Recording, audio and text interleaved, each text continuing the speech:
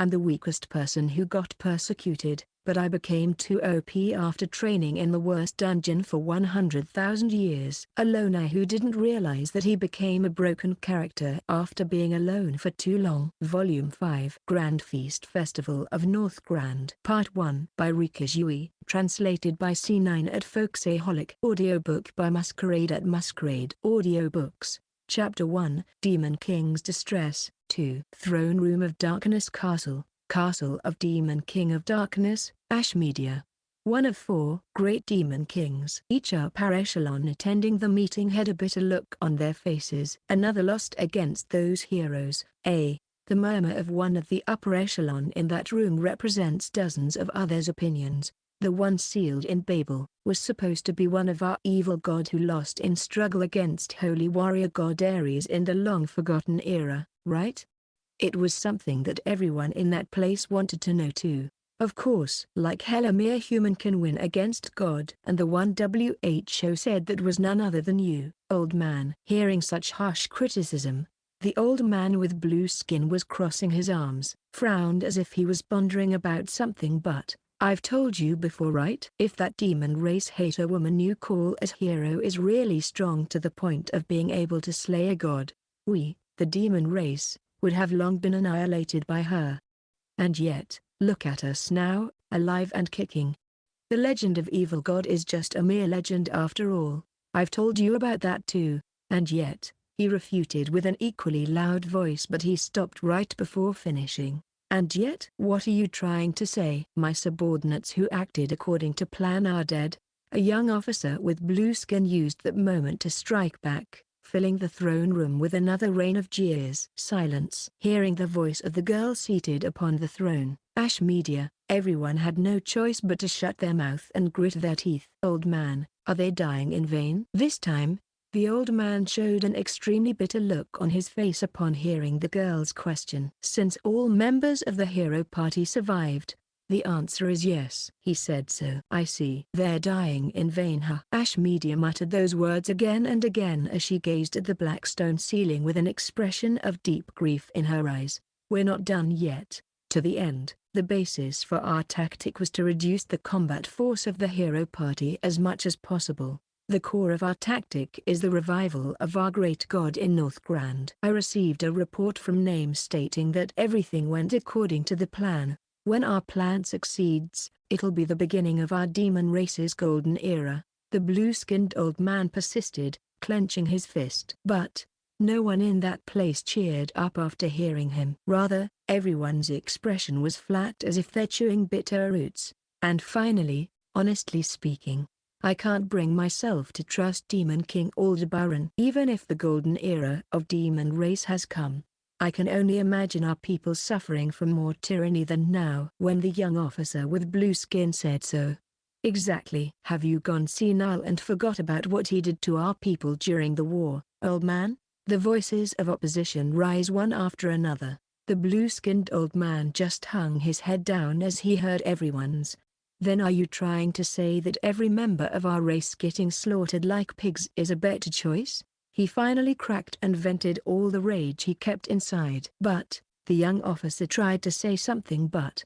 Don't look down on me. You think I don't have the same worries as you guys? I've been thinking, and trying to find the best solution. And yet, it failed. All of the plans that I came up with failed. The blue-skinned old man cried as he vented his emotions. The throne room fell into silence after the old man's outburst. I know, old man. The one who decided to use this plan is me. Naturally, all the responsibility will befall on me. Ash Media declared so with an extremely bitter look on her face too. In the throne room filled with sobbing, Ash Media stood from her throne. Worry not. No matter what happens, in the end, I will do everything to protect our people. She raised her right fist as she declared, determined. The wish of the hero of the human race was the annihilation of the demon race. Their atrocity knew no bounds as they slaughtered even women and children. That was pretty much clear from the past record of the current hero, Mashiro. On the other hand, from the demon race side, Aldebaran wished to form alliance with Ash Media and go of Darkness Kingdom was a genuine fiend. He was the worst demon king who would even kill his people as if they're a mere insect. This alliance was clearly his preparation to invade the Darkness Kingdom after the defeat of the hero. That's why Ash Media and co desperately tried thinking of a counterplan. In the end, it was akin to fighting poison with poison. Nevertheless, much better than total annihilation. That's why I will protect them even if I've to sacrifice this life of mine. Despite the determination in Ash Media's little soul, half of her subordinates replied to her declaration with a desperate yell as if to cheer for their lord. Chapter 2, The Misunderstanding of the Youths. East End. Neo City. Kit Kai. Currently scenario: we just returned to Kit Kai from Neutral Academy City, Babel. Originally, the school and academic life was supposed to start around 1 month after the combination entrance exam, but thanks to Gilbert and Vice Headmaster Folly, and the aftermath of shock following Inea's retirement, the entirety of departments of Babel were paralyzed. As a result, Babel didn't have the leeway to take care of the entrance ceremony and other academic activity and decided to suspend all academic activity for half a year. Thus we, who had nothing to do, decided to go back to Kit Kai. Originally, we were the only ones supposed to return, but Sumi and Tettle, who decided to break free from their past, asked me to start their training as soon as possible. Zack, who was in high spirits seeing his junior disciples' request, also asked me to train them immediately. I didn't have any reason to refute, so I took them with us back to Kit Kai. By the way, Lila and Lumen decided to stay in Babel. Lila even told me, with a heavy tone, to visit her as much as possible.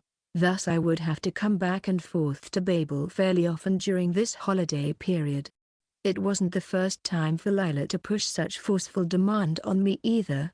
In fact, she often did that to me. Well, it wasn't such big deal since it took only a moment for me to go between Babel and Kit Kai with Asta's teleportation ability. Though the two youth were dumbfounded for a while upon seeing the town being magically remodeled by Alice and Ka from Lost Forest, they started looking curiously at every part of the town. Surely, upon a closer look, this kind of spectacle was never seen before in Amelia Kingdom. Buildings of various shapes, stone tiles that are laid out regularly for the main road, park with a water fountain, even a large public bath. This town didn't fall behind Babel, the pioneer of technology in this world, and due to its overwhelmingly small population, the structures could be placed neatly. "This is the city governed by Shifu," Sumi shouted away off the marked declaration. Zack observed them with a proud look on his face.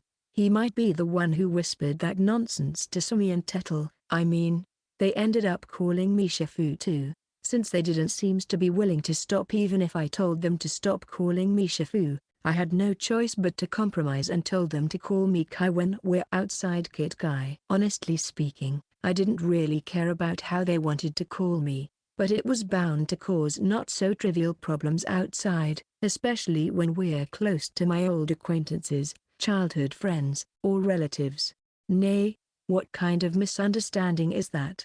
The ruler of this city is Rose, not me. I'm serious. Just what kind of logic that made them to arrive to conclusion that I was the ruler of this town? The one who made them think this way must be Zack. When I glared to him, I'm not lying to them.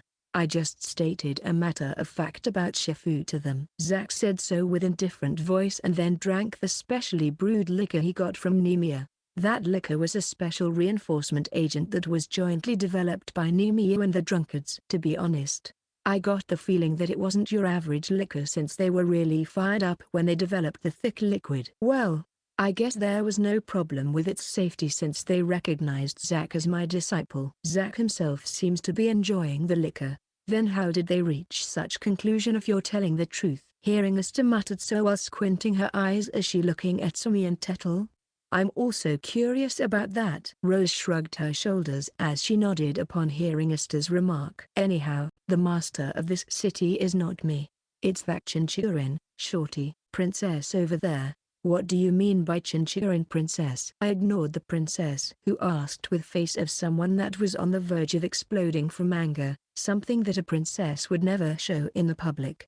The ruler of this East End is Rose, not me. But I saw Shifu's statue in front of a church-like building that over there. What? The moment I heard an extremely ominous remark from Tettle, I unintentionally looked toward the only church in this city. What in the hell is that? I saw several citizens of the city praying in front of my stone statue, led by Giram Kala. It is just as our supreme ruler Sama has said. The one who rules this city is Rose Sama. Our supreme ruler Sama is too great to be bound by trivial status such as king. He is our god. Yes, he's our absolute, inviolable supreme ruler. Seeing Lucas, who heard our conversation from the side, gave his opinion. Fool, take that back, Lucas.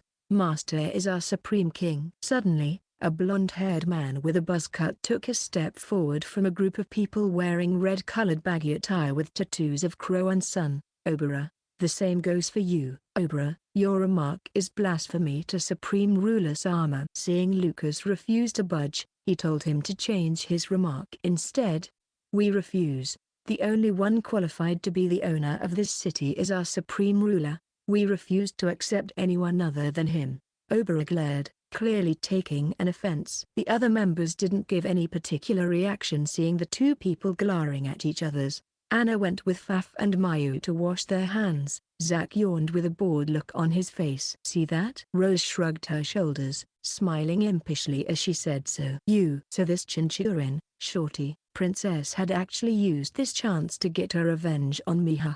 What a petty girl. Anyhow, that stone statue was clearly the source of this misunderstanding. Let's get rid of it later. Anyhow, I'm Rose's royal guard. To be exact, her advisor. I had no idea whether they were going to accept this explanation or not, but I'm afraid that explaining even further would be brought about another huge misunderstanding. So let's change the topic before this talk went to the worst direction. So, what's Felis doing right now? My lady had to manage the city expansion in the future. Therefore, she has many things to learn. Guessing from Lucas' singing-like tone, I guess she wasn't in pleasant situation. Well, the member of subjugation picture book that I asked to train Felis was really on fire, and Lucas had already regarded Felis as his own daughter.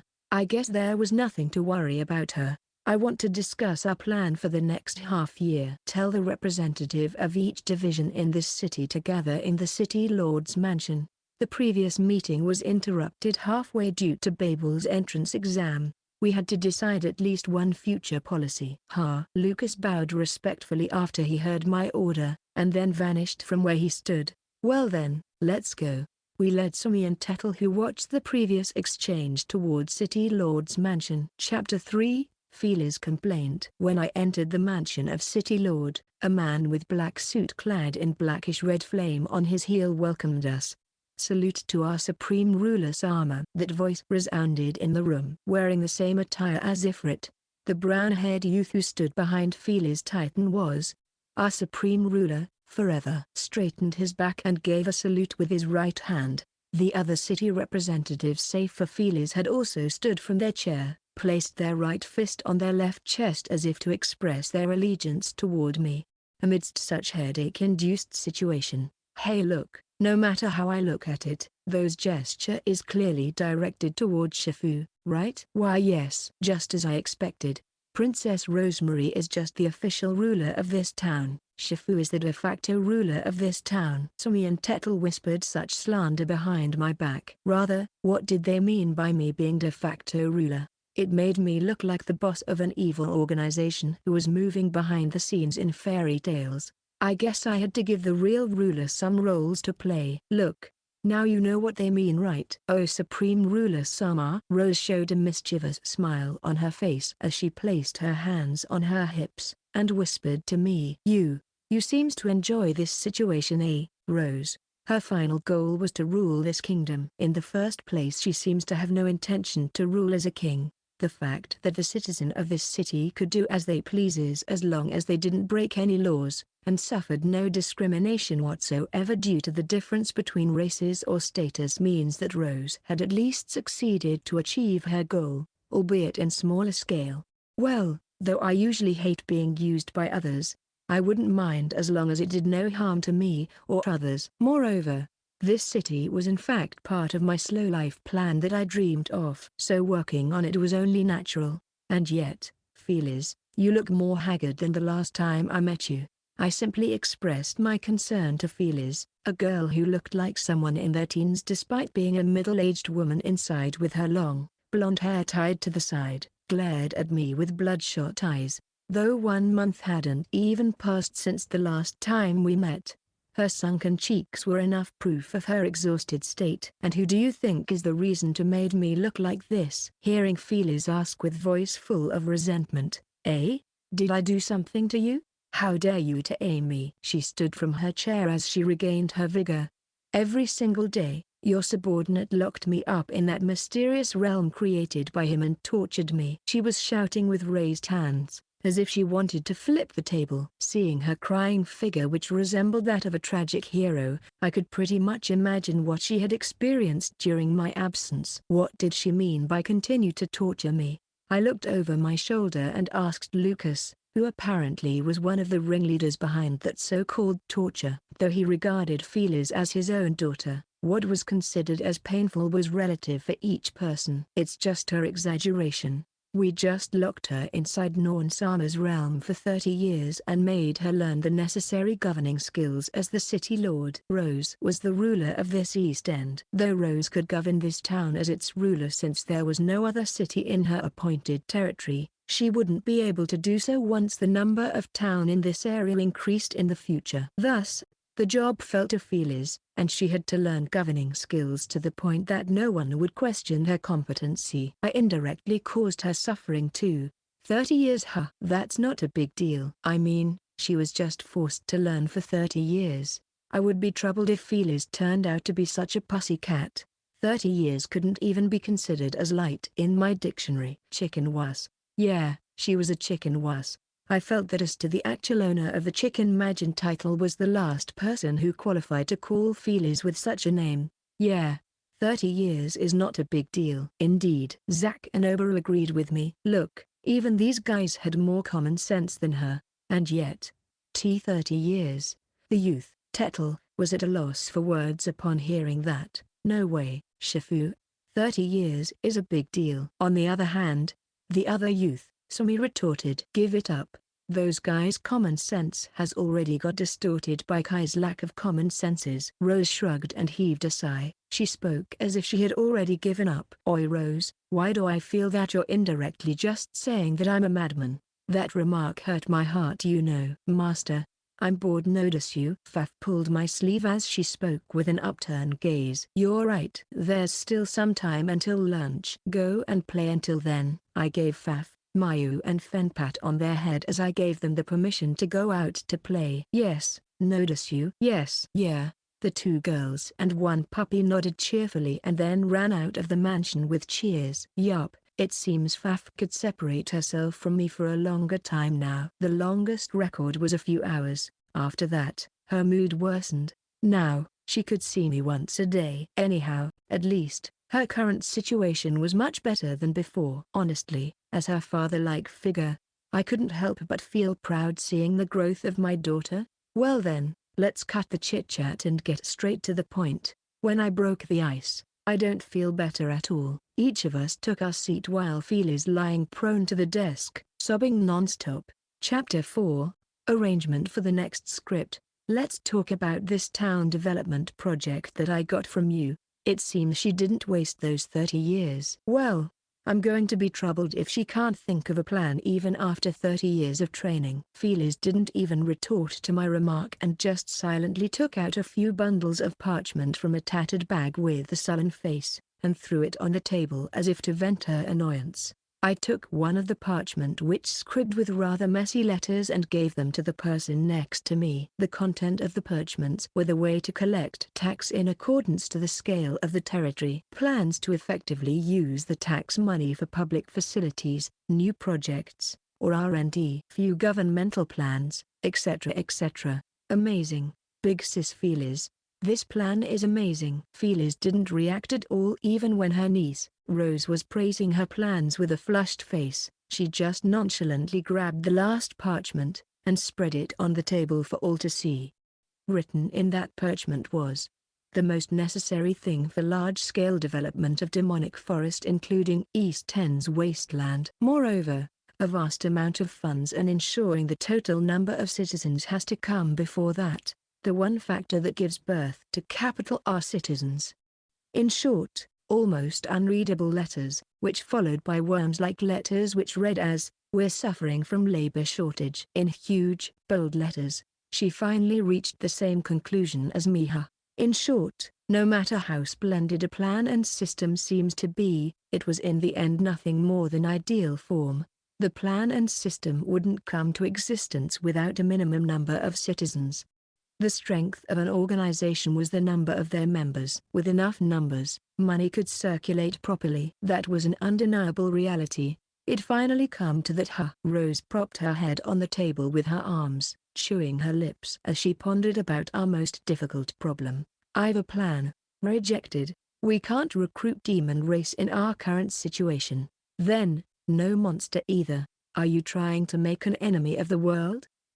"Rejected even before I told her the plan." "But, this might be a good chance for Rose." "Since you don't want to adopt my plan, Rose, you'll be responsible to secure the citizens." "I'll be troubled if I had to babysit her forever too." Whether she succeeded or failed, this job would become a good experience for Rose. "That's my intention from the very beginning." Rose declared so. "Then, I'll give you half a year, to be exact, until the entrance ceremony of Babel Academy. If you can't finish the job, I'll intervene and finish the job, my style. Can you do that?" "As you wish. I'll definitely get enough citizens." When I asked her, Rose frowned, pondered for a moment before she nodded in agreement. With this, the stage had been prepared.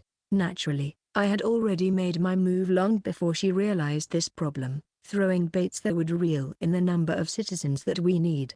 "Esther, is that already picked up by those villagers?" "Affirmative." Esther nodded, replying with a wide grin on her face. The plan went unexpectedly far too well, almost without hindrance. If that manages to clear one of the conditions to break the seal, the plan will proceed really well. We have nothing to lose even if that failed to break the seal. The worst that can get is death, and that's fine by me. That you're talking about, is it another one of your sinister plot?" Seeing Rose asked while squinting her eyes. "Well, you guess," I replied with anything but confirmation. It had nothing to do with the current Rose. For now, I wanted her to focus on working to realize her dream on her own. "By the way, I noticed right before the incident in Babel that I should have some restraint when acting in the future. In case something unexpected happened, I had already prepared a backup plan which would turn the situation around. Some of my plans have already started. By the way, Somi, Tettle, you won't be able to receive my teaching without enough foundation. That's why you've to undergo preparation stage under my subordinate's guidance." Everyone in the room except for Rose showed a startled look on their face the moment I said so. Is something the matter?" "Shifu, are you serious?" Zack asked with a twitched smile on his face. "Of course, I'm not willing to give any compromise in this regard." Anyhow, these two youths were the main cast of the next plan after all. That's why I would be troubled if they're still as feeble as now. The first goal was to train them to the point of becoming as strong as C-rank hunters. In addition, I'll personally train them and teach them the necessary skills for combat. "Impossible. Do you know what that pervert going to do to them if you gave such order?" Seeing us to shake her head, looking at me as if I'm some sort of exotic creature, subordinate of Supreme Ruler Sama. "Is it Kiramkala-sama?" "Speaking of subordinates, there's also Nemiya-sama or Ladon-sama too." "Lies? You normally die with that kind of training, you know." The upper echelon of the Windcat raised a shocked voice one after another in shock. All of them then started at Sumi and Tettle as if they're looking at the most pitiful creature in the world. "But, I've some conditions when you train them." "See condition?" Hearing Sumi's question. "That's unrelated to you two. Don't worry. It won't become your drawback either." I told them so with a reassuring voice. Those conditions included the prohibition to give divine protection to Sumi and Tettle. I had no intention to deny the power from outside. But, I would be troubled if something happened. They lost their divine protection, and couldn't do anything with their own power. That's why only minimal divine protection such as Norn's realm shall be used. After that, whether they died or survived was entirely up to them. I had no intention to teach them unless they reached the level in which they could withstand my training. Well, my sword art wasn't something so simple that I could teach others. That's why all I would teach them was skill necessary in combat, just like the one I did to Zack. That should be enough to allow them to stand as the main cast in the next stage. I understand. Let me to do it. Me too. The two youths nodded vigorously with extreme passion in their eyes. Nice answer. I'll introduce my subordinates later. Now you've to run till our place first. After that, I looked at Rose. Rose, you've to think for your own solution too. Rather, this problem was a really big deal for the current Rose. That's why she shouldn't be able to think of a solution pretty quickly. I would have been satisfied even if she arrived at the incomplete answer. Maybe the key to the solution that she was looking for was a place far away from the Glittner Empire or Amelia Kingdom. Yes, I'll definitely find enough residents for this town, Rose replied with a serious look on her face. She finally looked like a ruler in the making. Chapter 5, Meal in the Restaurant. Babel, Pumpkin Restaurant. Sumi and Tettle's training would start tomorrow. I could already imagine their jam-packed training schedule in Norn's realm. Since they might be still tired due to Babel's entrance exam, I decided to bring them to have a meal along with us in the restaurant located in the crossroad between East and West District. Well, this was actually Lila's idea. Not that I could refuse her request after getting her involved in my problem. Delicious, notice you. Delicious. Yummy. The two girls and the puppy were stuffing their mouths with the dishes on the table while raising such cheers. Reason why I brought them was because Faf kept clinging to me. Thus, one might conclude that I had no choice but to bring this team of three along with me. Moreover, for Lila, the participation of the two little girls was a happy miscalculation. Therefore, Faf-chan, Mayu-chan, try this one too. It is delicious too. It didn't take a long time for Lila, who loves children, to babysit them. Under normal circumstances, Lumin would pout despite being an adult, but the said girl was currently fluffing the black puppy who enjoyed the dishes sitting on her lap, and completely forgot about Lila. This is really delicious. Try this one too, Kai-san. The youth called Egg offered a plate of dish to me. Though I had no idea what Sumi just told him about me, the way Egg spoke politely to me feels like someone speaking to an elderly. Just in case, I forbid Sumi and Tettle from disclosing my identity. Let's try to ask Egg, since I couldn't let my disciples' mistakes slip if they made one. Thanks. I've been wondering for a while, but why did you treat me with such respect? I mean, I'm the most incompetent person in this world, so I should be the kind of person that people of your status despise the most, right? Everyone's attention suddenly shifted toward us the moment I asked that question. Egg sent a sidelong glance to Lila, and there's no deep meaning behind it. I just wanted to thank Kai-san. It's thanks to you that I regained my passion, he replied while scratching his cheek. I see.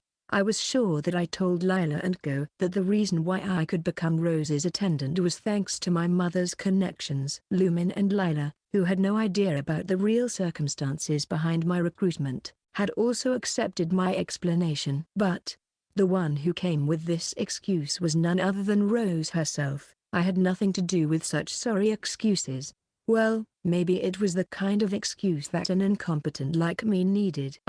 I shall become a swordsman in my own way. I saw numerous blisters on the Egg's palm. He might have been swinging his sword right before he came to this place. Anyhow, there was nothing better than looking at the young man finding the goal of his life. I see. Then do your best. As long as you do so, your effort will definitely be rewarded. Right after I encouraged him, a blue-haired woman clad in a robe came out from the kitchen and came toward our desk. Kai Heineman, I made this dish in accordance with your recipe. Try this. She spoke cheerfully with a flushed red face. You made it, huh? She placed the plate shrewdly on the table. There was a rather peculiar fragrance that came from the dish. I've made various dishes in the long years I've been trapped in that dungeon. It's juicy. Now notice you. Faf skillfully used pair of thin and long wooden sticks placed on the plate to pick the dish with sparkling eyes, and brought it into her mouth. Delicious. Now notice you. She placed her hands on her cheeks as she spoke with a blissful look. The one who came after Faf was Mayu. It's really delicious. Mayu also showed the same blissful look on her face. Feeling intrigued, Lila and Kai had also tried some juicer. You did a great job despite only using shu for the first time. It's quite good. Yeah. It became a big hit amongst the guests the moment I tried to serve this dish to the, "Oi Ava, what are you doing during such busy hours?" When the owner came out from the kitchen while shouting at the blue-haired female chef, his attitude turned 180 the moment he saw me. He even came to our desk and bowed to me. "Thank you very much for various things, Master." And then, he expressed his gratitude with a completely different tone from before. Though the first image I had about him was a manager who succumbed to that idiotic prince, according to Ava, her manager was a splendid and determined person. It seems he was cursing angrily at the nobles who did the same thing after they left the restaurant. Sure enough, when the opponent was noble, it was much safer to apologize to them. He went prostrating to them for the sake of his restaurant and employees. This reminds me of the fact that all the chefs in this restaurant were really skilled. To be honest, it was only natural for this restaurant to become so popular with those skilled chefs, and though their wages weren't that high, they chose to remain in this restaurant. If the manager of this restaurant was someone with a problematic personality, they would have left this restaurant a long time ago. Don't worry about it, I'm just doing what Her Highness Rose ordered to me. That's why you should thank her instead of me. Upon seeing me shrugging, the manager let out a meaningful smile as he looked at our group and, "Well then, I shall take it as it is." After bowing again, he went back to the kitchen and dragged Ava by her ear along with him. "Kai, is Her Highness Rosemary an adept chef too?" Yes, she's an adept chef." Though I hesitated for a moment since Faf, who couldn't read the mood, was right there, I denied such a notion immediately upon seeing Faf completely enraptured by Juicer and lied to Lila. Lila trusted me immediately. Rather, she might think that I wouldn't lie to her. That's why if I dumped the trouble on Rose, she would accept it as a fact. Nevertheless, she would notice something was amiss if my reason was too suspicious. I still remember she was wailing non-stop when I told her that I lied to her. My lie this time was a little bit too dangerous. Honestly, I couldn't imagine how furious she would be once this lie was revealed. Anyhow, having her sit down in this place without knowing about my circumstances was gracious enough to the point that I'm willing to lie to her. I see. So Her Highness isn't just a gentle person, she's an adept chef as well. Sumi and Tetel exchanged glances the moment they saw Lila expressed her impression with a complicated look on her face. "Hey, this must be one of Shifu's recipes, right?" "Yeah, I can't think of anyone but Shifu who can make such haphazard dish," and spoke such irresponsible remarks in a whisper. "Guys, stop calling me Shifu in this place, please. We would be in huge trouble if on the off chance Lila heard your conversation." Anyhow, Rose's status in Lila's eyes is shot through the roof nowadays. Another one or two lies to her good reputation wouldn't hurt her image anyway. Lumin seems to have her fill fluffing Fen, and Fen didn't seem to hate Lumin. Let's appoint Fen to act as their bodyguard after this. Speaking of combat prowess, Fen was in the single-digit rank amongst the members of the subjugation picture book. And if something unexpected happens, he can contact me immediately thanks to our connection via the picture book. He should be strong enough to hold the fort till I arrive. Though I had to meet Fen every day, it wasn't a big deal since Lila also told me to meet her every day too. Thus, it was akin to hitting two birds with one stone. "Fen, you?" "What's matter?" Fen stood up, jumping from Lumen's lap to mine. Kai, that's cheating." Fen sent a sidelong glance toward Lumen, and then looked up at me while speaking to me via telepathy. "Please act as their protector for a while. Don't worry. I'll come every day to deliver your supply." Sure." After he raised his padded paw cheerfully, he rubbed his cheek to mine and went back to Lumen's lap, munching again. For some reason, Lumen seems to be liked by those who came from the outer realm. Maybe her simple and innocent personality, completely lacking in any kind of calculation, was what attracted them. In short, she was my antithesis. "By the way, what is that Roman doing right now?" I asked the whereabouts of the person who was supposed to be in this place too. "I mean, that guy would definitely come since the organizer of the meeting was none other than Lila. He's attending cooperation training with the hero team." I think he. The door of the restaurant opened with a bang right before Lila finished her sentence, which was then followed by a handsome, brown-haired youth rushing into the restaurant. Kai, why are you starting the meal without waiting for me? He came to my side and spoke loudly while sending a rain of saliva in my direction. Thank you for the hard work. Here, try this one. It's delicious. I stabbed a juicer with the skewer in my hand and threw it into his mouth to stop him from drenching me with his spit. You? He was chewing in silence for a while with a shocked face and sat in the available chair immediately. It seemed he was famished. This fellow became rather obedient once he was hungry. Even though I was right there, Roman ate with gusto as if he was completely captivated by the food. It seems everyone still wants more. Let's order a second helping of this. I raised my right hand and placed another order of gyoza to the employee of the restaurant. Chapter 6, Raising the Curtain of the Tale of Glory and Ruin. East End. Neo City. Kid Guy. The party went on till evening. Sumi and Tettle, who returned to Neo City Kid Guy with Asta's strange power, were brought out of Kid Guy again by long-nosed monster called Giram Kala early in the morning. The moment they stepped outside of the city, the space before them warped and they entered wasteland. Many otherworldly beings had been waiting for them in there. They surrounded Sumi and Tettle, looking at them with solemn faces. Excuse me. When Sumi tried to ask Giram Kala about the situation, the latter suddenly spread his arms, raised his face as he said, "We received divine order directly from our supreme ruler. We are ordered to train them till they become strong enough to endure training from our supreme ruler, and it mustn't little tricks such as our divine protection. It's true strength of their own." With voice loud enough to shake the atmosphere, the otherworldly beings stirred at once upon hearing Giram Kala's words. Every single one of them looked like they're shocked beyond reason. Giram Kala, does Supreme Ruler Sama truly gave such instruction? Hearing the man with intimidating look on his face and pair of horns growing from his forehead asked with bewildered look on his face, Giram Kala turned toward him and, "Of course, Supreme Ruler Sama himself said that we have to train them so thoroughly without any compromise until they became strong enough to endure Supreme Ruler Sama's personal training." Once again, Giram Kala shouted with voice that could literally rupture eardrums, "Thorough training, huh? This is the first time he gave such instruction." The man with dragon head, clad in foreign golden attire, said so while crossing his arms. "So, what do you think the reason is for that terrifying personage to give such absurd instruction to us?"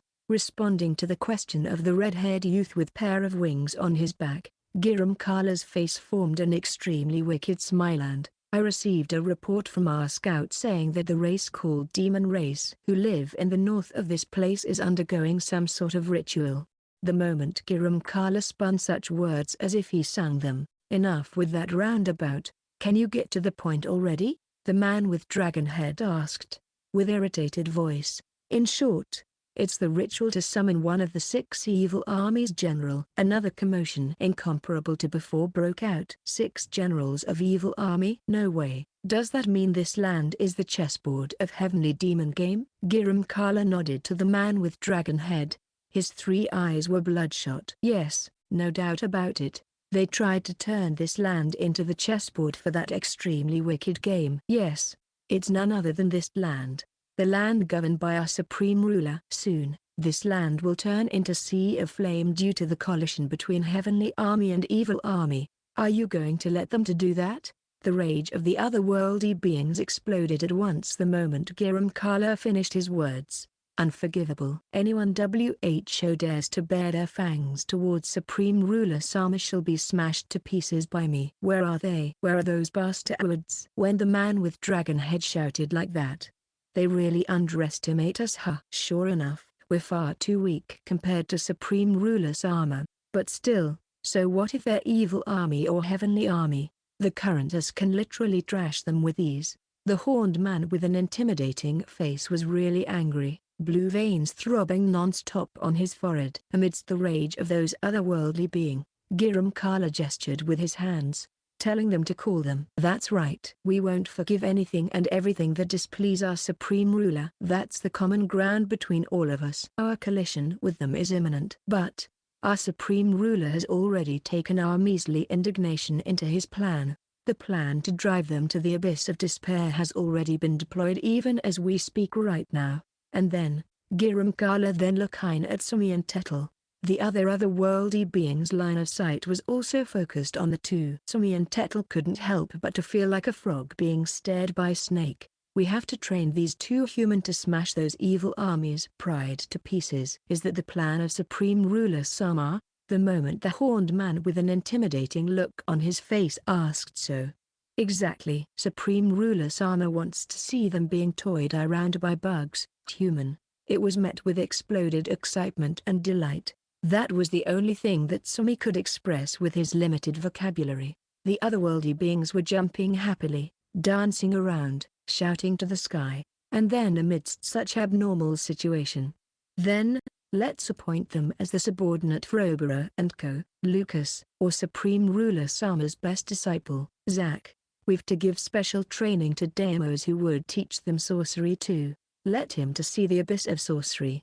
No, let's make him to step into the abyss. I can teach them a good reinforcement training. Yes, the passing bar is to let them gain their own divinity. As for how to surpass that, it's up to their own resilience. In the first place, their current state is way too feeble. Let's not force them to break their body. The otherworldly beings were starting to throw one ominous remark after another while let out steam from their excited face. Wait a minute. Sumi's loud voice who shouted to stop them was, "You two hear me out.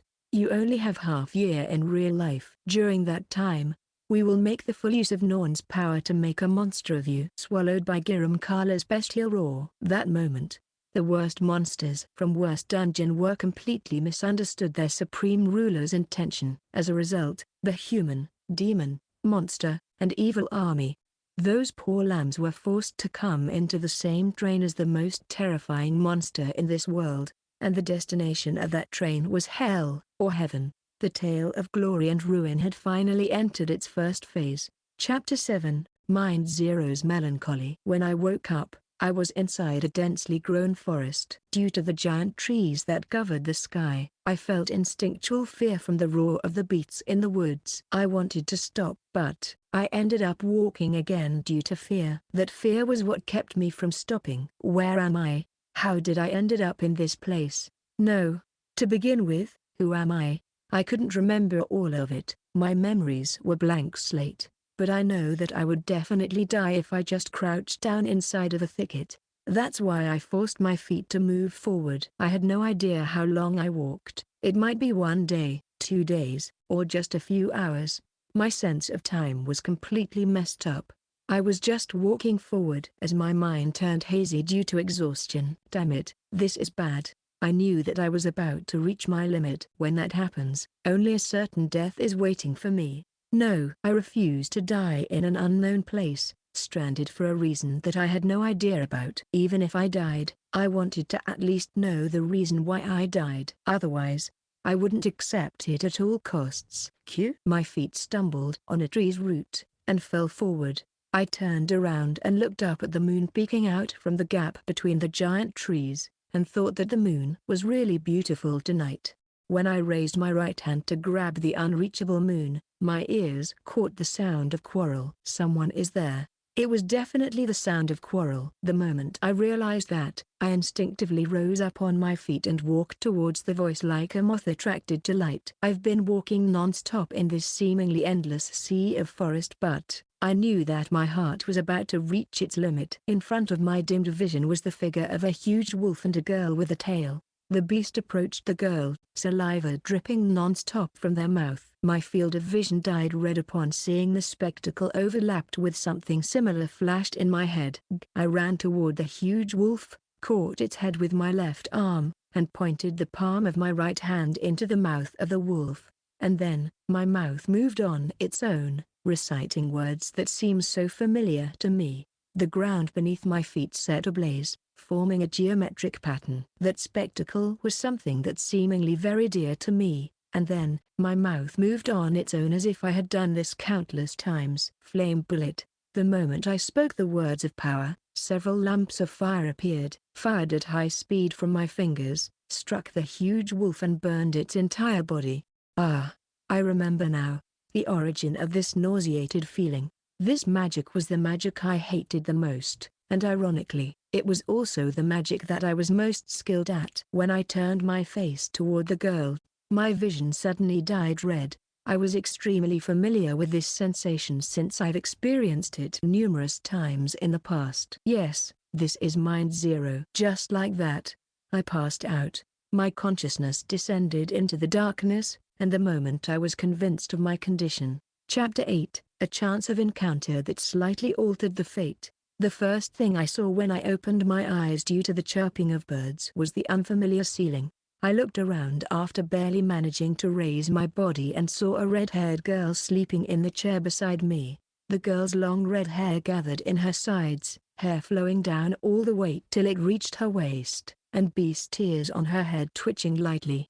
Beast folk? No, that's a definite demon race. The beast folk tribe was a race based on humans. While that girl's face had some long whiskers, red tuffy hairs covered the back of her slender arms. She might come from a demon race's tribe called Sheep Cat. Wait a minute. How did I know all about this? The moment I thought so, incredible stabbing pain in my head. It felt as if a hammer struck my head. That was the best expression for this pain. After I crouched down for a while, "Are you all right?" The girl asleep till a while ago woke up, quietly approached me from behind and patted my back. A while later, when I looked at her beautiful face, the girl's face flushed red at once. Sorry. When I retreated, my back crashed on the wall. When I leaned forward, my face buried in her chest instead. I raised mute scream while feeling the soft sensation rubbing on my face, and then I passed out again when a strong shock struck my right cheek. My deepest apologies. When I woke up again, the red-haired girl bowed her head. No, that's more like a punch rather than a slap. When I spoke what I really felt, sorry, the red-haired girl's figure became smaller and smaller. It seems I was someone who rather inconsiderate to others' feeling. But, I seems to know how to manage the situation too. Why are you apologizing? You're my benefactor, right?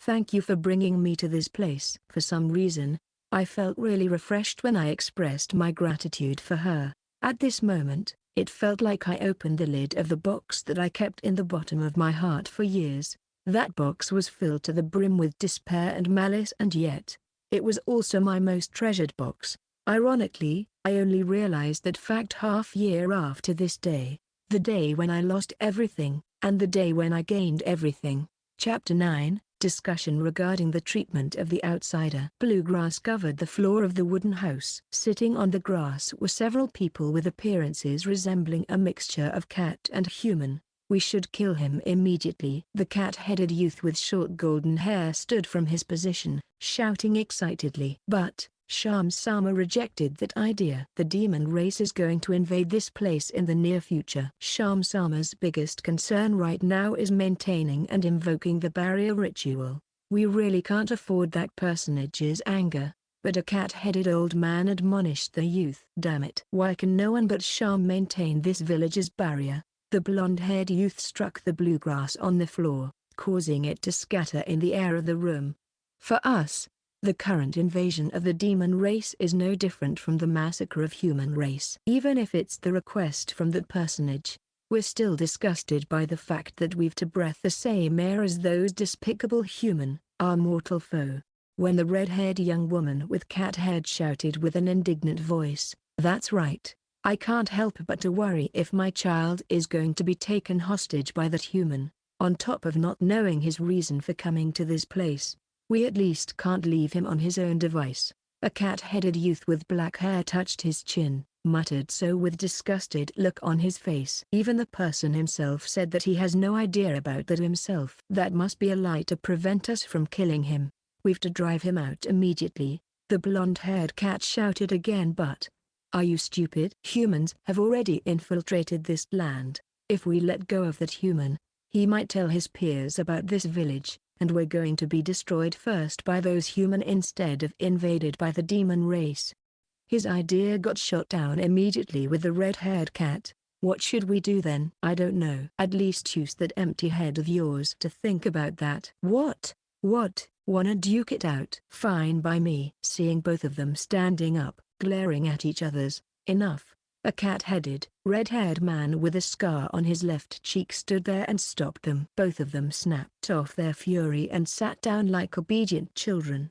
Let's end this topic and confine that human to underground prison. Hearing the grave voice of the man with scar on his left cheek. But, what about Shamsama's opinion in this regard? Leave that decision to my daughter. You guys won't have any problem with this, right? When he looked around, no one objected to his decisions.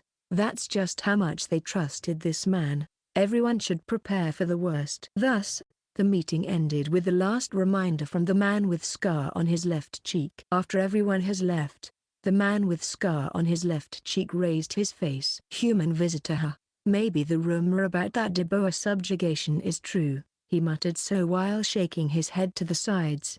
Don't associate with humans. Don't take in humans. That's the one and absolute law followed for a long time. He muttered so with grave look on his face as he tried to shake of a naive thought in his head. But, it's been decades since the last human came to this place. Is this some sort of omen? The man's muttering vanished amongst the rattling sound of the building due to the strong wind from the outside. Chapter 10, Revolting Yet Gentle Remarks. Just as expected, the red-haired girl was really a sheep-cat tribe. Moreover, she was the daughter of the patriarch, and the shrine maiden who carried out a special ritual, and I, a human, was thrown into jail. The reason why they didn't straight out execute me was simply because I saved that girl. No, that might not be the real reason. Even if I saved that girl, it wasn't a reason for them to stop from killing me. That's just how much they hate humans. For a valid reason on top of that, the reason why I was still alive was simple, because they had no reason to kill me. Nevertheless, the situation could change any time and they might execute me right in the next moment. There was the sound of the stone door opening followed by the sound of footsteps descended toward the underground prison. And the footsteps were heading toward my direction. Gil, your long-awaited meal. Just like usual, a red-haired girl stood in front of the jail as she brought me my meal with cheerful smile on her face. By the way, Jill was how I decided to call myself. Reason being Gil was carved in the back of the pendant I carried in my pocket. When I told the girl about that, she decided to call me Gil.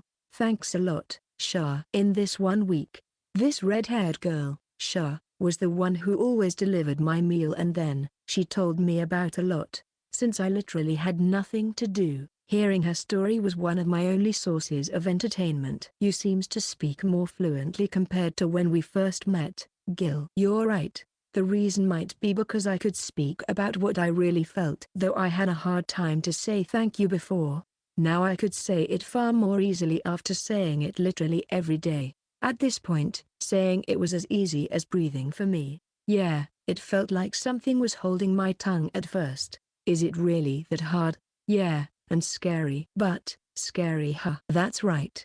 I just a normal human who lost his memories, and wandered into the village of Monster in the middle of nowhere. It wasn't as simple as lost my way. I knew that there must be a special circumstances which brought me in this place. Yeah, that feels just right. I might be a cold-blooded scoundrel. Otherwise, I might not strayed in this village in the middle of nowhere without my memories. To be honest, I wasn't sure if the current me was the real me either. Gil is a scoundrel? PFFT.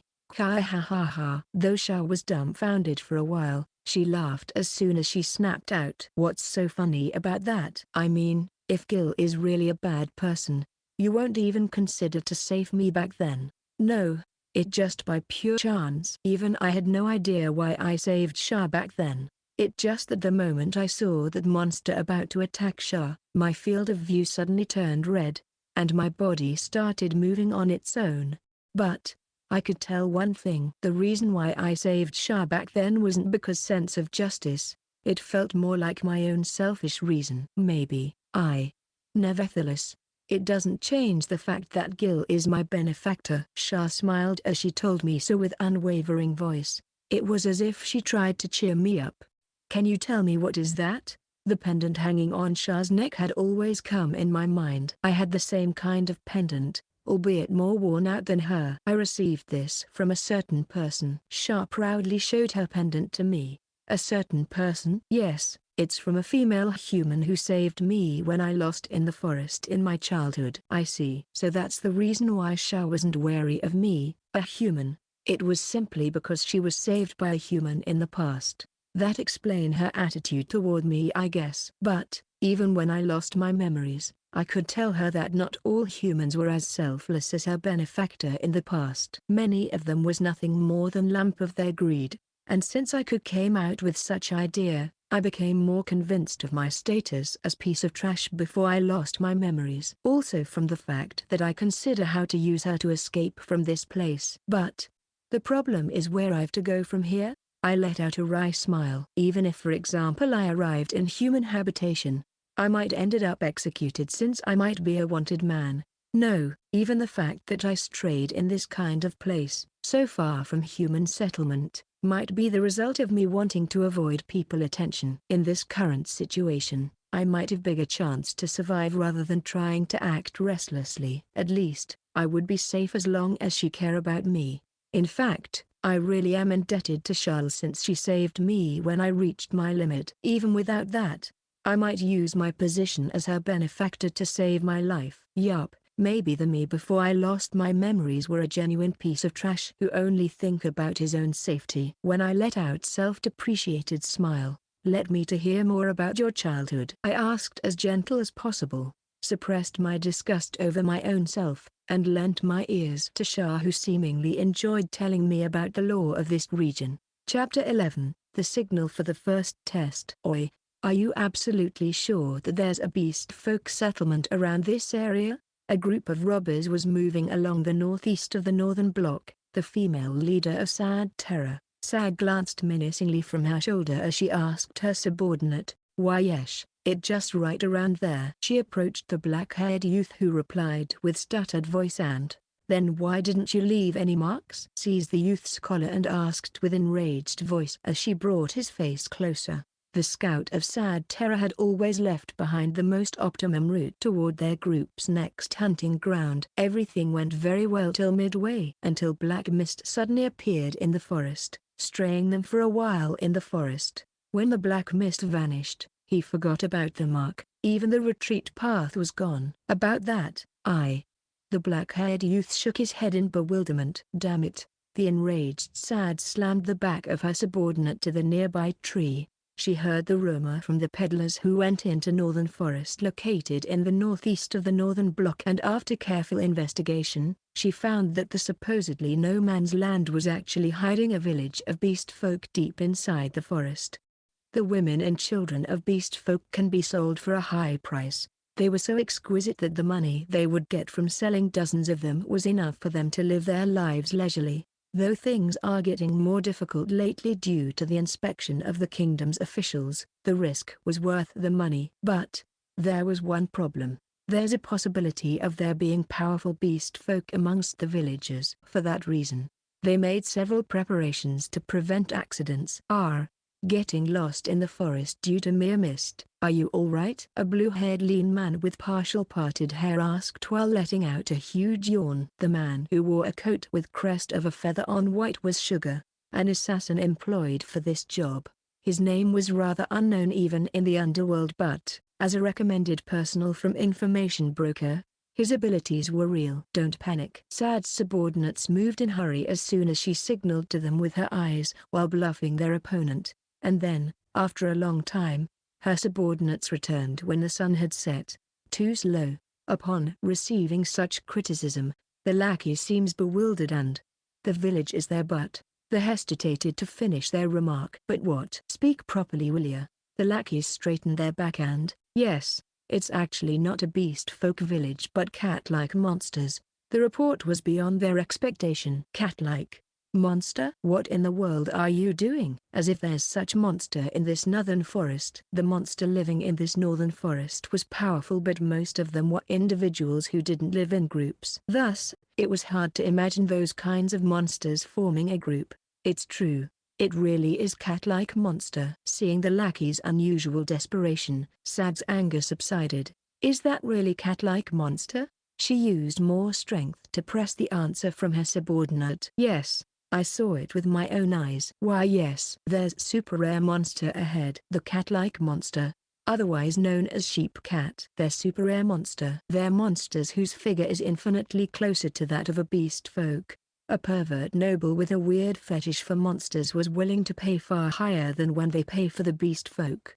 Originally, a highly intelligent monster which was smart enough to form a community could only be found in Northern Grand, located in the north of East End, and Northern Grand located on top of a steep cliff. Right on the north of it was the territory of one of the 4 demon kings, Aldebaran.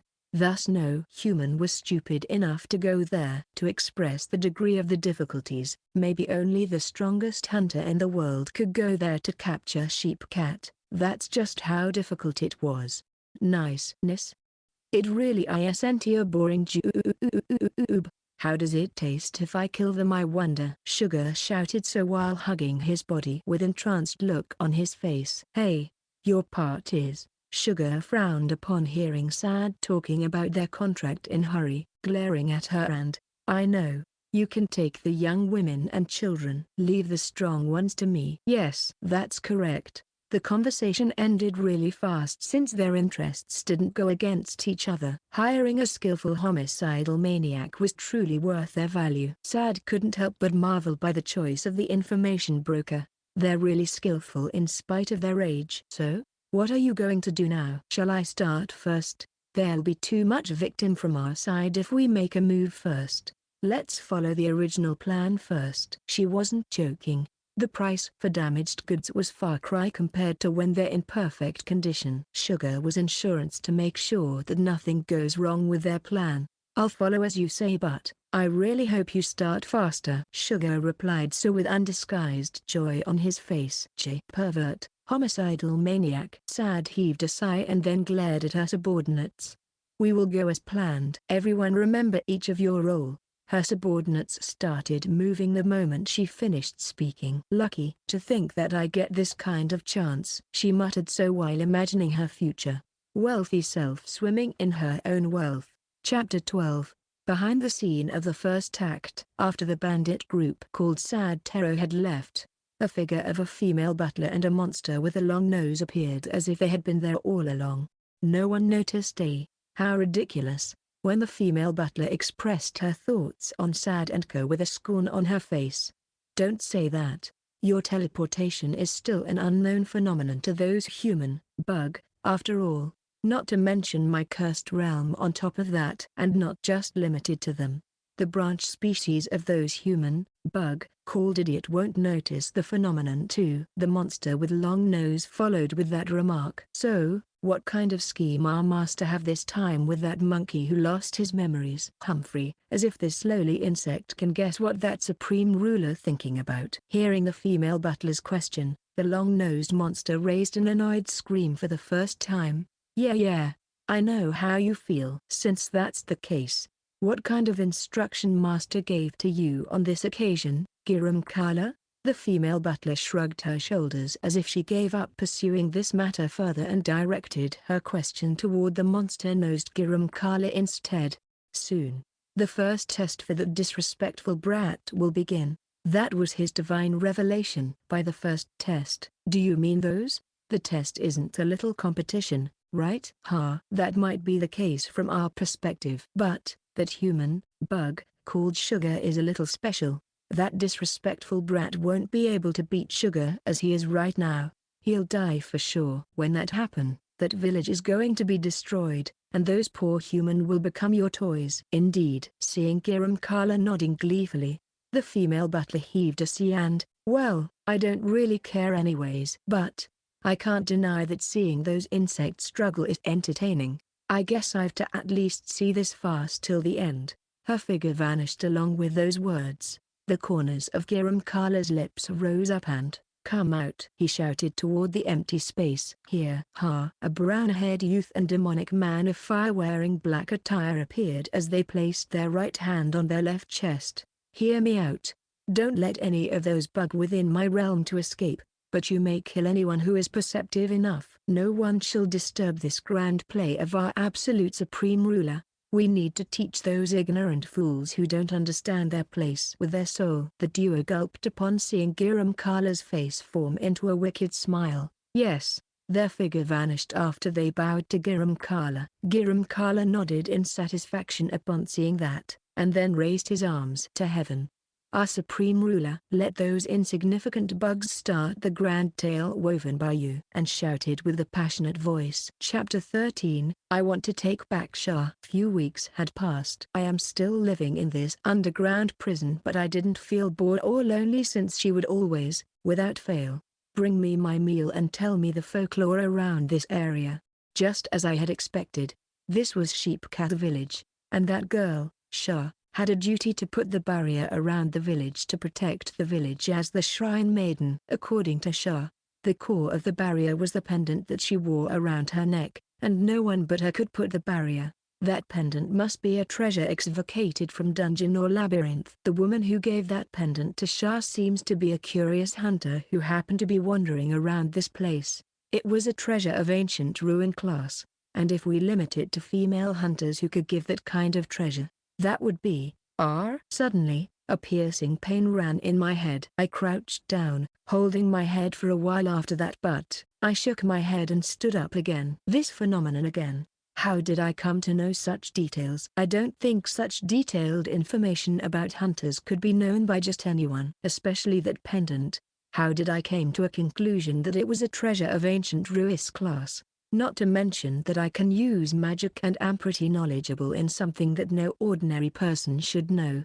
Could it be that I was actually a former hunter who lost his memories due to a blunder during my mission and ended up wandering around this region without my memories? If I am a hunter, I guess it's natural for me to know about Sheep Cat being a monster. Or not, no hunter would come to this place by themselves. If that's the case, well, that's all I can think for now. It's not like my current situation would change for better even if I remember who I am before. I mean, they could literally execute me anytime they wanted to. I shook my head for a change of pace. Nevertheless, she was really late.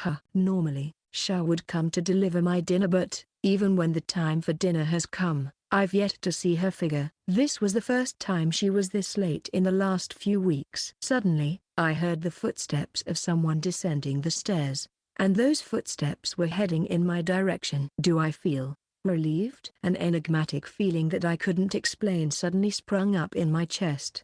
I might understand if I felt flustered when I saw her. But, to think that my chest would feel this warm just knowing that I could see her face again. But, it might be just my imagination. Knowing my situation, I might actually feel the exact opposite of that. How ridiculous.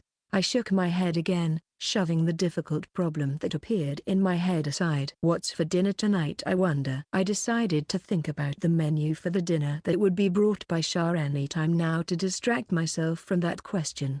The dinner brought by Shah was far from perfect, even with compliments. It was sloppy and only lightly seasoned, but, for some reason, it felt like the most delicious meal I've ever had. For some reason, I got addicted to the dishes made by Shah. The number of the incoming footsteps wasn't just one. And no matter how I think about it, it wasn't the sound of Shah's footsteps. Damn it. This is it, I guess. After the door got unlocked, it opened with a bang. A cat-faced man with red hair and scar on his left cheek and a cat-faced youth with blonde hair stormed into the room. And then, the cat-faced youth looked around and grabbed me by my collar and, "Where is Sham?" He bared his canines as he roared at me. They're not coming to execute me, huh? Moreover, his remarks was filled with impatience. What's happened to Shah? Don't play dumb. The enraged youth became even more enraged upon hearing my question. It seems he wasn't joking. Anyhow, they got nothing from lying to me anyway. In short, Shah really had gone. I naturally understand that. Since that was the case, I've to confirm something. What about the barrier? I said. What happened to the barrier? Shah should be working to put up the barrier. I asked back to the blonde youth who seized my collar. That kind of barrier-type magic tool should always be placed around the vicinity of its user. The reason why the barrier is still fine until now was because it's always around Shah. On the contrary, if the barrier was to disappear, the barrier has vanished. The blonde-haired youth told me so, hesitating for a while. Damn it. I guess that confirms the fact that Shah wasn't in this village, or at least, far enough for the barrier to disappear. Secondly, Shah wasn't leaving on her own will. Since that was the case, external factor had caused her to do that. And that external factor was throb. Suddenly, my line of sight warped and my head felt like it was about to explode. The figure of a young girl fell on thick. It flashed in my brain. There was puddle of fresh blood around the girl. Throb, throb, throb, throb. My headache became more and more unbearable by seconds. Unable to endure pain, I crouched on the spot, moaning in pain. And then, in my dimmed consciousness, I bit my lips. I frowned upon tasting the bitter, iron-like taste spreading in my mouth.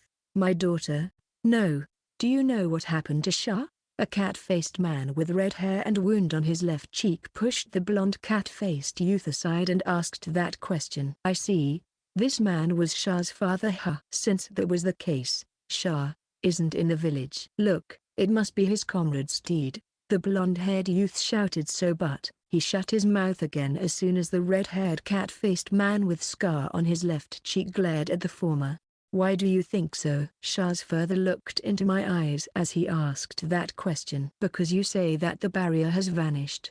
Contract-type magic tool like that barrier only working when the contractor invoked the barrier. Even more so when the barrier is related to a place. I don't know if you've realized this fact or not, but that barrier will always exist as long as it's still in this land. And yet, you say just now that the barrier has vanished, right? It weakened significantly before, but this is the first time the barrier has vanished like this. Then, after obtaining that magic tool, has Shah ever left it away before? Shah's father paused for a while upon hearing my question, and it should be limitless. Hearing that, I arrived to a conclusion. When I asked about the matter of Shah being attacked by demon beast in front of the village, he said that the barrier can be still maintained at that distance. Since the user designated the place to install the barrier would vanish after its user leave the barrier to a certain distance. That was how the mechanism behind that barrier magic tool. In short,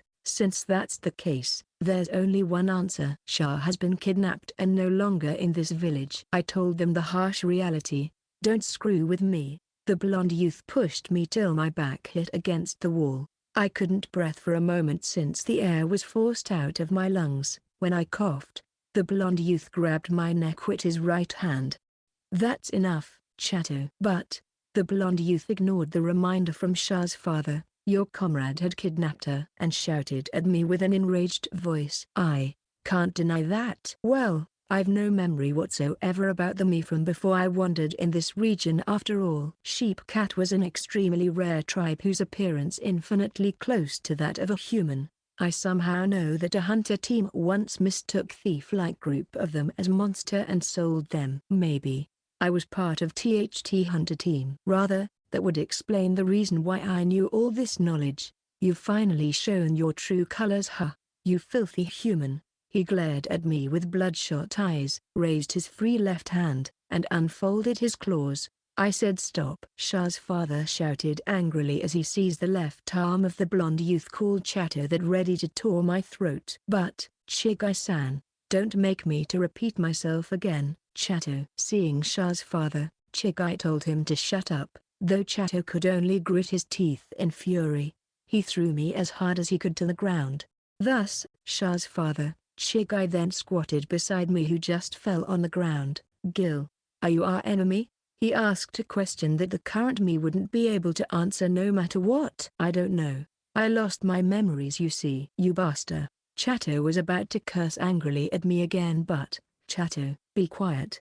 I'm talking with him right now. When Chigai spoke with a low voice that sent a chill running down my spine, Chato's shoulder twitched and then turned away with a vexed look on his face. Chigai gazed at me. Sorry for the wrong question. What the current you want to do for Shah? To be honest, I had never expected for him to ask such question. What the current me want to do for Shah, is it? No one in the village knows who kidnapped Shah. Thus, I knew that at the very least, the kidnapper was specialist in this kind of business. They might be some sort of thief. Since that was the case, it was literally impossible for the people in this village to regain Shah from those kidnapper. In short, Shah would end up being sold as a slave, and died after becoming plaything of some sort of a pervert. The problem is, can I really allow that to happen? Ha ha ha. What the hell I'm thinking about? I laughed. Right now, inside my head, I had already drawn several plans to rescue Shah and kill her kidnapper. And I easily came up with such plan without a shred of hesitation. How hilarious. Even though the real me might be the one who wanted to kidnap Shah. Yes, that would be the most hilarious joke. But, from the fact that I could come with such plans, I realized that I'm far more attracted to Shah than I expected, naturally. Though I was okay with rescuing Shah without receiving anything in return. Realistically speaking, no one would do that. No one in this village knew that my only attachment was Shah alone and no one else. In short, as long as there was no merit in rescuing her, properly speaking, I shouldn't rescue her. I was a trash indeed. If that was the case, why should I wanted to save Shah when there was no merit in doing so? Throb. My head was assaulted by another headache. Though it wasn't as painful as before, the scenery of a red-haired girl lying on the pool of her own blood flashed in my head for a moment before it vanished again. I don't know why, but it felt like rescuing Shah and kill the thief who dared to kidnap her was my current topmost priority. At the very least, this was the first time an egoistical person like me who always thinking about my own safety felt like to go all out for another person. That's why I want to rescue Shah. Tell me everything you know. I stated my honest desire from the bottom of my heart. Chapter 14, Unbelievable Truth. Sighed. Sad. So, the one you managed to catch is just a male brat? Sad. The female boss of Sad Terror Group asked angrily at her subordinate while looking down at the trembling cat-faced youth before her. Hey, do you know what are you doing?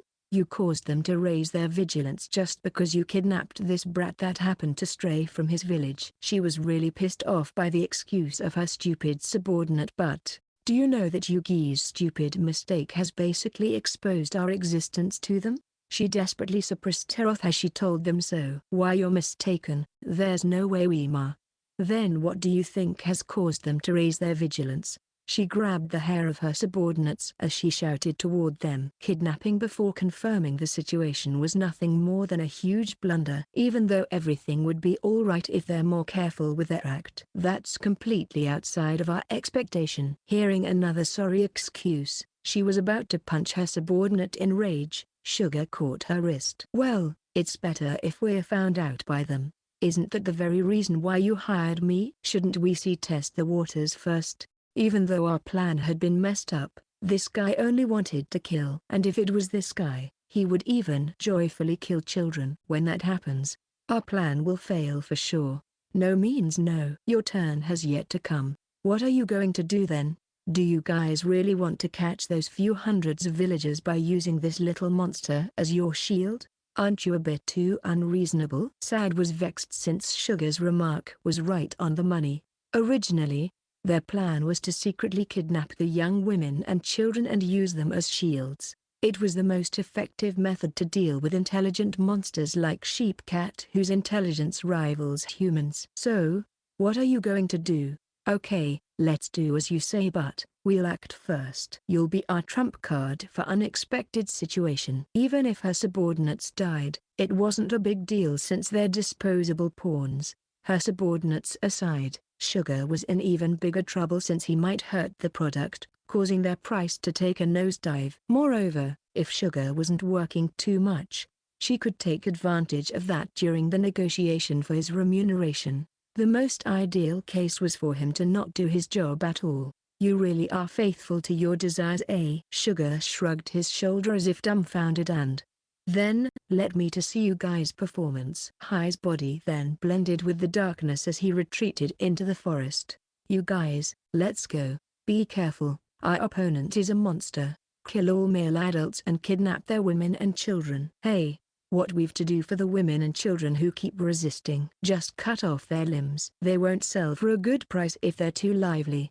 And this brat? Just in case.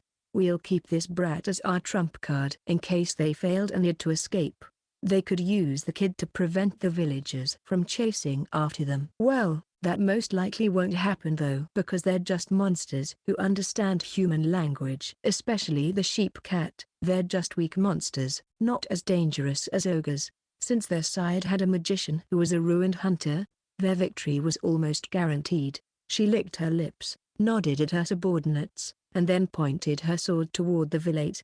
"Go go go," she shouted the starting signal with a greed-filled voice. Hearing that, the thieves group, sad terror, charged toward the village. This was the start of the first act of the script of the extremely wicked monster filled with ruin and despair. Chapter 15, Unpleasant Deja Vu and Determination to Protect. Around 5 hours before the thief group, sad terror rushed toward the village. Sheep Cat Underground Jail. I see. So Shah is the only one who disappeared, eh? Yes. I felt something was amiss, as if there was a bone stuck in my throat. Normally, they'll kidnap a few people to use them as shield.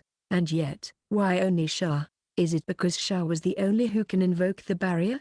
No. Had they known such detailed information about this village, they would have used a more reliable method. They definitely wouldn't use such reckless means. Moreover, why did they stay quiet when they're supposed to make a move right now, during the peak of confusion? Attacking now would maximize their profit after all. No good. Their actions are way too unpredictable. I really had no idea about their goal, but some villagers did say that they saw someone that might be a human scout. The scout who was supposed to kidnap Shah alone was found out pretty easily. Are they really choose such idiot to be in scout? Just what in the world was the other party? Have you arrived to such conclusion too? Chigai asked so while rubbing his chin. Yeah. There are 3 huge flaws in their operation. First, they only kidnapped Shah. Second, their scout made a blunder by being discovered. And the third is the fact that they doesn't attack this village immediately during the chaotic situation. It's simple then. This guy is the insider who revealed the inside situation to his comrades who waiting outside. Right? Chatter relayed his useless remark. Hardly worth my time. Hey, did you forget that I've been locked in this jail for days? You as the keyholder should be the one most familiar with that fact, right? Is something the matter with that? Seeing Chato shouted angrily. Listen, this place is an underground jail. There's no window connected to the outside. How do you think I can send the information to the outside in this kind of situation? With strange technique of humans. Of course. Suppose that we've such convenient technique. I will tell them to attack now, when all of you are unprepared. And this village will be occupied by those thieves in no time. Chato glared at me while gritting his teeth.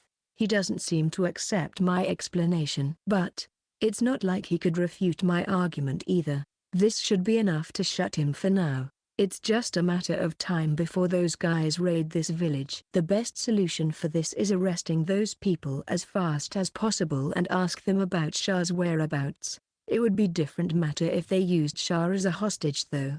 They have that option, but it would be less effective unless they showed Shah.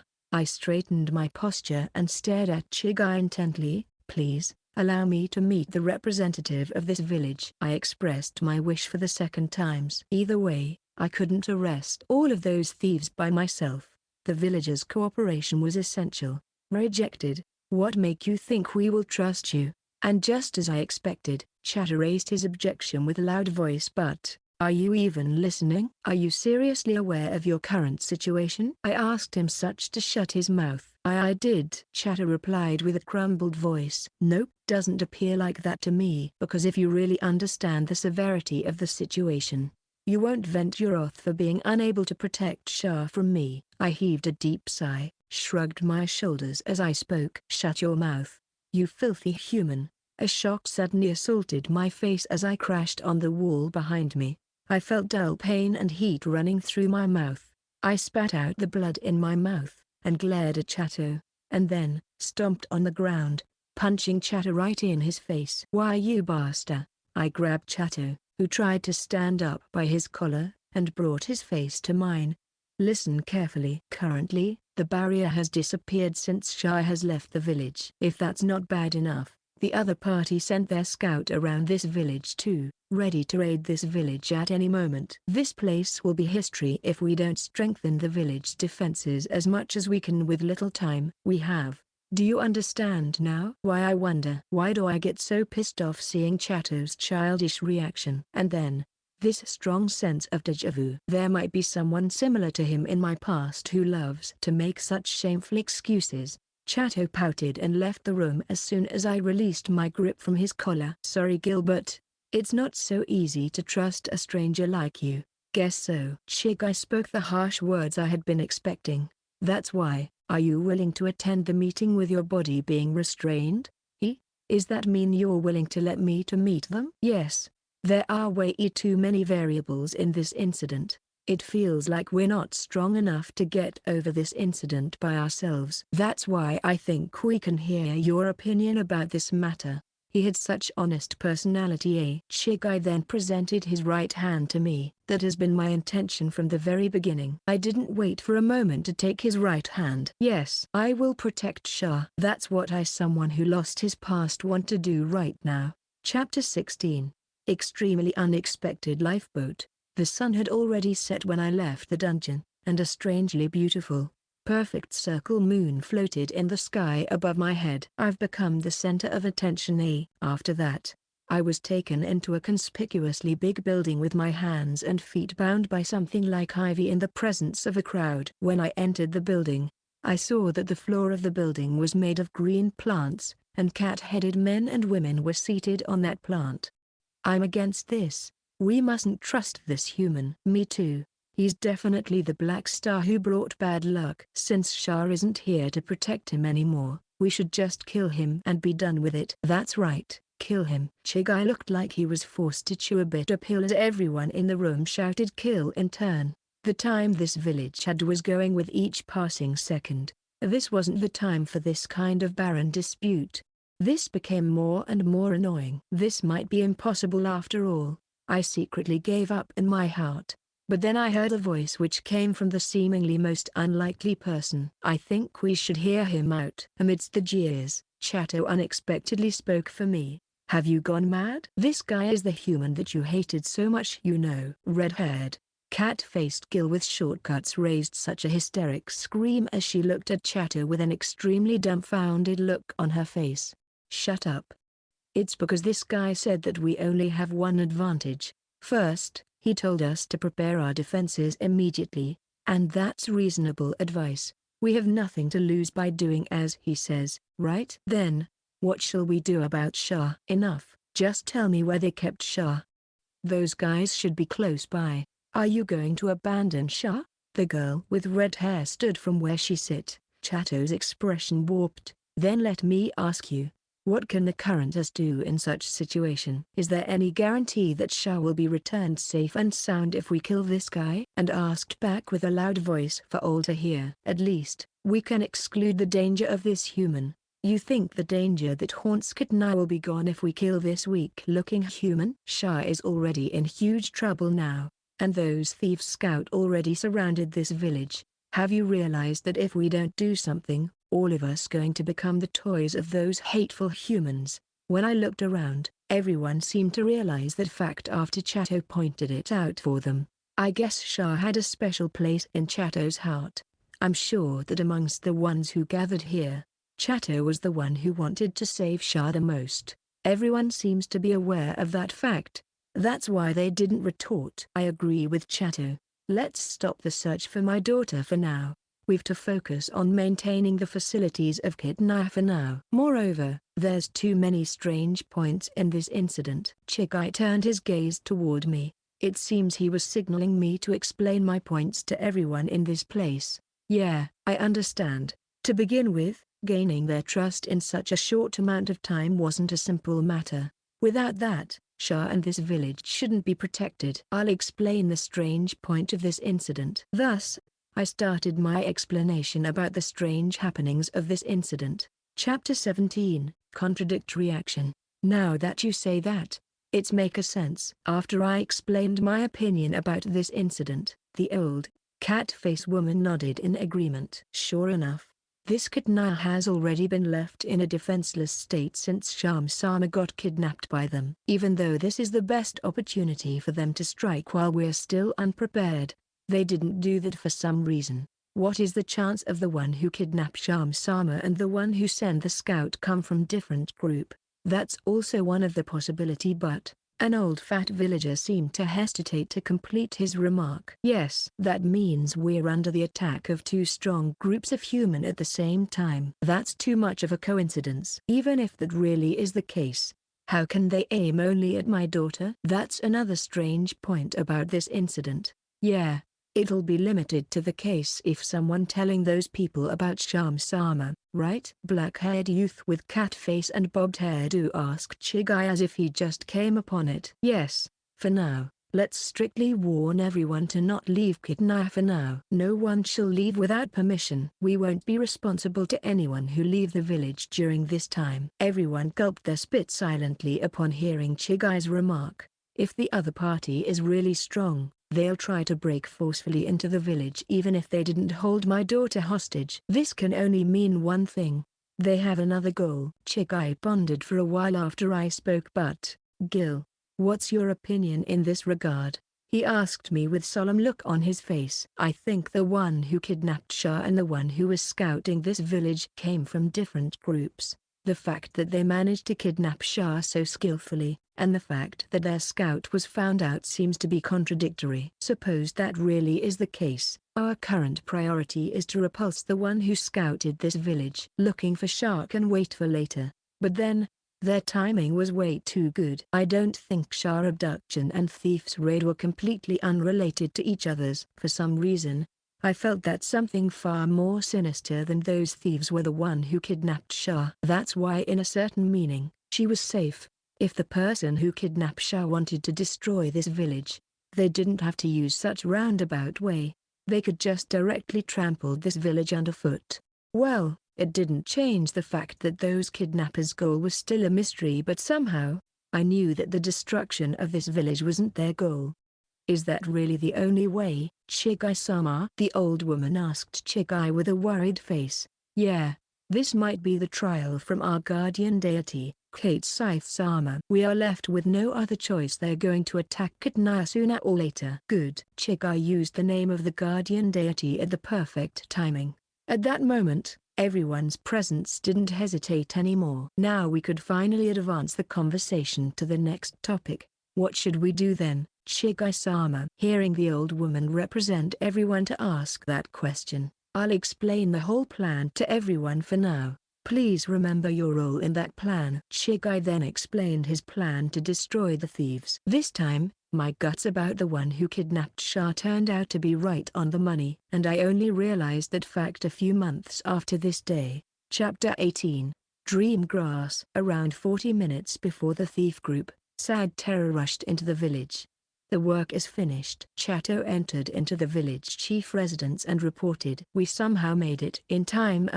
Everyone heaved a sigh upon hearing Chigai's remark. I thought that we would only be able to complete around 40% of the plan, but Sheepcat turned out to be far more dexterous than I expected. As a result of division of labor in accordance to Chigai's instruction, they managed to complete the preparation for my plan in just few hours. Have you completed the temporary shelter for the villagers? Yes. Everyone has been moved to the nearby cave. We can prepare defenses there now. Chigai heaved a sigh and, now we only need to burn that which has been prepared in several locations. He said so while looking at the grass in Chato's right hand. Can we really lead them to that place, and incapacitate them in one fell swoop? The old woman asked the question that no one dared to ask. Yeah. Can I hear your answer too? Chato raised the grass in his right hand as he asked me. I wouldn't make this plan if I don't see that plan coming true. For humans, or almost every humanoid except for you guys, the sheep cat, that plant is equal to deadly poison. So this plan is supposed to work. Yes, it was completely by chance that I discovered the grass in Chato's hand before they threw me into jail. Maybe the gatekeeper loves to bring it since they were too bored with their guard duty. Upon a closer look, I realized that grass was special grass called dream grass. One of the many questions that I asked to Shah was about that grass. The dream grass seems to cause intoxication to sheep cat just like liquor to human. But, how can you still be alright then? A cat-faced girl with red hair asked that question with an extremely doubtful look on her face. It's harmless as it is. Yes, as it is. Yes. This grass would spread extremely vicious pollen from its shell once heated. That pollen was deadly poison for humans. Seriously? It changed that much just by heating it up? Yes. If things goes according to the plan, we might be able to defeat those thieves without a scratch. If everything goes according to the plan, that's it. It seems the previous me really loves to make this kind of makeshift plan. The other party is the same human as you. Are you really planning to kill them? How can you stay composed like that? Chato asked with somewhat terrified look on his face. Because they're my enemy. Of course, from the current situation, there was a high chance that Shah might return safely once those thieves were annihilated. Since that was the case, this wasn't the place to hesitate at all. For the current me, the existence of my benefactor took priority over everything else. It just as that guy said. Human are truly sinful, and beyond redemption. Chigai muttered so while squinting his eyes, looking at me. No one said it but I agree. Well, especially the current me who could come up with this kind of underhanded plan. The me before losing my memories must have an extremely rotten personality. That's why the truly sinful and beyond redemption one must be me. Anyhow, no more questions. We ain't got any choice but to do this now. Chato looked around at everyone present, and nodded with determined look on his face, and then, he looked at me. Oi, Gil. This ain't mean that I trust you. If by any chance this plan fails, I know, if that happens, my life is yours. Either way, Shah won't return if this plan fails, and I've no intention to give up that easily. I'll make this plan a success no matter what. Moreover, now that we completed all the preparation, I doubt this plan would fail. You, really? No, it's nothing. Chato was about to say something but then, he shut his mouth and bowed to Chigai. Chigai nodded back at him. Well then, everyone, it's time to show them hell. Everyone shouted the moment Chigai let out such a yell. All yells swallowed the strong anxiety that I felt, shook the hut, and vanished into the night air. Chapter 19, right before the raid, sighed, sad terror. Right before the raid to Kitnaya village, there was a fortress-like barricade surrounding Kitnaya. Those monsters actually thinking that something like that can prevent our raid. The man wearing dirty hood were rolling on the floor as he ridiculing their target. They're such idiots. I will praise them for noticing us this fast, but their countermeasure is so lame. In the end, they're nothing more than monsters. After all, the black-haired man with haircut that only left his long black in the top of his head nodded in agreement with the previous speaker. Cat-faced monstre, ain't wrong with a little sampling once we captured all of them. The black-haired man was perplexed for a while upon hearing the remark of hooded man. But, are you insane? Those guys are monsters, you know? He asked his comrade with disgusted look on his face. But, they're still women. It's only natural for us to try them, right? Hey, there ain't men or women among monsters. That's just crazy. The black-haired man said so as he shrugged his shoulders, as if giving up on his comrade. That's why you're such an idiot. We are thieves. Ain't gonna do this kind of job without that kind of side benefit. That goes for this matter too, the hooded man said back with such tone.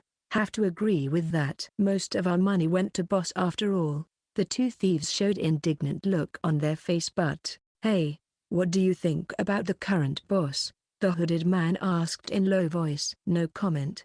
What do you mean anyway? Just now, your imagination went too far, dude. The one who made us to pledge allegiance to the daughter of that woman is our boss before he died of illness after all. What's wrong with that? Ain't anything wrong with that. Well, I'm gonna retire after this job. Even if the remuneration is split equally, that's still a lot of money. After all, if that's the case, she's just two hindrance. Yeah, nothing but two hindrance. Both nodded with wicked smile on their face. But, what about the other guys? Ain't need to confirm that. Everyone has been tired of her tyranny. They must feel the same way as us. They're going to follow us as long as we raise a revolt. Then, there's only one problem left. That Shugure.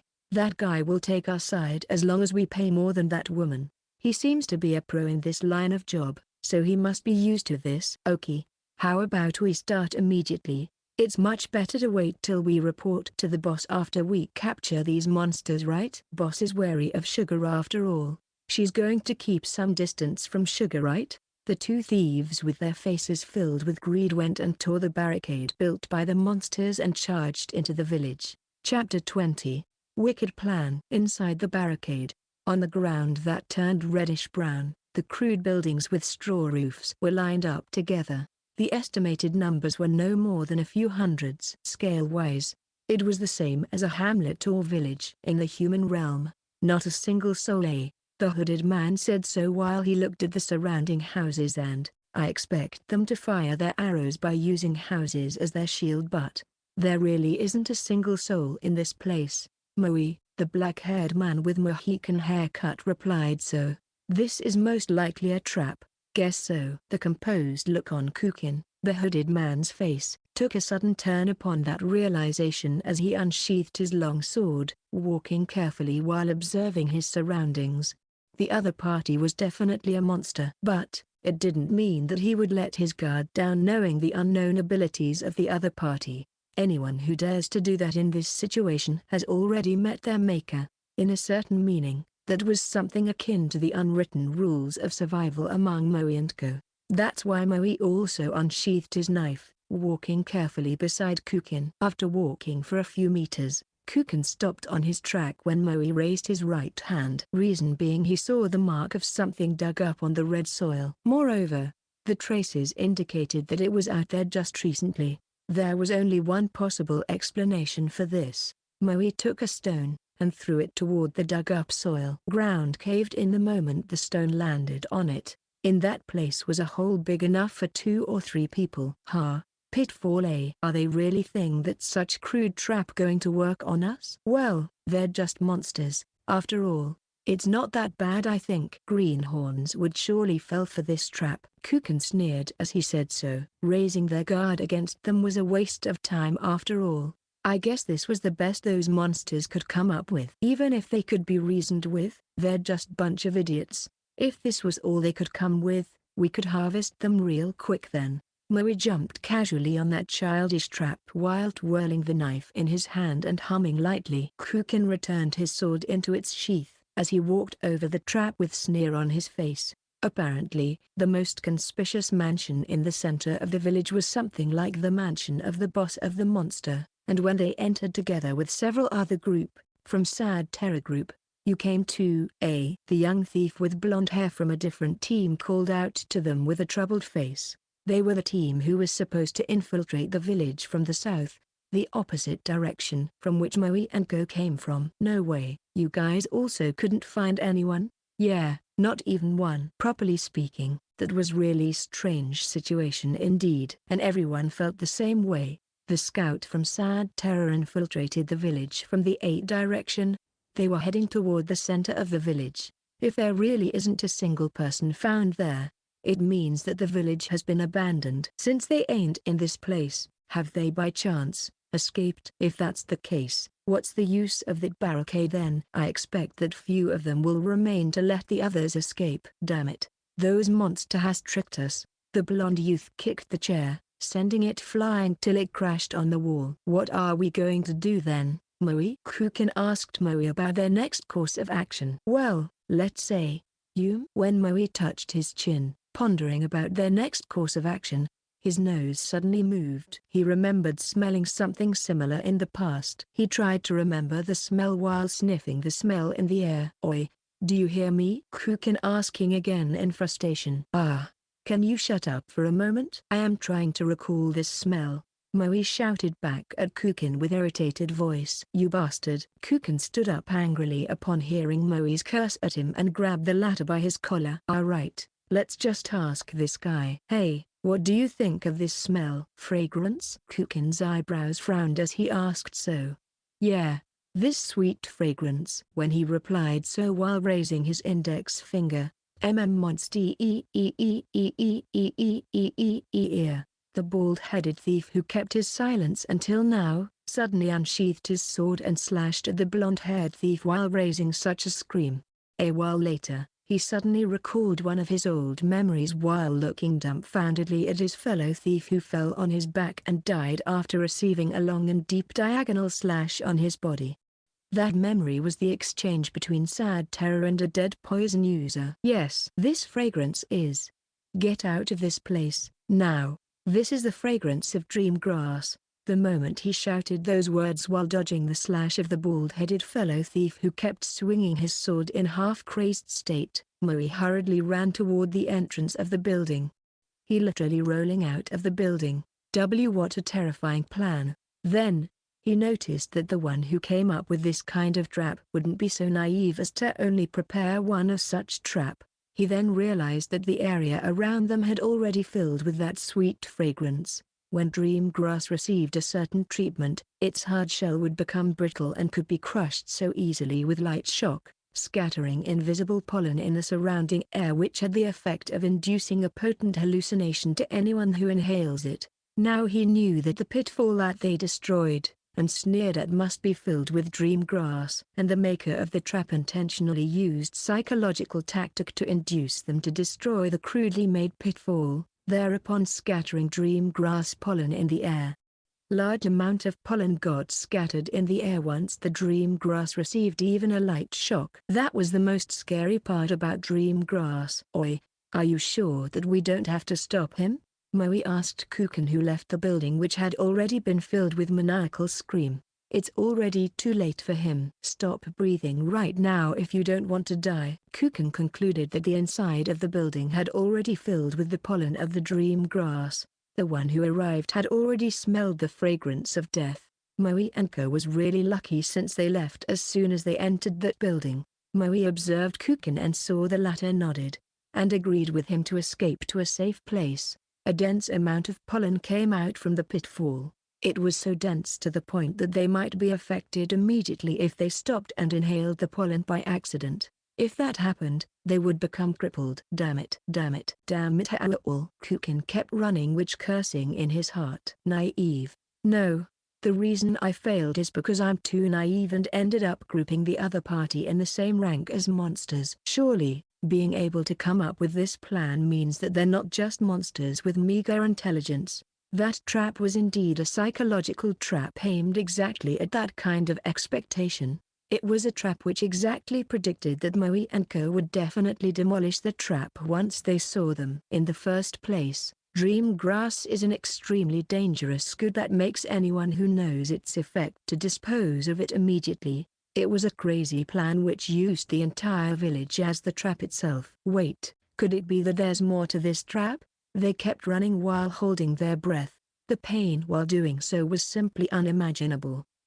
Suddenly, Kuken's scream rose up from behind, and the presence behind him vanished. Damn it. He clicked his tongue as his worst expectation had come true. Maui was done for. They might have prepared another kind of trap. Naturally. It must be a perfect, traceless trap this time, said Maui inside. The reason why Maui could dodge the trap was simply because his gift has something to do with treasure.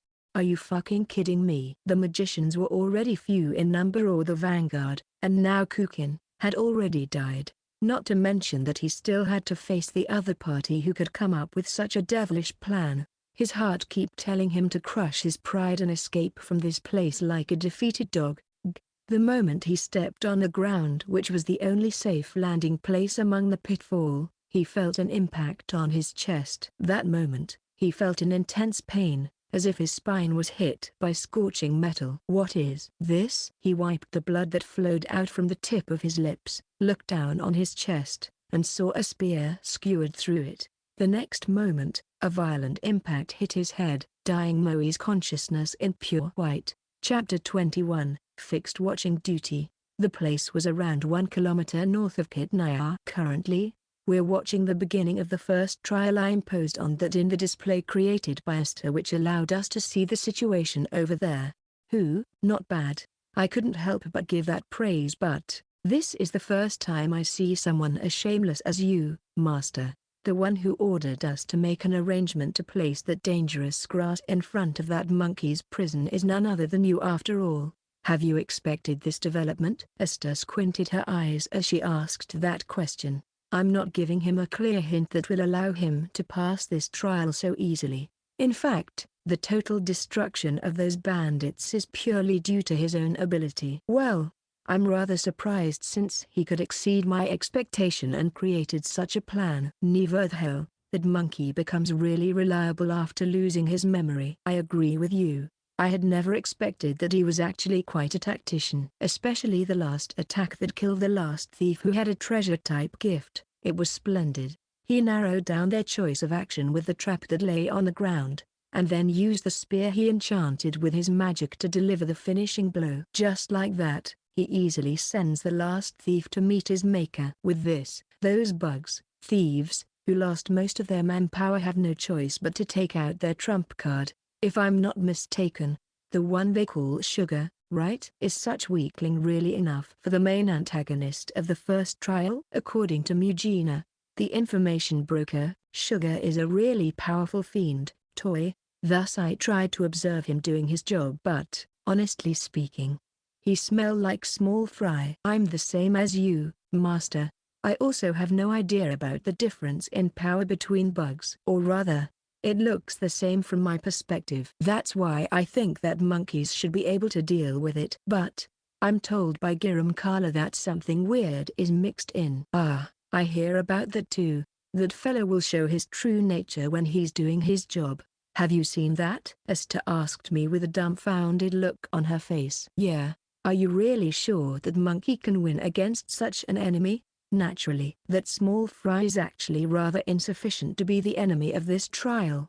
I just want to beat that Rotten's personality into shape. Sugar was the guy introduced by Mugina. I expected him to be some sort of fiendish monster in human skin, but he turned out to be nothing more than small fry among small fry. It was a huge disappointment since in my evaluation, even a D-rank hunter could kick his ass. Esther closed her eyes for a while, massaging her temple with her right hand. But, by the way, Master, what is your evaluation of the strength of the undead that you slaughtered in Babel? She suddenly asked a completely unrelated question. Undead? Do you mean the skeletons?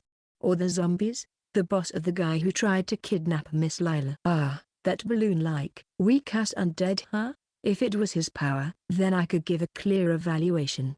At best, he's only as strong as a goblin who could be found around the vicinity of my hometown. A moor. Goblins rarely came out of the forest close to a moor to attack the livestock, the kind of goblin who will be exterminated by a low-rank hunter. That's why I think he's just the right person to be the enemy of this trial. Are you serious? Esther asked with an even more dumbfounded look on her face. Her cheek was twitching non-stop. It seems my judgment wasn't what she expected, but I told her what she wanted to know. Okay, I know you're surprised. But, you know that goblin also has their own class, right?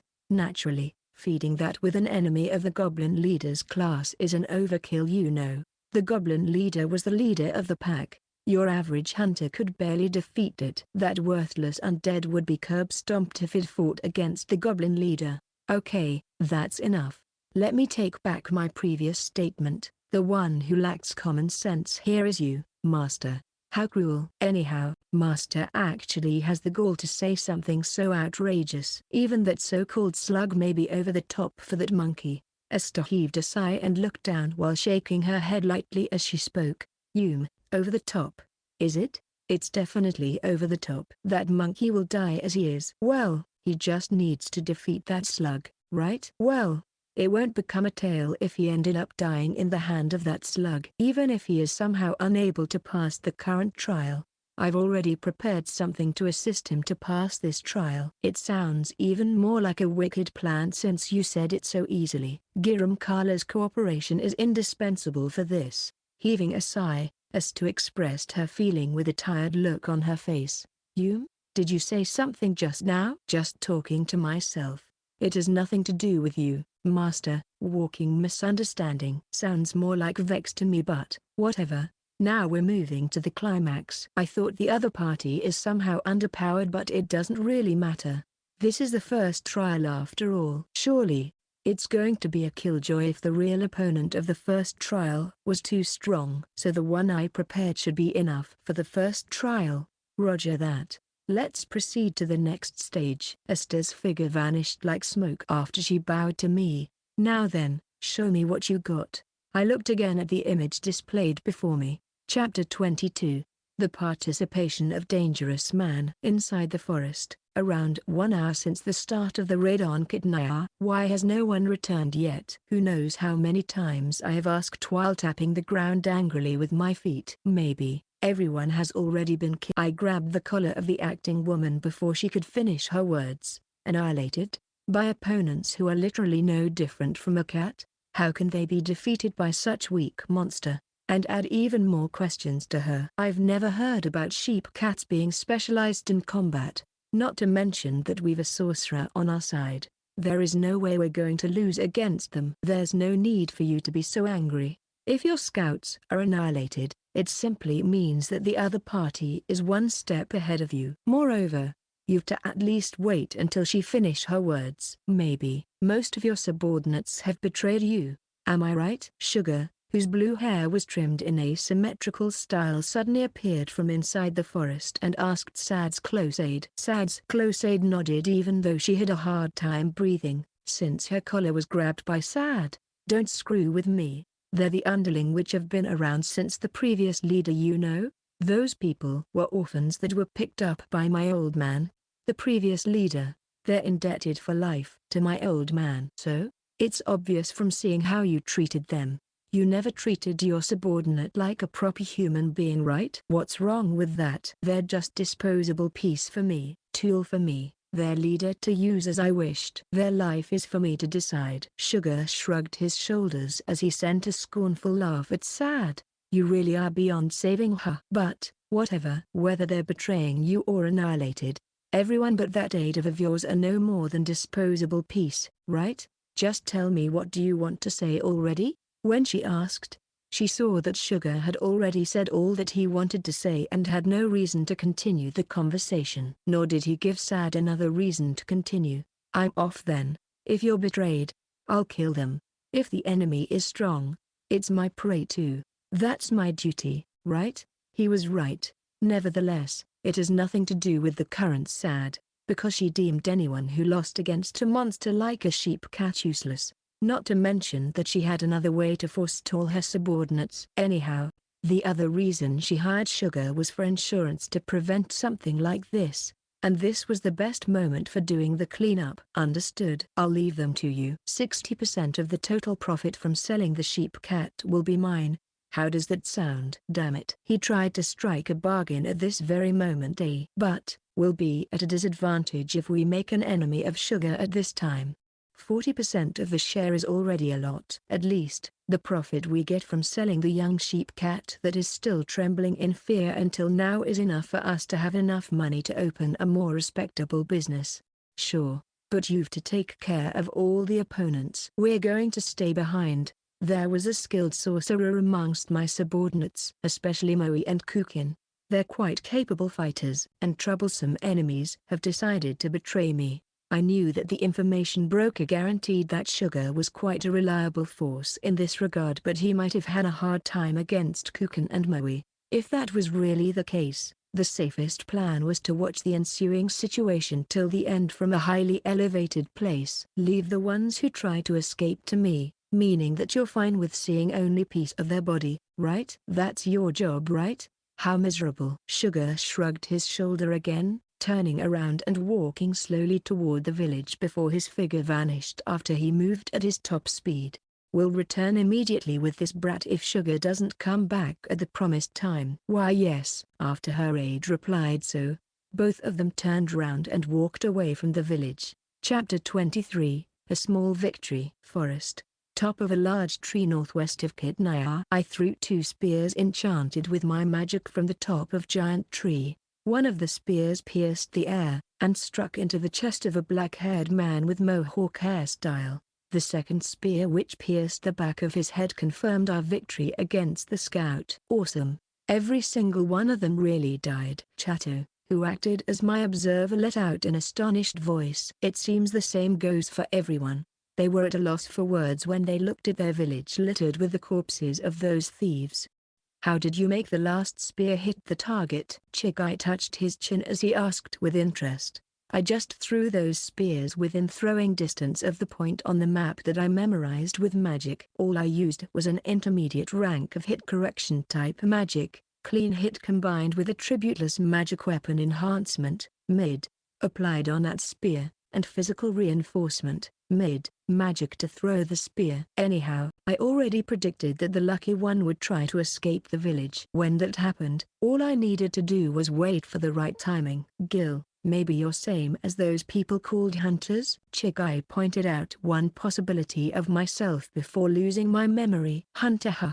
Maybe. I mean, if I was a hunter, it was only natural for me to know about the effect of dream grass. And since I could come up with this kind of lethal tactic on top of being able to use a few magics, I might be a higher-ranked hunter. And yet, I ended up losing my memories in this kind of place. That was my temporary conclusion. So, what are we going to do after this? Asked Chato. It seems he has started to trust me a little bit. We have to make a move under the assumption that the other party has comrades waiting. We mustn't move recklessly. Let's return to the shelter for now. Nevertheless, there were around 30 people who raided the village. It means that there were at least 50 of them. If that was the case, the trap in the village should have cut down at least half of them. If that was the case, our safety is at least guaranteed even if they went all out. Understood. Everyone, return to the shelter at once. Everyone nodded upon hearing Chigai's order, descending from the tree with astonishing agility, and ran back to the shelter. I also grabbed Chigai's wrist and helped him to descend from the tree. Sorry, Gil. Chigai apologized upon seeing me offering my hands so that he could tie them with rope again. Don't worry about it. Let's get going. I shook my head and signaled with my chin to go after the others. Indeed. Chigai nodded. Thus we ran after everyone toward the shelter. Chapter 24, The raid has only just begun. Nearby cave. Led by Chigai, we entered the cave that had already turned into a shelter by then. We were welcomed by sheep-cat of various ages who looked up to us with nervous looks and stiff faces. Shah had yet to return to us, meaning that this matter was far from over. When I stepped out in front of Chigai, everyone who raided our village has already died. We won the first round. I took a deep breath and declared our victory. A short silence followed my speech, and then an explosion of cheers. The sheep-cats embraced each other to express their happiness. But, their leader is still somewhere out there. Save your joy and celebration for later. Don't let your guard down, the real battle is right after this. I raised my voice, wearing a solemn face. But, Chigai-sama, it went according to the plan, right? All those humans are dead, right? An old woman asked that simple question while throwing a glance toward me. It seems this old woman still thinks that I'm against killing my fellow humans. Too bad for her. I wasn't such a pure and naive person. Reason being, I didn't even feel a shred of guilt even after killing those thieves by my own hands. Rather, what I'm most worried about right now was, yes, those raiders have already died. But this is far from over. The elders caught their breath when they heard Chigai's reply. I see, Chigai had the same opinion as me. Why? Most of their members have already been killed, right? The red-haired, cat-faced girl with a bob cut asked Chigai with a frown on her face. Indeed, but Shah hasn't returned to us. In short, Chigai paused for a moment. Maybe he didn't wish to express his concern too. He felt that it would be great if this was the end of their raid. But there was still the mastermind behind this incident left. I had no idea about the objective of the mastermind of this incident, but, seeing that Shah has yet to return, there's a high possibility that they have yet to give up. Are you referring to the mastermind that Gil talked about? Chato asked me quietly. Correct. Chato stared at me for a while, but, oi, prepare the defenses of this cave immediately. He left immediately and shouted at the armed, young sheep-cat. Gil, thanks for your help in the previous battle, and sorry for my impoliteness until now. Chato bowed to me, which caused quite a bit of commotion. Human aside, he did it toward me. A prisoner. Don't worry about it. Moreover, we really can't let our guard down. Honestly, someone of Chigai's position aside, if our positions were switched, I would do the same. Rather, Chigai and Kai, who trusted me so much after this matter had shown that they're good people. I'm going to draft another plan. Sorry, but please tell me all you know about this area. And how should we move next? Currently, they have lost most of their combat force. Next is an all-out way. Those guys most likely arrived at the same conclusion. That's why. Can't we use another trap? Maybe. If this wasn't the end of the battle, it means that those thieves had yet to use their trump card. If I was the leader of those thieves, I would keep my trump card for the last moment. Shah wouldn't return unless we made them give up. All out, is it? But it mean you still got another plan, right? I nodded. And next, we're going to make the full use of our advantage. I told them so, fully convinced of the incoming second round of battle. Advantage? Yes, to be honest, this cave is ill-suited for defense, because they can easily beat us by smoking in this cave. But we're lucky since they won't do that. Is it related to their goal? Yes, their goal is to capture you guys, the sheep cat. That's why they won't kill you guys. That's our biggest advantage over them. Though I still had no idea about the goal of the mastermind, the goal of those thieves was much simpler. Capture the sheep cat and sell them as slaves. That's why they wouldn't dare to hurt the sheep cat. Their commodity. I understand. We'll do as you say. Now, what are you going to do next? Hearing Chigai's question, Chigai-sama, are you insane?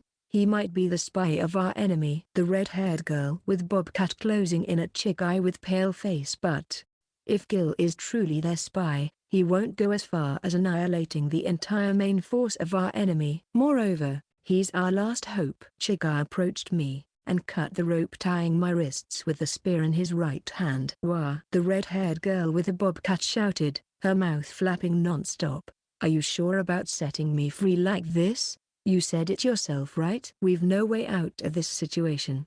This is just my intuition, but I keep getting this feeling that we won't be able to get out of this predicament without your power. Chigai turned around to looking at few men of sheep cat who came with me to scout the area. And you guys had already seen his prowess with your own eyes, right? Tell me about your opinion. He asked for their opinion. We agree with you. We won't stand a chance against an enemy who can come with such foul plan. The black-haired youth of sheep cat agreed. Yeah, not that we've any other choice. But it doesn't change the fact that we can't trust him yet. Shall we send him into jail again after this matter is resolved? A brawny middle-aged man with a cat face followed the fashion while glaring at me. Do as you wish. Not that I want to escape from this place. What are you going to do, everyone? The red-haired girl with bob cut shouted with an impatient voice, but an old woman seized her hand and shook her head, signaling the girl to give up. After a brief silence, the red-haired girl stomped her way into the inner part of the cave. The other sheep cat who also disagreed with Chigai's opinion did the same. Are you sure? Yeah. Either way, if Shah doesn't come back, we're still going to be destroyed by the force of the demon race who started their invasion to the south. Our current priority is to protect the village. The other sheep cats were at loss for words upon hearing Chigai's remark. They must have detested the fact that they had to follow the instructions of me, a human. From the red-haired girl's point of view, their reaction was justified, and yet, now they even freed me. It was enough to corner Chigai and go. I understand. Now let's talk about the details of the plan to exterminate the rest of them. We're racing against time, so I wish that everyone did their part of the job efficiently. The next moment I opened my mouth was the start of the final defense battle. Chapter 25, Thing that finally understood. We had shaved most of the thieves' manpower in the previous battle. Power in numbers. That was almost an undeniable fact. Properly speaking, this should be the end game. And yet, Shah had yet to return. If that was the case, it meant that the other party still had their main force ready, namely the elite force, the movement of the last thief with treasure-type gift, the one who died by my spear throw, was clearly the movement of an adept. Any more people like that was enough to spell doom for us. That's why I used traps. Naturally, I also considered the possibility of them not falling for them. The trap was made just to let them lower their guard, then kill them in one fell swoop once they lowered their guard. Naturally, no matter how much they lowered their guard, I was still limited to 3 people at once. Either way, my plan would fail if 4 or more thieves stronger than the owner of the treasure-type gift. This was akin to a gamble, but the possibility of a thief group having that kind of force was solo. It shouldn't be a risky gamble. Are you really going to participate? Recently, I asked the same question again to the red-haired woman with the bob cut, Tama, who glared at the weapon by my side. Yeah, I won't let you on your own device. I'll make sure to kill you when you commit suspicious acts. I've already told you that I've no leeway to do such thing, right? Though I felt grateful to Chato, who sat behind me, for changing his opinion about me. Stop trying to convince her. Once Tama made up her mind, no one can change it. Chato stood up while muttering, so why are you willing to act under his command, Chato? He's a human, you know. Indeed. But he really wants to save Shah. That's the only thing that I believe from him. Huh? A human wants to save Shah? Have you been brainwashed by him? Chato grimaced, seeing Tama starting menacingly at him. The same can be said of you. What are? Before he finished his sentence, the bushes beside us made a rustling sound. All of us raised our weapons at once, but the one who came out from the bushes was a rabbit, who jumped back into the bushes again once it saw us. That fucking rabbit. I thought it's an enemy. Chato wiped his forehead with the hand that held onto the spear. Well then, I'll inquire of the current situation from Chigai. He was about to head to the place where Chigai was waiting. That moment, a line ran on Chato's head. That line spread on his whole body, turning him into chunks of meat which fell on the ground in just a moment. Eh?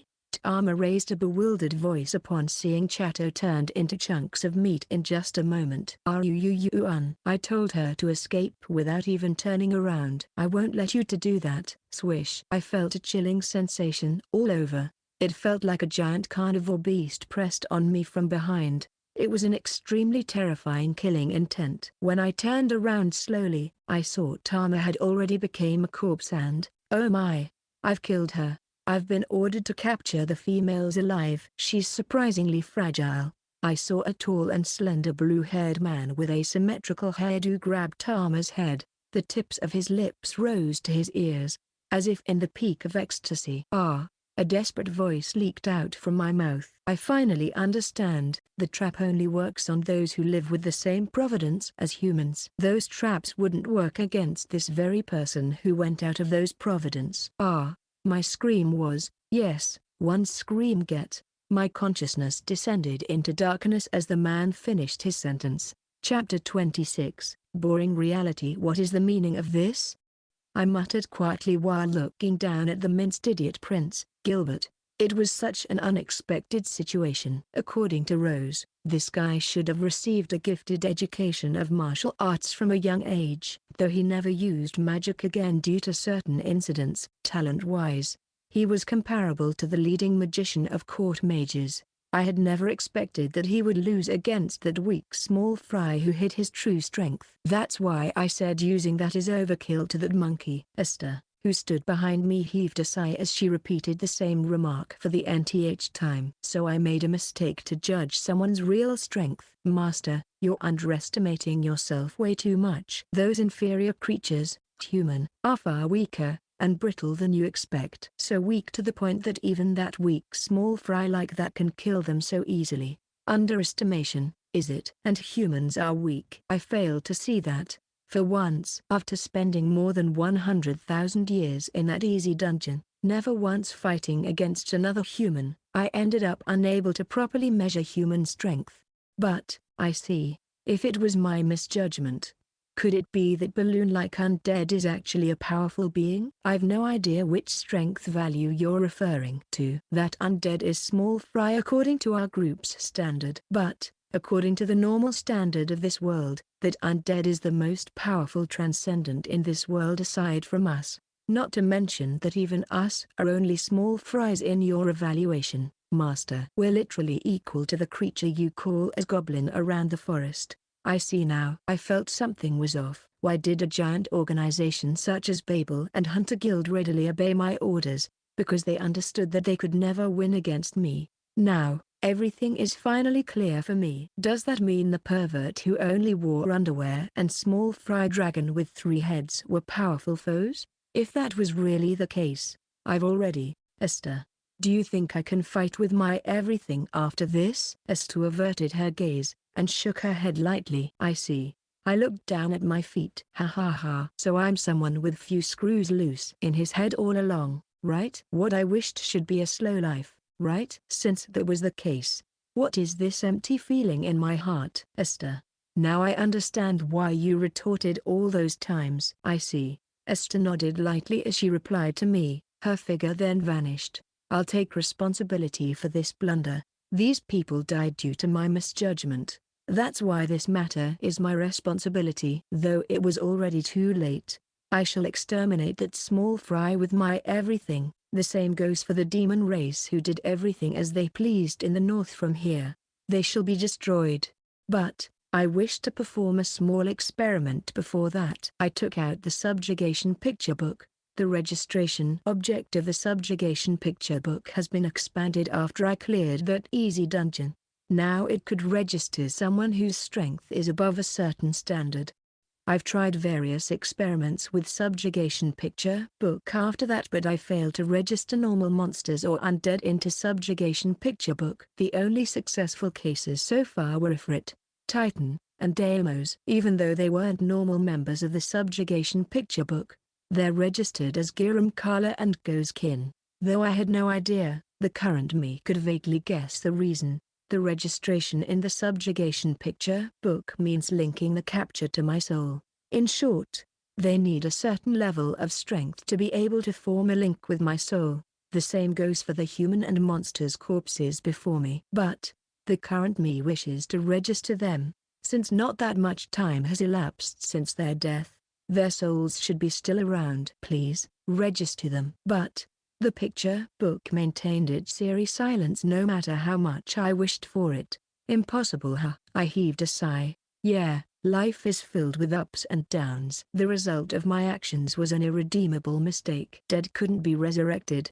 That was the providence of this world. In the end, I was the same as those low lives who toyed around with unrelated lives. I wouldn't try to varnish it with sweet words. No matter how selfish I am, I was originally a self-righteous person. A mistake was a mistake. That's why I would never try to hide this sin under beautiful words. Something akin to boiling rage to my own mistake slowly rose up from my heart. Giram Kala, Beals, are you there? Right by your side.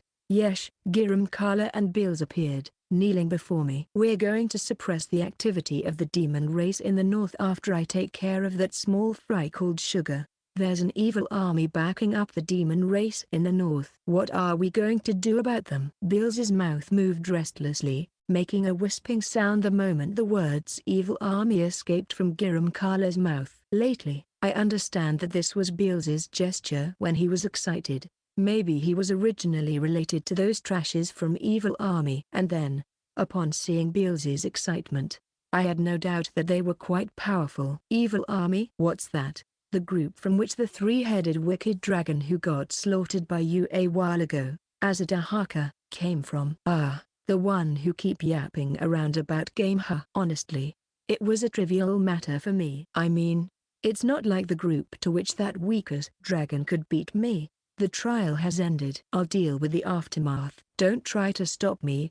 This is my duty as the one responsible for this mess. Your job is to clean up the mobs. As you wish. With pleasure. After they nodded, I unsheathed more Rasame from its scabbard strapped to my waist. Well then, time for slaughter. I felt so refreshed. I shall make an offering for these people, the victim, Sugar, or the evil whatever army. I shall kill you in the most humiliating way. I realized that the tips of my lips rose to the limit. I entrusted myself to the boiling rage in myself. A while after Kai Heineman left to commit slaughter, the subjugation picture book normally vanished back into Kai Heineman's body as soon as it finished its job. And yet, for a mysterious reason, the book still floated in the air. The pages in the subjugation picture book flipped rapidly. Lines of letters appeared inside of it. Registration of Tama into subjugation picture book. Failed. Theoretically impossible. Registration of Chato into subjugation picture book.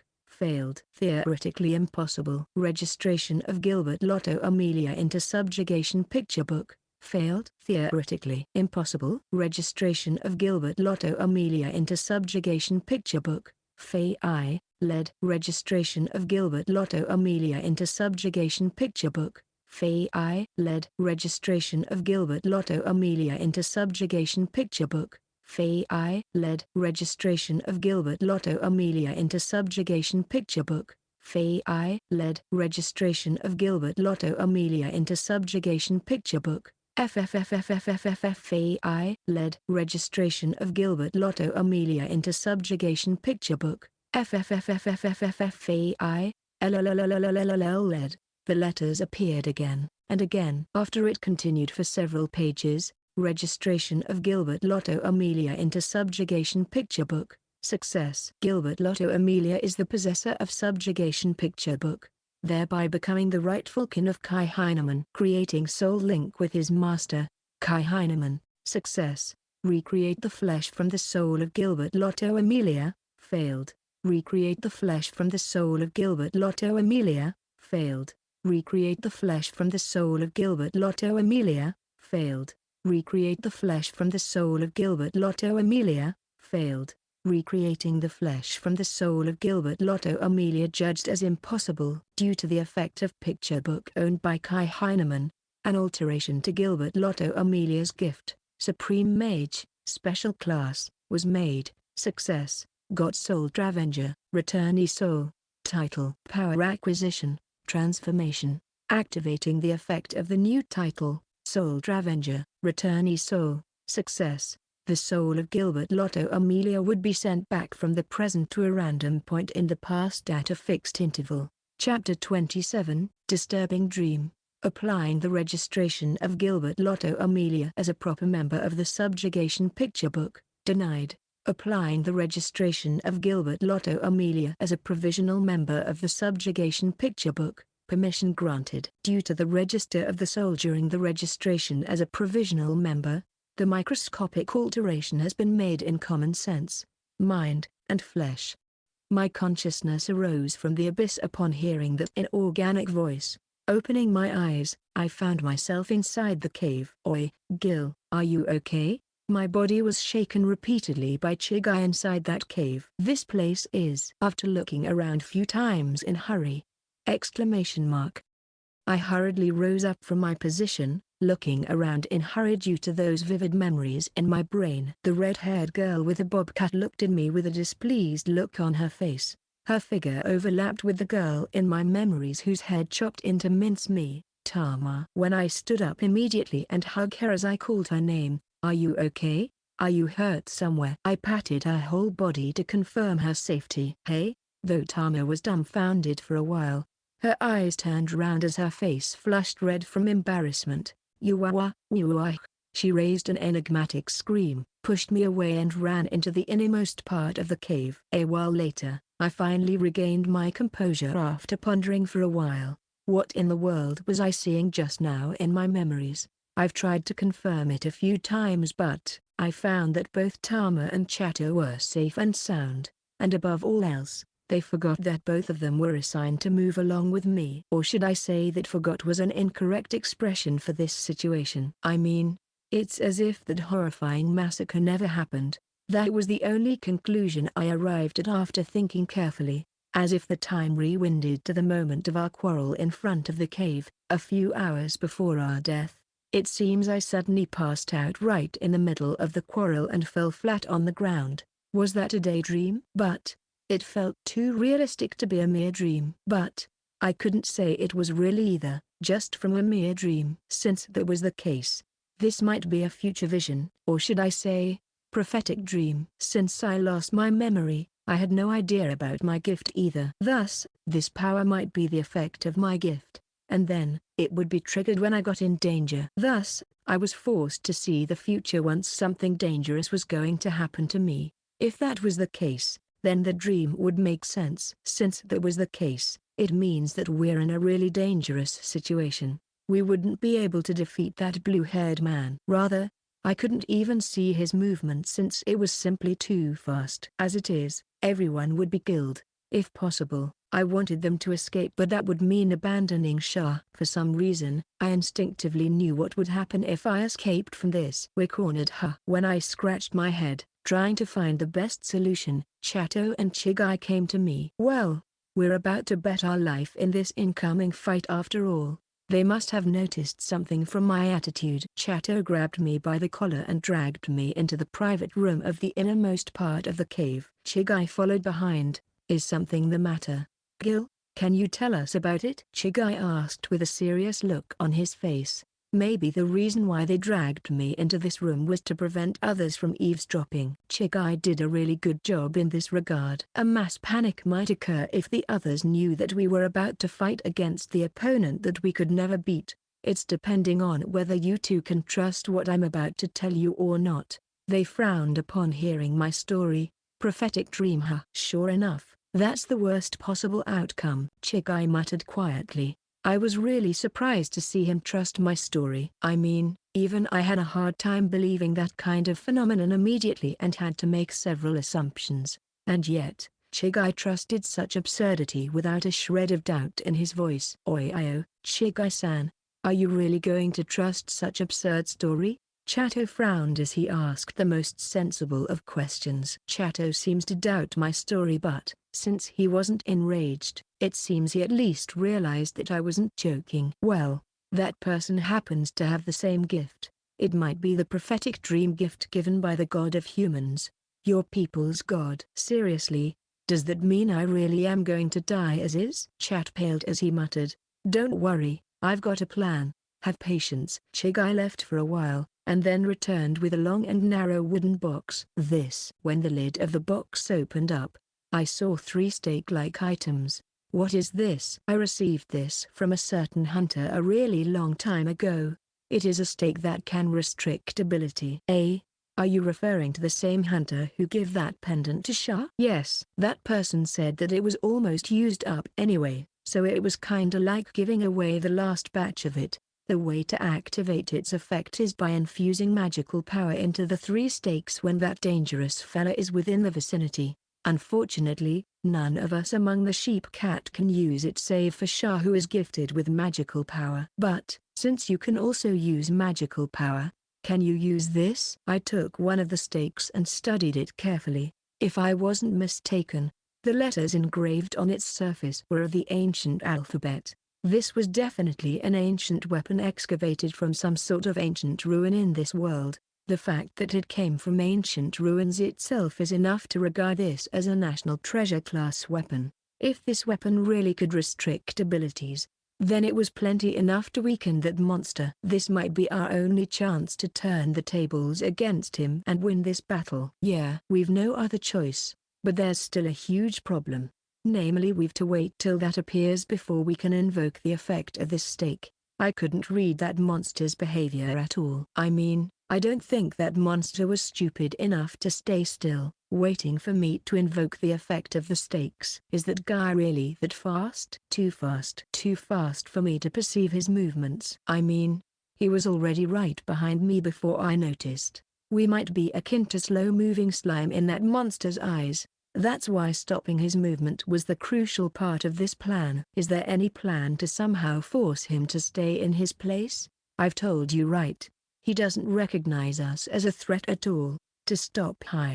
No, wait a minute, what was that guy said back then? Oh my hand slipped. I've to catch the female alive, yet I ended up killing one. Yes, that was what he said back then. If both Chato and I didn't have any weapons in our hands, Tama might have survived. Anything is okay. Please save the future of the village. Chigai grabbed my hands and begged me desperately. I guess hiding the fact that I found out just now would only cause him to doubt me, and I knew that Chigai would understand the reason for this dangerous tactic. I saw in my dream that Guy said that he have to keep the female alive. But, you said he killed Tama, right? If what he said back then was the truth, the matter of him killing Tama is truly an accident. But, it's just as Chato had said, there's a chance that he might kill Tama.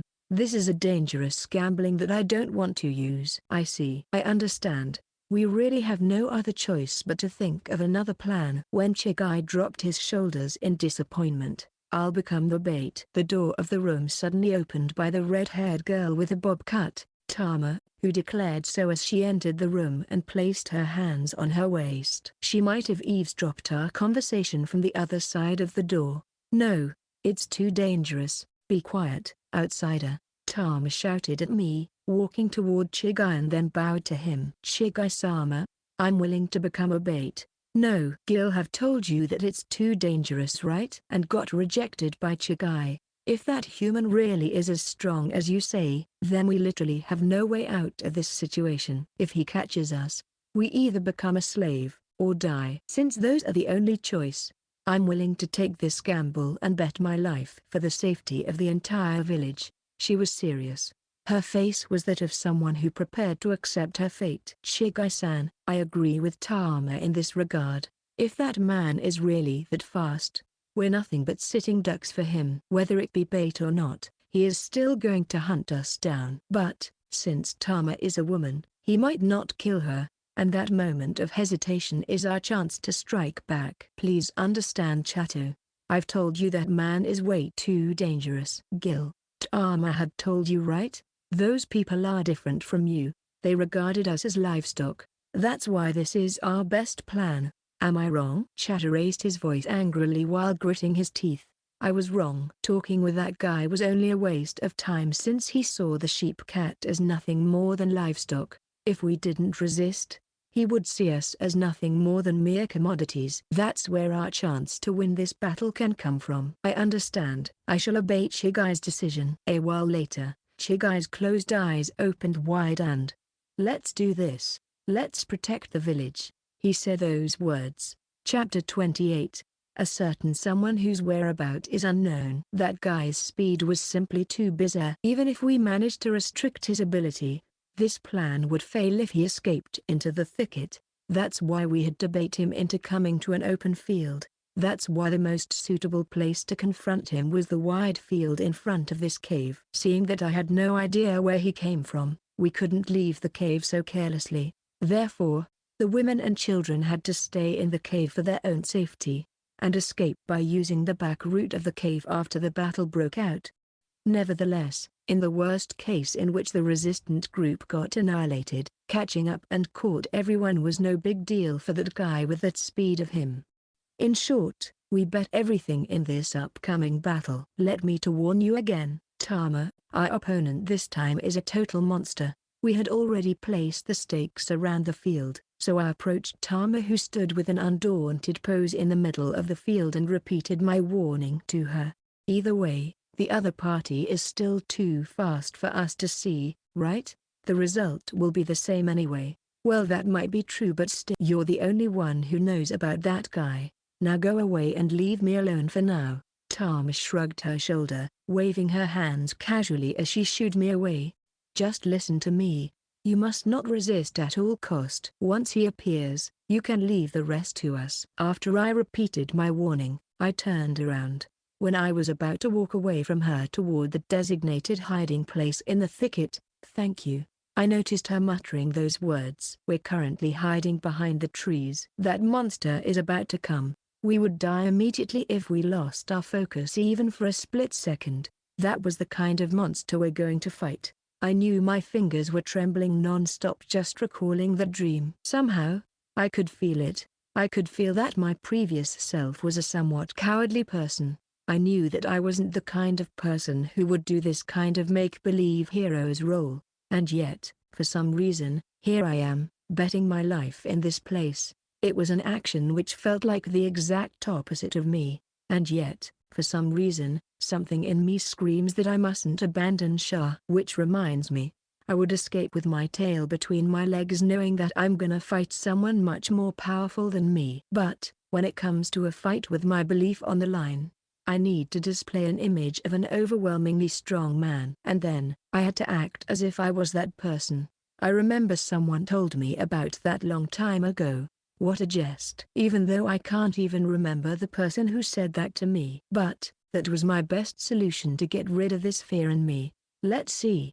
The strongest existence for me is. Suddenly, The first image that popped out in my head was the figure of your average black-haired youth. Why do I think that this unremarkable youth is the strongest existence? I unintentionally let out parched laugh from my mouth. I mean, at glance, that youth seems to be weak enough to be killed by a goblin, and yet, for some reason, I couldn't imagine the image of that black-haired youth being defeated. Oh right, let's try to become him first. I had no idea about the identity of this youth, nor did his birthplace. I tried to put the image of that youth in me. Lump of heat suddenly appeared in the center of my chest, spreading on my whole body like torrent of lava. To express my current situation, it felt like I was baked alive. Normally speaking, this should be an extremely unusual situation, and yet, for some reason, I felt really comfortable.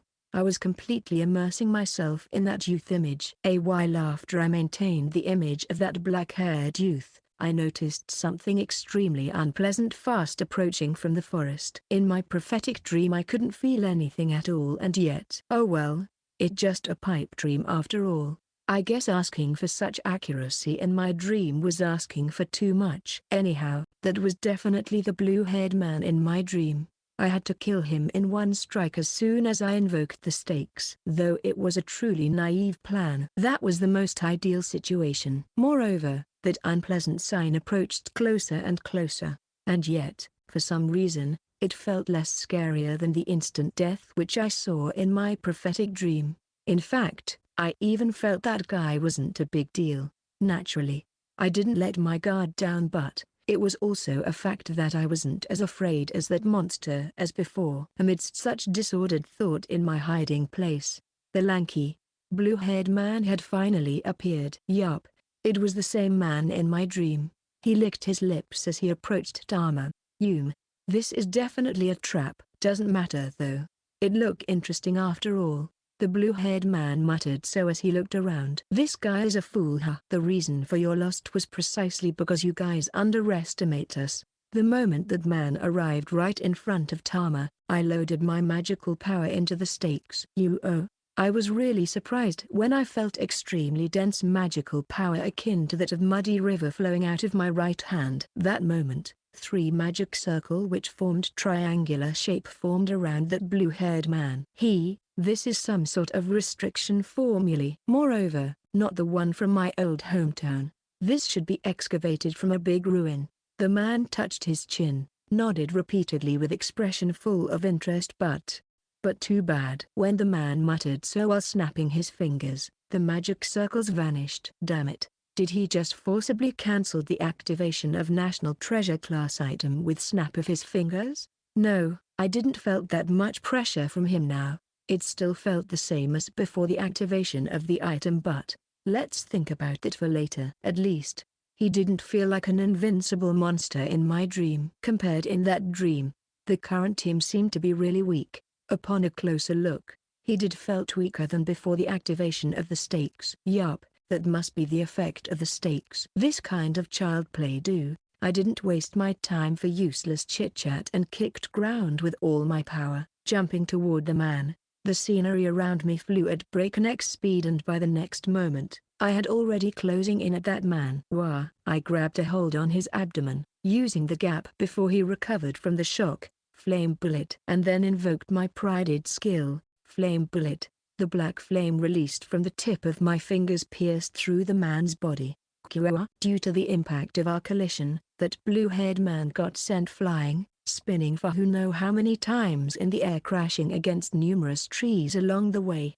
What the heck is that? As expected, I shouldn't be able to handle such terrifying amount of magical power, not to mention that the color of my flame had changed from red to black. Maybe those stakes also enhanced the magical power of its user while weakening its target. Anyhow, he seemed so different from my dream. His speed was much slower. That should be the effect of those stakes too. Gil, Tama, who stood behind me, called my name with bewildered voice. It's okay, the other party won't be able to move for now. Use this chance to get away from this place. Seeing Tama trembled in fear as she nodded to me.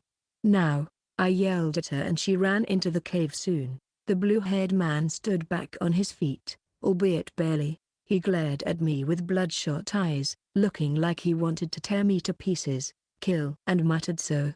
He might be weakened due to his wound, but it didn't change the fact that he was a strong opponent. Since I had no idea when will the effect of the stakes expired, now was the perfect time to barrage him with attack without giving him a chance to take a breath. "I'm gonna kill you." I jumped again, closing the distance between us before he could finish his sentence. Without giving him any chance to react, my right punch nailed right into his face. I followed the man who got sent flying again with a jump, and connected my previous punch with roundhouse kick. The shin of my right leg landed right on his head, followed by the sound of creaking skull less than a moment later. Just like that, he got sent flying even further. My kick sent him toward the cave at breakneck speed, and yet, I could easily catching up to him with my jump, and overtake him on top of that. This time, I kicked him up, high in the air. I landed on the wall of the cave and ran up to catch up with my foe. "Wait, eh?"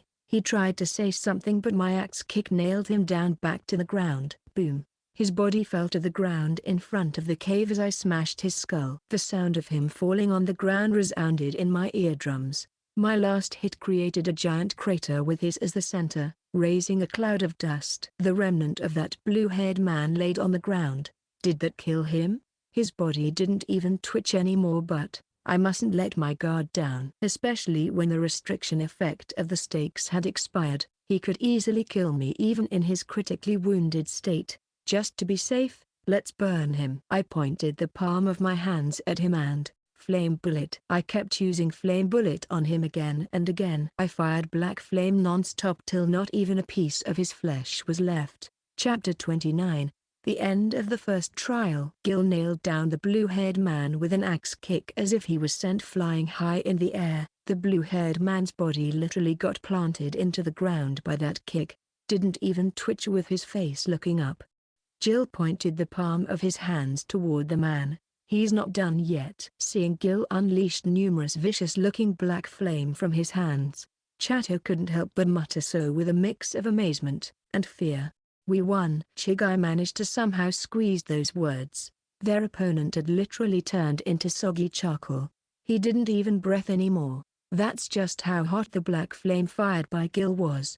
He literally melted his enemy's body. The victor had already been decided. "Hey, Chigai-san, did you see what happened a while ago?" Chato heaved a sigh as he asked Chigai, who was on standby beside him. "Not at all." Chigai shook his head. He was sweating like waterfall. "That's the power of the stakes, right? At least that's what that guy said when I received that stakes. But, rather than restricting abilities, it's more like..." "Yes, that isn't restricting the blue-haired man's power anymore. It went beyond that. Those two, or should I say that Gil moved too fast for me to see. I could only barely see one of his attacks after focusing on my nerves, and the next moment, the blue-haired man had already been sent flying.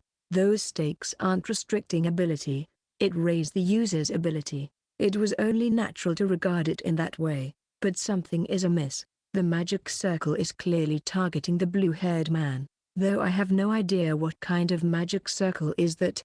It might be the reason behind Gil's elevated abilities. That was the only explanation for the phenomenon that happened before us. But, just when his train of thought went into labyrinth of mind, it ended. I burned him till he became nothing more than dust, that should prevent him from reviving. Gil turned around as he spoke such misguided remark. "Reviving means the restoration ability of that man, right? I think he already died with your last kick." "Yeah." That kick literally crushed his skull after all. In accordance to Sheep Cat's understanding, broken and twisted neck, twisted limbs and torso was enough to confirm the blue-haired man's death. Maybe. But, if he turned out hiding some kind of trump card which allow himself to regain his most powerful state, all of us going to die for sure. Is he really that strong? Gil shrugged his shoulder when Chato asked that question. "It's thanks to the restriction of those stakes. We won thanks to those stakes, otherwise, we're going to die." "No way. You must be mistaken. That's enough, Chato. That guy have already dead. If I'm not wrong, Sham should be back in a while." "I hope eh?" Jill suddenly fell flat on the ground. "Gil, oi. They rushed toward Gil and checked him, finding out that Gil was still breathing.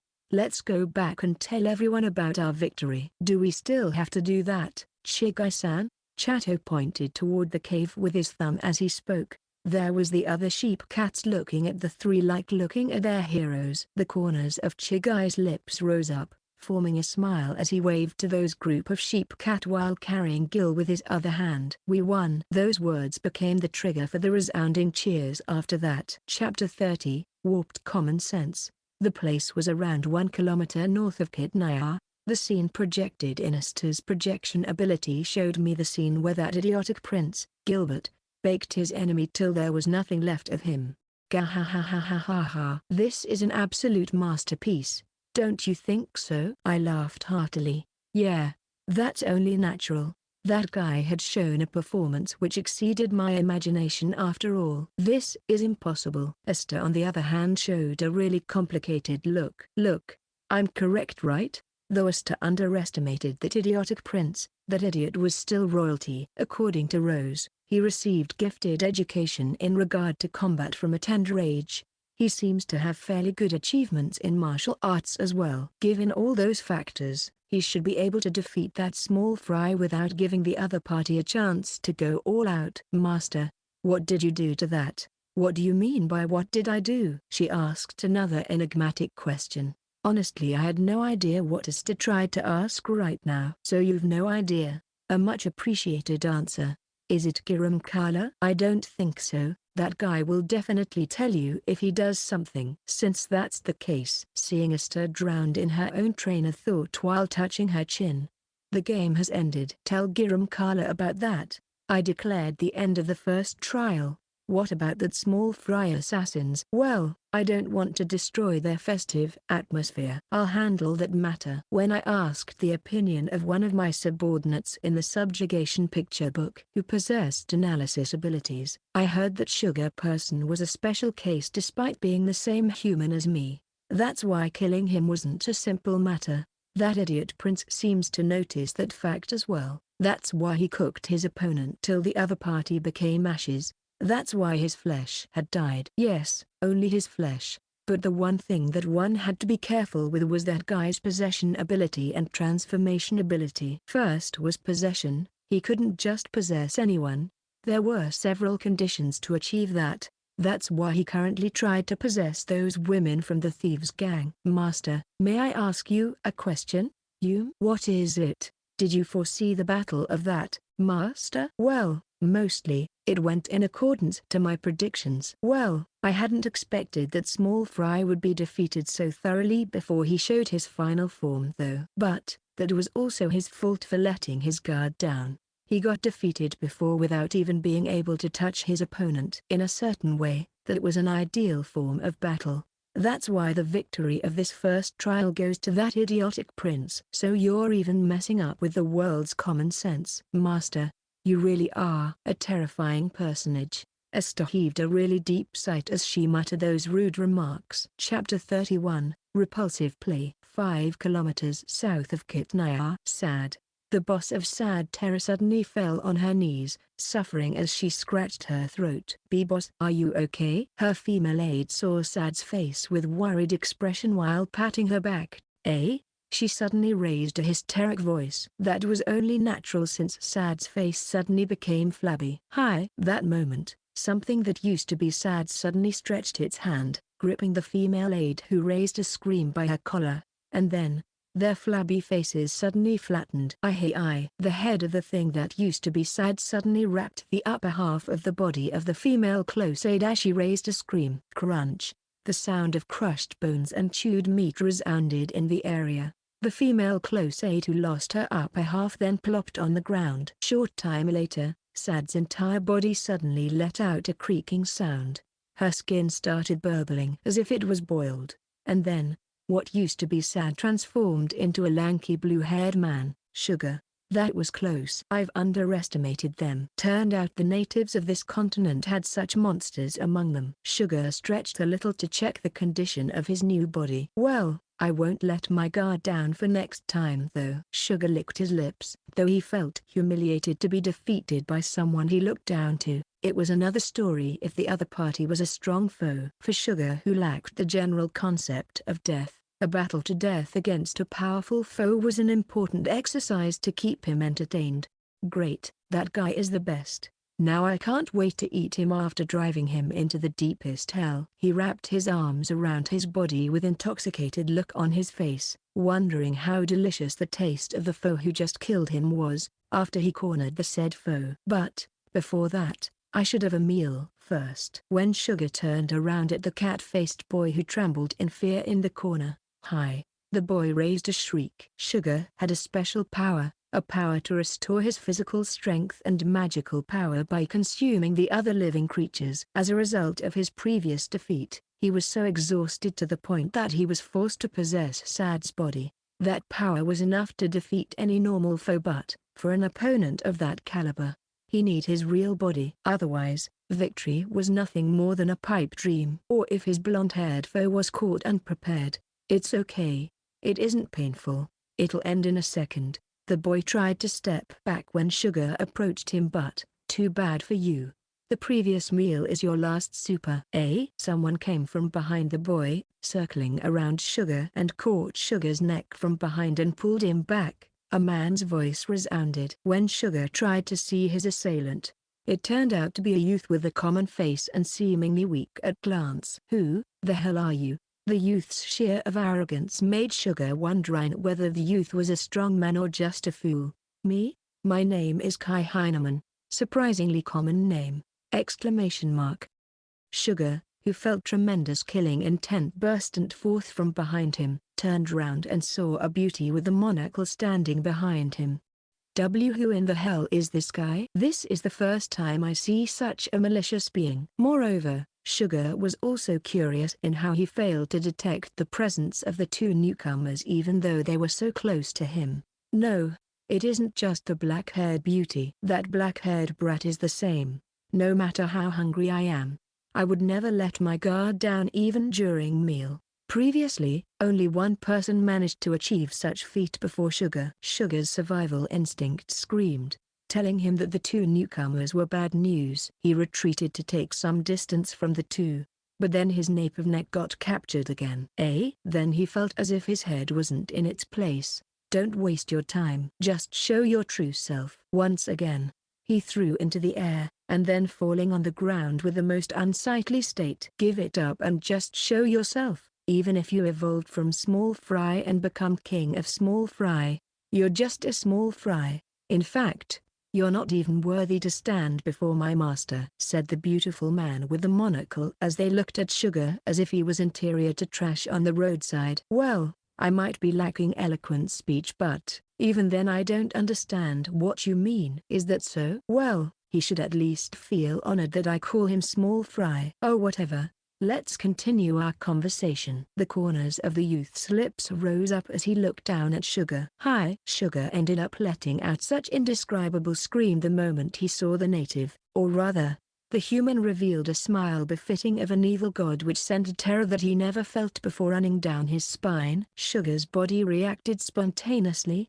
His body sprung backward, taking a stance to face the monster in human skin before him. "Since I'm in a really good mood right now, let me give you a chance." See chance? A chill running down his spine. He experienced a terror that he never felt before. "But yes, it's a chance called Game of Tag." "Game of Tag?" The black-haired youth then placed an hourglass on the ground. "Yes. This will be your last entertainment activity before going to the next life. Try to escape from me till all the sound fell to the bottom of the hourglass. I'll let you off if you can escape from me, but if I catch you, yes, you will become Bell's toy till you die. This isn't even a game anymore. Not to mention that you even allowed Bells to have his share of fun. Killing him once for all seems like your greatest act of benevolence now." Hearing the remark of the beauty with monocle. "But this idea sounds original, right?" The black-haired youth shrugged his shoulder and then touched his chin. "Agreed, though I don't think this small fry can escape from you, master. Don't screw with me. Sugar had finally snapped when he heard the conversation of the two who clearly saw him as something worth even less than an insignificant pebble on the roadside. He had completely forgotten about his fear towards the unknown. Sugar even started to think that the chill he felt was only in his imagination. Most savage native had a special power called a gift, and he guessed that the two natives before him had power that amplified his vigilance and fear. If that was the case, Sugar felt it was only natural for him to feel the indescribable terror from a while ago. Yes, this Sugar had never experienced such fear from the native of this place. But the same fear from the blonde-haired man who killed me before, and it was a fact that I can't even detect the movement of the black-haired youth before. I mustn't let my guard down. Time to go all out. Sugar released the beast within him. His skin started to boil, his bones creaking, and his muscle gained even more power. Sharp fangs grew at once from his mouth. He became the strongest creature in the legend. His body grew at least 10 times bigger. The current form made him felt like an omnipotent god. Don't get too full of yourself, you lowly native. He leapt forward, planning to kill the black-haired youth with his sharp claws, but his thwart suddenly caught by a burly right arm. When he raised his voice in confusion, a hand grew from his body with nothing in there before, caught him by his neck, stopping Sugar on his track. I'm not looking down on you. I just feel really elated right now since the first trial finished without a hitch. That's why I proposed this game, to give you a chance. I'm not interested in beating small fry like you after all. How dare you? The hand gripped on Sugar's neck like a vice. The hand was completely unperturbed no matter how much he rampaged. Hi! The black aura coming out from the black-haired youth's hand which gripped on Sugar's neck started to coil around his body. The body that he hijacked from Sad started to crumbling down as if something eroded it from inside. Oops, almost killing you by mistake. The black-haired youth released Sugar from his grip. The released Sugar plopped on his rear. Yup, if this guy died here, he's going to look for another host after all. That's why the best option is to make him into Pelz's toy, right? Holy fucking crap. This guy is a real bad news. Maybe because they could see through Sugar, he thought that the other party was definitely not the natives of the land. In short, they were unidentified being like him. Gimme a break. Sugar was desperate, and when he looked around desperately to find a way to save himself, he saw that. He leapt toward the cat-faced boy, caught him and pointed his sharp claws toward the boy. Stop right there. Otherwise, I'm gonna kill this guy. He would use this moment to commit suicide and escape with his possession skill. He wanted to get away from the two monsters before him as soon as possible. Anyhow, Sugar could never beat them. The only one who could win against them might be his superior. He thought that the two would fall into panic, and yet, the black-haired monster looking at him as if he was the most pitiful creature in this world. Do it. He spoke such simple remark. I'm serious. I really am going to heal this guy. That's why I told you to try and do that, if you can. That's it. Right, Giram Kala. As you wish. The head of the cat-faced boy suddenly turned 180 degrees, looking at Sugar. The nose of the boy got elongated as a pair of huge tusks came out from his mouth. His eyes were bloodshot, and his pupils shone like black pearls staring down at Sugar. Hi! He tried to retreat immediately, but it felt like his movement was restricted by the black mist. So, will you accept this game or not? I happen to be in a good mood after all. Either way, I would come, you know. Sugar realized that if not for the little game they played, Sugar's life and dignity would have trampled underfoot them a while ago. And from the black-haired youth's remark, he knew that the monster in human skin wouldn't even let him to die. He would suffer forever. No, you? No. Sugar had finally snapped under the pressure. It seems you want to participate in the game. Then let's start the game. When the black-haired youth snapping his fingers, the black mist appeared. Sugar stood and escaped from the two of them on foot. Chapter 32. Since that's the case, play as much as you like. After who knows how long he had escaped, the size of the hourglass was high. It would take some time to let it fall, so he wanted to get away as far as possible. But then, he reached his limit. He couldn't run any further without eating summiting. When he confirmed his surrounding, a brown-haired human youth whose hands inserted into the pocket of his black coat raised a small scream upon seeing Sugar. How is such a child staying in this kind of place? There should be no houses or lodgings around this area. Since that's the case, this must be, or Ifrit, a worthless drug invaded this place, you know? The brown-haired boy shouted as he looked up. That moment, black flame shot up from empty space, which was then followed by the appearance of a tall and muscular man with 2 horns growing from his forehead, clad in black suit. Why you guys? Before Sugar managed to finish his question, the brown-haired body had already stood right before him.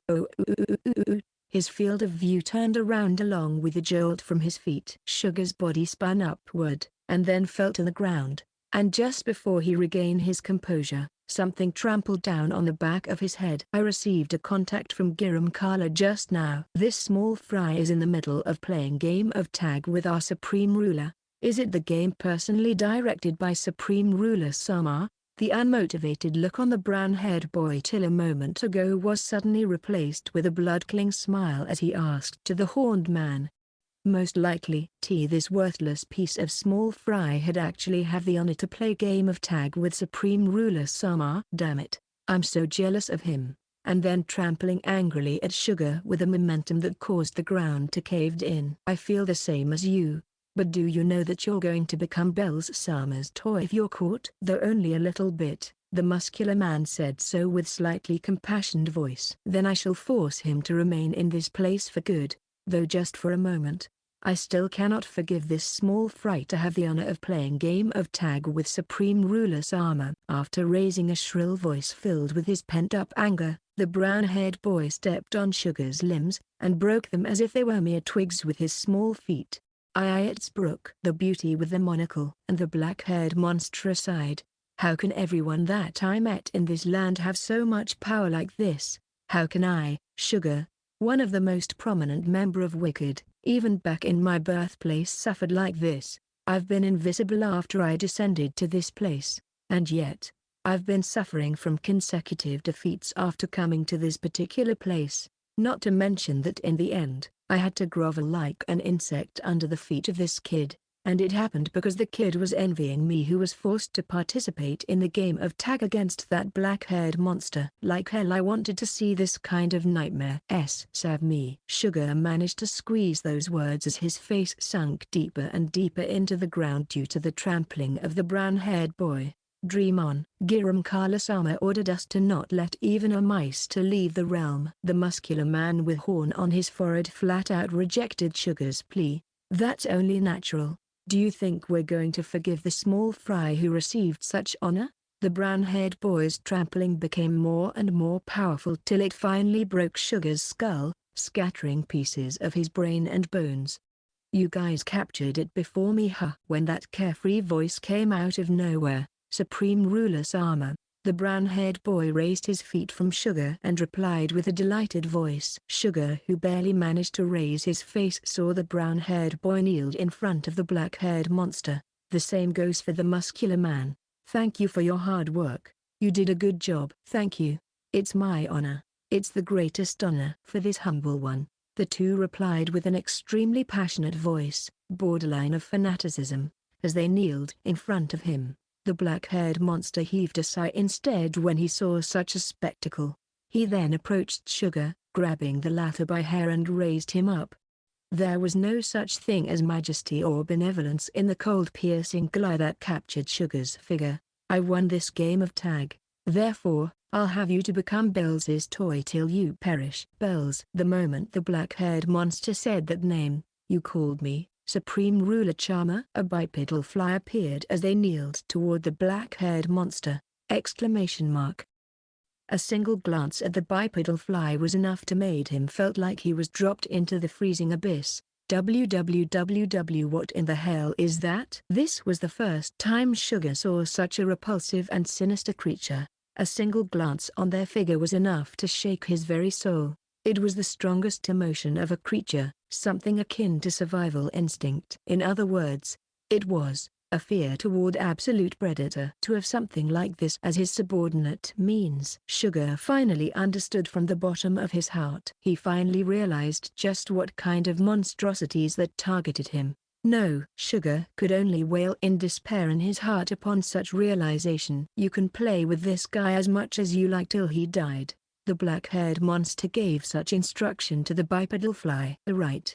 It means that I just need to keep him alive and toy with him forever. That moment, a black mass dropped from the bipedal fly and wrapped Sugar, as if telling the latter that resistance is futile. And that was the last happy memory in Sugar's life. Chapter 33. The beginning of another event. The entrails were scattered on the floor, the meat was stuck on the wall, and the blood was scattered like paint. Such a hellish spectacle was on full display inside the huge mansion. A man with slit eyes, wearing a white suit, sat on a chair in the middle of the room as he kept reading. "Sugar is dead," and spoke frankly. "For real?" a tall, handsome, turban-donning man asked with a disbelieving look. "Yeah. Sugar's presence has already vanished from this world." "No doubt about it," the man in white suit declared so with emotionless tone. "Seriously, someone in this land can actually kill Sugar?" "Or something close to that." The man in white suit standing up and then turned around, looking at the other 6 people who also sitting around this ghastly room. "The next job has been decided. Let's avenge him," and gave such order. "Are you sure? We've yet to finish the job, right?" "Doesn't matter. This is the request from Master." "A massacre? Is it?" "Sound good to me." The turban man stood up from his chair and let out such exclamations. "We wicked won't permit defeat. Even if it happens in such backwater place." The man in white suit spoke while chewing his lips, and then, "That's why kill them all, leave no one alive." He raised his voice as he strode toward the entrance of the mansion. The worst wicked army started to move with a bestial roar. Chapter 34. Behind the scene of the first trial. Inside the dense forest, a woman donning a black suit, Esther, confronted a long-nosed monster, Giram Kala. "Hey, what in the world does that mean?" Seeing the gloomy look on Astaroth's faces as she crossed her arms. "What do you mean?" Giram Kala replied mockingly. "Stop feigning ignorance. That unexpected development from before is your doing, right? Don't worry, I'm just sating my curiosity and won't blame you. The thing invoked by that just now is clearly authority." "How did that obtain authority?" "Authority holders are restricted even in this world. There's no way a mere human can become a holder. Let me add that our great supreme ruler has uncommon power to grant authority to any of his subordinates." "Is that what you're trying to say? Are you trying to say that lower species, human, has actually become Master's kin?" "In short, it's just as you say. Gilbert has become a rare exception among us and become a proper kin," Giram Kala declared joyfully as he spread his arms. "He's way too weak to be qualified as a proper kin though. Maybe because Supreme Ruler Sama has yet to officially recognizing him. The current him is akin to a diminutive ant crawling on the barren earth compared to all members of Subjugation Picture Book. But the divine prowess of our god is boundless. Once he is officially recognized, okay, that's enough. His will can even twist the world's providence. Us aside, it even works on the human domain. Truly an outlaw." Astaroth raised her right hand, interrupting Giram Kala as he spoke while shaking her head, on it a completely perplexed look. "It's too soon to make such conclusions. He might have to clear the trial imposed by our Supreme Ruler Sama before he gets accepted to stand among us." "Well, I agree with that." Master clearly failed to see a huge mistake in his recognition. Rather, it got worse. I can pretty much imagine that scale only escalating further and further, becoming even crazier than before once this matter finished. He might even order us to crush evil army. Giram Kala smiled ferociously hearing Astaroth's remark. "Ended." "That might be the reason for Supreme Ruler Sama to raise Gilbert's status as kin," and shouted with voice that loud enough to shake the atmosphere. "No, Master might not thinking that far." "What do you mean? Are you mocking our god?" Giram Kala's third eye glared at Astaroth as she asked such a question. "We have different recognition compared to Master. Just like how we can't have a clear grasp of the strength of the trash in this world, Master also has the difficulties of measuring the strength of others since he is simply way stronger than any of us. In short, for Master, The evil army which have past history with us is no different from goblin or orcs, of the cat monster from before. He doesn't even consider evil army as a threat? Asked Giram Kala, his entire body trembling non-stop. Maybe. Even the strongest force of the evil army, the 6 admirals, are toys he prepared as the last foe for the first trial. Giram Kala then kneeled on the ground, assuming praying posture, still in trembling state. Ooh, what a sin. This lowly bug has actually committed such huge sin by doubting Supreme Ruler Sama's power. Indeed, for someone as powerful as Supreme Ruler Sama, everyone else is akin to small fry. He then cried with loud voice that shook the air in hundreds meters radius. The subordinate resembled their master. Good grief, just how much the scale going to escalate after this? Astaroth muttered quietly while stirred herself, and then, as if she realized something, what's the situation with the beast folk scouted by Mist Rose? She then turned round toward the lion man clad in golden armor, Nemia, who stood silently behind her. It's going according to the plan. The troublesome trash has been excluded in this trial by you. I see. Nevertheless, even evil army is nothing more than piece of game. Originally, something like this should never happen. Astaroth muttered quietly without finishing her sentence. Her expression was really complicated. I agree. After staying by Supreme Ruler's side, I realize how diminutive, shallow, and crude the world was in my perspective until now. Nemia nodded, completely agreeing. Well then, that's the end of the first act. Let's begin the preparation for the next act. Giram Kala and Nemia stood up and nodded together. The next moment, their figure vanished like smoke. Master, please do as you like. We will take care of the rest. Astaroth spoke to herself as her figure vanished into the forest, as if she tried to convince herself. Chapter 35, The Birth of Dragon King. Side, name, the center of North Grand, Aldebaran Army Housing Facility, Azure Dragon Laboratory. The giant blue dragon, one of the 4 great demon kings, Cetus, was working together with Aldebaran, and their force quickly conquered the northern part of North Grand. Aldebaran army had already built their base right in the center of North Grand. They kept a lot of captured monsters on their base, and then, hell started. The base was in fact a huge testing ground to create the strongest and the most evil of creatures. A while after Aldebaran continued doing so, the smell of rotten meat inside the base grew stung enough to make name. The close aid of Ash Media, frown. Aldebaran stepped forward until he arrived right in front of a giant pulsating meat located in the center of the room and, "Everything army according to plan," said so as he looked at the lump of meat before him, satisfied. Yes. The plan's completion rate is 90%. The last step is to guide Setostono at the king. The man wearing a navy blue lab coat placed his fist in front of his chest as he reported respectfully. The birth of the new king. I'm looking forward to it. Aldebaran nodded, satisfied. Aldebaran, I think I know what you're trying to do, but still.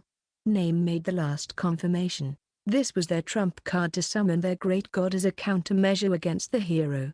There were few severe requirements to summon their great god, the most important requirement being the possession of king title. Aldebaran and Go were just one step away from making king. In fact, none of the 4 demon kings including Ash Media could receive that title. Primarily, there was a difference in status among the race aside from the majority of humans who received gifts. The rank went up according to the degree of difficulty to become king, starting from pawn, rook, knight, bishop, vizier, from the hardest to the easiest. Even though the demon race was a humanoid race, none of them received gifts. Among all the other races, they're the most difficult race to reach the rank of vizier.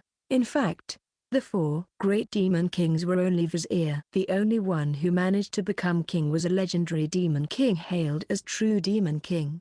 Naturally, for name, her master, Ash Media was the most ideal candidate to become king, but she was far too kind for that position. The moment she heard the method to become king and summon their great god, she flat out rejected the idea, and from seeing Aldebaran's transformation this far, Name came to the conclusion that this method was a one-way ticket in becoming a heartless monster. That's actually the biggest reason why her kind-hearted master rejected Aldebaran's plan. Naturally, she understood just how foolish and cowardly her master's choice was. But, either way, the demon race was doomed due to the hero's rule to exterminate all demon race. Especially the current hero who might have the power to kill even the demon race's god. While it might be true that the demon race finally gained a king, Name thought it was too early to celebrate. They had to summon their great god and transform the world into paradise for the demon race. Failing to summon their god even after having a king was an unacceptable failure. Don't worry. We are faithful servants of our great god. Aldebaran tilted his head, smiling as he revealed his huge canines, a chill running down into Name's spine seeing that undemon race-like expression. You've seen the proof, right? A squirrel went out of Name's pocket, climbed on her shoulder and asked puzzlingly at Aldebaran. Of course, my lord. The people around them raised a commotion upon seeing Aldebaran placing his right fist on his left chest and now respectfully at the squirrel. That was a natural reaction since they saw with their own eyes. The prideful Aldebaran was actually bowing at a squirrel. Following that, a small tremor came toward their direction. The one who created that small tremor appeared after he broke the huge gate. It was a huge azure dragon. Oi, Aldebaran, how's the preparation? We're just about to call you. It's ready. The next step is fusing that and you to make you into king of dragons. The huge azure dragon raised his head, squinting his eyes as he looked at the lump of meat in the center of the room. Is that the shadow of their former shelf? And asked Aldebaran. Yes, they're your former subordinates. Those poor guys will become food to make you into king. Seeing Aldebaran sweep the corner of his eye with exaggerated gesture, this is the proof of their loyalty to me, their king. Or should I say something akin to their master? Well, that might be so. Aldebaran's attitude flipped out. The tips of his lips drew an arc reaching his ears. He raised a laugh as he licked his lips with his unnaturally long tongue. These trash. She knew that she didn't have the qualification to blame them, but Name definitely disagreed with Aldebaran and Cetus' methods. She felt that it was too sinister. You guys are truly heretic. It's almost refreshing. The squirrel spoke in admiration. It's an honor to receive such praise. Thereupon, Cetus placed his right fist on his left chest, bowing lightly as he expressed his gratitude. Okay, let's start immediately. Look forward for the return of our great god in this world. As you wish. After bowing for the second time, Aldebaran signaled with his chin to the researchers who got away from the lump of meat immediately. Gluttony's offering. Aldebaran snapped his finger as he hummed. The giant lump of meat swelled up quickly and heading straight towards Cetus. You are. It then wrapped around Cetus' body. The lump swallowed Cetus as the sound of flesh and bones being crushed resounded and compressed finally. It slowly turned into the figure of human youth with a stern look on his face. Oh no. An overbearing presence that almost forced Name to place her right fist on her left chest was emanated from reborn Cetus. The youth examined his entire body in confusion, but he was clearly excited. So this is our new flesh. Wonderful. It's brimming with power. And said so with delight. Sorry for disturbing your moment, Cetus, but I have to ask you to lead my army and conquer the southern side of North Grand immediately. Hearing Aldebaran's remark, sure, I'm in a really good mood right now and can't wait to test my newfound strength. He left the room without turning back. Kukaku. Now I'm one step closer to becoming the true Demon King. Aldebaran's face warped into a sinister smile after he confirmed that Cetus had left. There was not even compassion left toward the foolish giant dragon who danced on his palm. You guys are truly heretic. It's almost refreshing. The squirrel who became the medium of the great god spoke with admiring voice. Name could only bite her lips in frustration upon hearing such nauseated words, but I'm willing to fall into the bottom of the hell for that personage's smile. Name repeated such a vow in her mind. Chapter 36. Acquiring the first trust. When I opened my heavy eyelids, the red-haired girl who retained her childishness was looking at me with a worried look on her face. She had several strands of cat beard on her adorable appearance which didn't seem to be any different from humans. Yeah, I knew her. She was the girl I wanted to save at all cost. Mornin', Shah. I felt a sense of relief as she greeted me with smile on her face. What a relief. You finally woke up. Shah hugged me. She buried her face on my chest till I couldn't move at all. It seems she was really worried about me. I tried to raise my hand to brush the back of her head but cast. I felt sharp pain piercing my right arm as the bone of my right arm creaked. The same goes for my left arm and leg. It seems I couldn't even move my finger. What happened to me? Gil. You've been sleeping for 3 days and 3 nights. Shah replied immediately while wiping her tears with the sleeve of her right arm. I see. There were too many things that I couldn't understand but, seeing that Shah had already returned safe and sound, I felt relieved that one trouble had left. At the very least, the mastermind who sent the group of thieves wasn't involved with us anymore. It should be a good thing. Nevertheless, even now, I neither had idea about the identity of the mastermind, nor their goal. I've this fear that something like this incident would repeat in the near future. Nevertheless, we've at least overcome one crisis, and yet, are you sure that you're not going to put me in the underground jail? I wanted to avoid the situation in which Shah's position got worsened since she fussed over my health. I mean, even I couldn't trust myself. Don't worry. Everyone decided to accept you as one of the residents of this village. You're one of us now. When I was wondering where that voice came from, the door opened, followed by the entrance of the owner of that voice, a cat-faced man with scar on his left cheek, Chigai, who carried something in the bucket in his hand. Eh? What do you mean? I said. You're one of us now. You're also the villager of this village. You mean I am your comrade too? Yes. Are you sure about this? I'm a human too, you know. Even though they're extremely vigilant toward me till just a while ago, to the point that they wanted to kill me for being a human, how did they recognize me as their comrade that easily? It doesn't have anything to do with being human or not, is what I want to say, but everyone seems to understand that there's no need to suspect you. No need to suspect me? Chigai heaved a sigh as if literally surprised upon hearing my question. Otherwise, we will make an enemy of the guy who can literally slaughter all of us with a flip of his hand. That's why there's no need to be wary of you. No way, that should be the effect of those I tried the stakes too, and yet, it has no such effect. You won that battle with your own power, overwhelming your opponent with absolute power.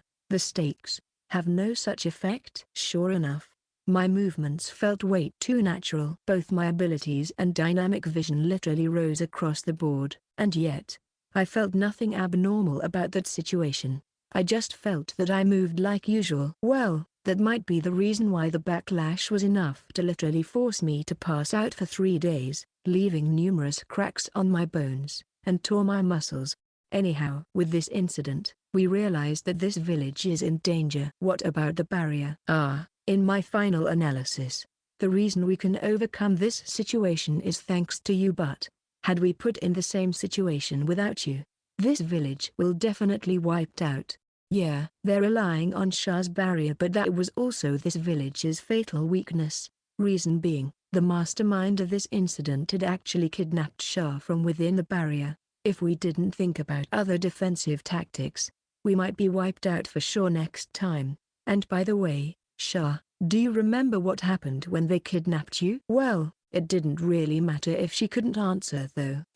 I don't remember at all. When I woke up, I was already in my bed. Just as I thought, the mastermind really did as they pleased. I knew that the mastermind didn't wish to harm Shah. Was it just to test this village? No, that didn't seem to be the case. The mastermind gave us the time to prepare for the counterattack against the thieves. After all, without that precious time, this village would be finished for sure. Since that was the case, the motive of the mastermind might be purely for entertainment. They used this village, kidnapper, as a chessboard. If that was really the case, there might be another test waiting for us. Chigai must have realized this fact. Do you mean we've to reinforce the defense of this village? Yes. This place is our village.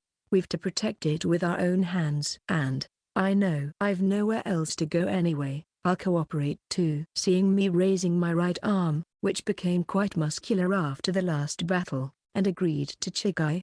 Thanks a lot, Gil. Shah embraced me with all her might. I ended up suffocated by her. Chapter 37, Nightmare. Noth grand. the center of Aldebaran army camp. Immerse research facility. The son of the patriarch of Hobgoblin village. Gobuser was dragged into a room along with his brethren. It was a room inside a huge wooden building. In the middle of the room was a lump of meat that barely maintained its human form. In front of that lump of meat was a man with red skin, wearing navy blue clothes, red hair swept on the back, sitting in the chair. No. And the hobgoblin, whose age was 2 years older than Gobuser, was dragged in front of the lump of meat by the demon race soldiers. The demon race soldiers pushed the hobgoblin toward the lump of meat, and right at that very moment, several eyes and mouth or something similar to that opened up on the surface of the lump of meat. Jia! The despaired wail of the hobgoblin, who Gobuser regarded as his own brother, resounded along with the sound of crushed bones and flesh inside the lump of meat. Gulp. The lump of meat made a burping sound, and something that resembled a face on its surface rotated in its place. Well then, you shall become a supplement to help me to become king. Be honored, since you can at least become the waste of this lump of meat. The moment the red-haired man with hair swept to the back and he gave a signal with his eyes, the soldiers threw them one by one toward the lump of meat. Oi, next. And just when the red-haired man sent down execution order to the next hobgoblin in turn, Gobuser, Rerad Sama, it seems the experimental body has killed enough for today. The red-haired man with swept back his hair, Rerad clicked his tongue upon hearing that update. Return them to their cell. Rerad left the room after he said so. He didn't even try to hide his annoyance. Gobuser's legs went limp as he realized that he barely survived. He was then dragged by the soldiers back to his cell. At this point, Gobuser couldn't even feel sad or angry seeing the death of his brethren. He just felt relieved that his life was spared for another day. Later on, Gobuser cried non-stop, feeling ashamed of his feelings. Chapter 38. Derailed track outside of Hypothesis. Nuth Grand, the center of Aldebaran army camp. Imp research facility. Few shadows of people were writhing in agony inside the dimly lit room. You did something pause just now? The demon guard went out of the building, yawning, sleepy look on his face. But then, a black shadow passed by his side, lying on the ground, passed out. Oi, stop kidding around in your guard duty, else I'm gonna hit you from above. The other guard reprimanded the guard who passed out as he was about to leave the building too, only to find himself suffering from the same fate, fainting with one punch on his abdomen from the black-clothed man who appeared out of nowhere. The Black Donna saluted the woman who wore a monocle and black suit along with the long-nosed monster who appeared out of thin air, and vanished into the cover of the darkness of the night. To think that security of this place is this poor. Even if all of this trash works together, they won't be able to defeat even the weakest residents of Kidkai. Much less to say about Obaru and his group. To begin with, are they even qualified to become chess piece in Supreme Ruler Sama's important game? The monster with a long nose, Giram Kala, crossed his arms as he asked the woman in suit, Esther, with a disappointed look on his face. I agree with you, but they're fairly powerful for the level of this world. The citizens of Kidkai common sense have been messed up by Master. In short, they're already outside of the common sense of this world, maybe, but this is already the most they can do in their evolution phase. No matter how you look at it, it isn't a test anymore, right? I agree. Well, it's not like we can disappoint Supreme Ruler Sama either. If we use a little trick here, Master might destroy this trash right there if he saw the disastrous scene in this research facility. And quite possibly, he will do that on his own. I know that. That's exactly the reason why we've to move around like this. Well, not that we can decrease the resident candidate of the God's country any further. Indeed, we've already discovered the plan of the evil army. They might be planning to accomplish descent of the god. We can use their plan. Esther's lips went up, forming a wicked smile as she muttered on her own. Her visage bare the resemblance of the devil. Agreed. Those scum. Giram Kala also had an ecstatic look on his face. The divine protection given to them is the glutton is offering. Since that's the case, they might be trying to become true demon king, truest archenemy. Only then they fulfill the condition to invoke descent of the god. Look, it's one of our past work. Are they going to force their toys, small fry, To evolve to use the technique that we developed before we're exiled into that dungeon? Exactly. Anyhow, since we're not their enemy, there's no need to talk about this. They seem to be trying to forcefully invite the upper echelon of the evil army. We might be able to do that without any of these messy and useless preparation. That's great. We can finally finish Sumi and Tetl training by making them face those fellas. Those idiots from evil army who tried to dabble with this world ruled by Supreme Ruler Sama will taste the humiliation of being trampled down by those human they're looking down to. One of the 6 general of the evil army is your former master. Are you sure about this? It's not a big deal. My one and only god is Supreme Ruler Sama. Don't put him in the same level as those lowly scums. He spread his arms, looking up at the sky with bloodshot eyes while shouting with voice that shook the air. What a terrifying brainwashing ability. So, is that mean master truly going to use that? Esther shrugged her shoulders, shook her head before she asked that question to Giram Kala. Yes, Supreme Ruler Sama decided to enter the stage of the game on his own. Well, nothing is more boring than looking at someone playing the game after all. With that personality of him, I guess this kind of development is just natural. When Esther stated her honest opinion, Giram Kala looked up to the sky. It seems we gained total control of this facility. Now we only need to follow the Supreme Ruler Sama's divine will. His figure then vanished into the darkness of the night. Well then, the worst monster who controls the board is joining the game, huh? That's one hell of wicked deed. Esther had also walked into the research facility as she mumbled her honest impression. Chapter 39, Escape. I sighed. Kobuza. I might have fallen asleep after crying for too long. When I woke up, the big moon was already peeking from the window of my cell. Beneath such moonlight, the lattices made creaking sound as the door of my cell opened. Kobuza raised a confused voice. The key of the cell should be with the demon race who threw them into the prison. Rather, the entire lattice had literally vanished. Wake up, Kobuza shook his comrade who barely escaped death like him. The door is open, Kobumi. Kobuza's childhood friend muttered quietly.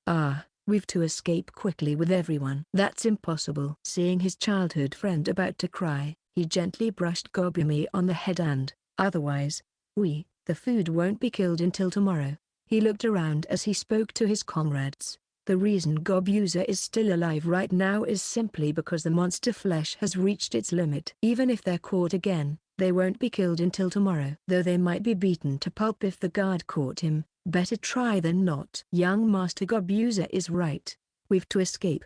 The old male hobgoblin agreed and then stood up too. Yeah, staying here means we're going to die for sure. Since that's the case, we've to bet on the chance to escape from this place. The young and muscular hobgoblin agreed. That moment, all the hobgoblins in that underground prison clasped each other's shoulders and walked toward the gate. Chapter 40, Escape 2, A Chance of Encounter amidst the despair side.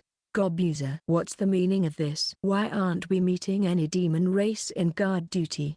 The place was filled with black fog. Our surroundings were dead silent, and we weren't even seeing one demon race guard along the way out of the research facility. The northern part of the North Grand had been conquered by them and had already turned into a living hell. So their only escape route was towards the south. In the south, there are many powerful races with high combat power such as Red Minotaurs, High Ogre, superior race of One-Eyed Giant, the Cyclops and the High Orc. Though those races wouldn't work together under the normal circumstances, Kobuza knew that once Aldebaran's army moved to the south, those races would see the same living hell as Kobuza's tribe. Thus laid the possibilities to form a temporary alliance against the same enemy. I almost reached my limit. He took Kobumi's hand and, just a bit more. We'll find a hiding place and take a break after the sunrise. Just a bit more. He said those encouragement for them. Being able to escape from that hell was already a miracle. But, he knew that the pursuer would come after them. What waited for them once they were caught was a certain death. That's why their best choice for now was to escape as far as possible. Why yes, Kobumi regained the will to walk for a bit more upon hearing his encouragement. After who knows how long they had been walking, when everyone had literally reached their limit and couldn't walk anymore, They finally left the thicket into a place resembling that of a plaza. In the middle of the plaza stood a giant tree. The morning light dyed the area under the tree with scarlet color, was the exact expression for that situation. Let's take a break in this place. Their enemy wasn't just their pursuer from the demon race. The beast who wandered inside the forest itself was already a huge threat for Gobusa and co.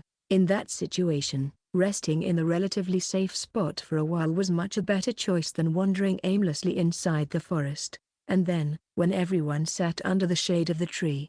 "What the heck is this?" The muscular hobgoblin suddenly raised a bewildered voice upon seeing a vein twined around his leg. The next moment, he was suddenly pulled up, swinging upside down in the air by the vine around his leg. "Oh no, it's Madagascar. Everyone get away from this place." The moment the old hobgoblin warned, the trunk of the giant tree split up, showing a huge mouth with rows of sharp fangs.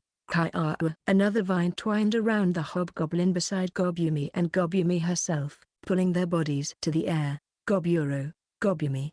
Gobusa rushed toward the two to save them, but, "Stop, they're going to eat you too, young master." The old hobgoblin hugged him from behind to stop him. "But, Gobumi and everyone are in danger too." The Madagascar raised the body of the hobgoblins till it was right above the opening that resembled a giant mouth. Why must we encounter a Madagascar of all? Just what kind of sin we committed to deserve all of this? Was the nightmare that kept haunting Gobusa and co ever since the demon race destroyed their peaceful village? Is asking for peace too much? Surely, they've been living a boring, unchanged life until the invasion. Even Gobusa felt so. That's why he always yearns to become the legendary hero of the monster in his mother's bedtime story. It was common story among the monsters, the story of the hero fighting against the evil god. But, that naive aspiration had already broken to pieces when he saw the true, cruel nature of the demon race who invaded his peaceful village. I know that. He knew that there was no hero who would save them from this pinch. He knew that he was living in an extremely cruel world in which the strong eat the weak. The weak could only submit to the strong. I know that. The powerful tribe in the north had been captured one after another and became feed for the lump of flesh in the demon laboratory. Gobusa and co were nothing more than powerless ants in the current North Grand. But, I refuse to accept this outcome. Gobusa might be saved if he chose to abandon his childhood friend. But, that wasn't the future that Gobusa wished for. Gobusa. That voice resounded in his eardrum. He wanted to save Gobumi. Yes, like hell I can do that. His boiling wrath erupted like a volcano. He couldn't accept this unreasonable situation anymore. He refused to lose his dearest people again. "Oi, young master." He shook the old man's hand, and grabbed the pole that he picked along the way. "Let go of them, damn it," and rushed toward the Madagascar as he raised such war cry. The feeler-like vine swung to the side, hitting Gobusa's abdomen and sending him flying like a small ball, only stopping after it crashed against the trunk of the tree behind him. That strike just now made Gobusa lose his breath. His body felt like it was creaking non-stop. During that time, Gobusa tried to prop himself with the pole in his hand. In his dimmed view, he saw that the Madagascar was about to eat his childhood friend. When he tried to rush again with a bestial roar, he tripped and fell flat on his face. He raised his face, only to see his childhood friends thrown into the mouth of the Madagascar. The moment he raised such cries, several lines ran along the body of Madagascar, and his childhood friend dropped into its mouth. Damn it, he failed to save those dear to him again. His clenched fist struck the ground before him because his sense of loss and helplessness. "Why, young master?" When he raised his face again upon hearing the old man scream, "Eh?" A man with a dog head seized the nape of the neck of his two childhood friends. Behind him was the wreckage of Madagascar. The man seemed like a kobold. He wore strange attire which combined both trousers and shirt into one. The man with dog head then dropped Gobusa's childhood friend to the ground. "Nice fight. Don't worry, these two are safe and sound." The man declared so. Gobusa's consciousness descended into the darkness hearing those reassuring words. Chapter 41, Village of Hope. When he opened his heavy eyelids as his body shook repeatedly, The first thing he saw was Gobumi's worried face. Thank goodness. As he spent few moments looking at Gobumi, who cried her heart out on his chest, "You finally awake, huh? If so, come here to eat." Someone called out to him from behind. He turned around to see the owner of that unfamiliar voice, a dog-headed man grilling meat with a bonfire. Every single one of his comrades from the village were also eating deliriously on the grilled meat in their hand. "You are? Me? Well, my name is Ryuga. Just call me Ryu," the man replied with a merry tone. Since both Gobumi and brother Goburo, who should be eaten by Madagascar, were safe and sound, this person should be the one who defeated the Madagascar, saved Gobumi and brother Goburo. But why? I mean, since Aldebaran started his invasion of the south, everyone should be too busy to care about someone else. This person should be someone from the Kobold tribe. But, Whitey, save your question for later. You must be hungry, right? Eat first. The man forced the meat on Gobuza's hand. Smelling the fragrant scent of the grilled meat, Gobuza's stomach, which has missed meals for the last few days, let out a loud sound. The dog man, Ryu, then listened to Gobuza and Go's story as they enjoyed their meal. "But, I see. So that's why those people," he only muttered those short words. His expression was calm and collected, and yet, Gobuza didn't miss the glint of madness hidden within those eyes. "Ryu-san? That's why Gobuza tried to call Ryu." "Oops. My bad." "Well, your situation isn't that much different from me. I also escaped from Kobold village in the north." "You too? Don't you want to fight back?" Brother Goburo asked as he hung his head to spare.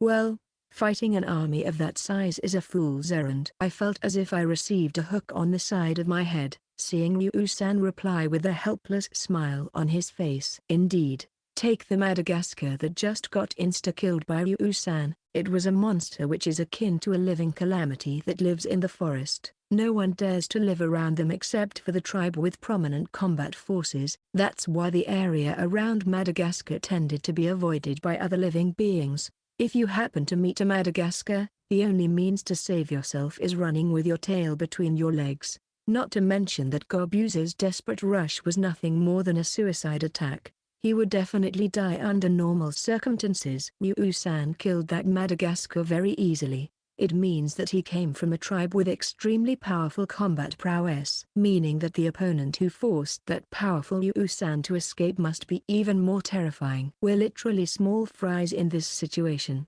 Then, we too. Though Ryu was bewildered for a moment seeing Gobuza hung his head down, he recovered immediately and scratched his head awkwardly.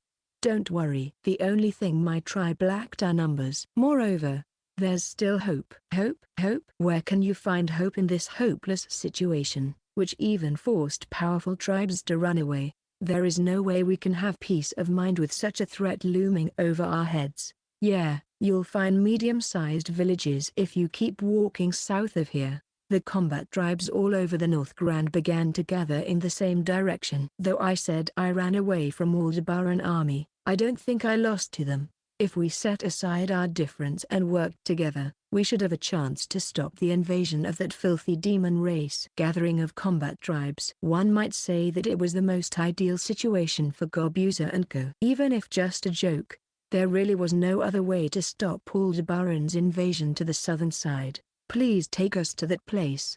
"Don't worry, that's my intention." Ryu smiled as he agreed to accept the request, and then took a bite of the skewered grilled meat in his hand. As Gobuza enjoyed the taste of delicious meat in his mouth, what kind of monster the boss of that village is? That was the one thing Gobuza was most curious about at that moment. Though they had to be united facing such predicament, properly speaking, it was the gathering of tribes who couldn't accept the other tribes, especially so for the tribes with high combat prowess. "Well, according to the rumor," Ryu massaged his chin as he started his story. Chapter 42, The Remaining Memories of the Worst Fella. Few months before Gobuza met Ryu. Notice from the subjugation picture book, since Gilbert Lotto Amelia has been registered as temporary member of the subjugation picture book, part of his sealed memory shall be released. Released 5% of the sealed memories. It was inside a luxurious room. I kept kicking the magnificent-looking furniture with an indignant face. I'm the next king of this kingdom. A mere servant isn't supposed to talk back to me. That fucking incompetent. Seeing me stomping my feet like a kid, the muscular man with blue hair and unshaven beard only stared at me with pity and then, Prince, the crown contest has only just begun. You're not the next king yet.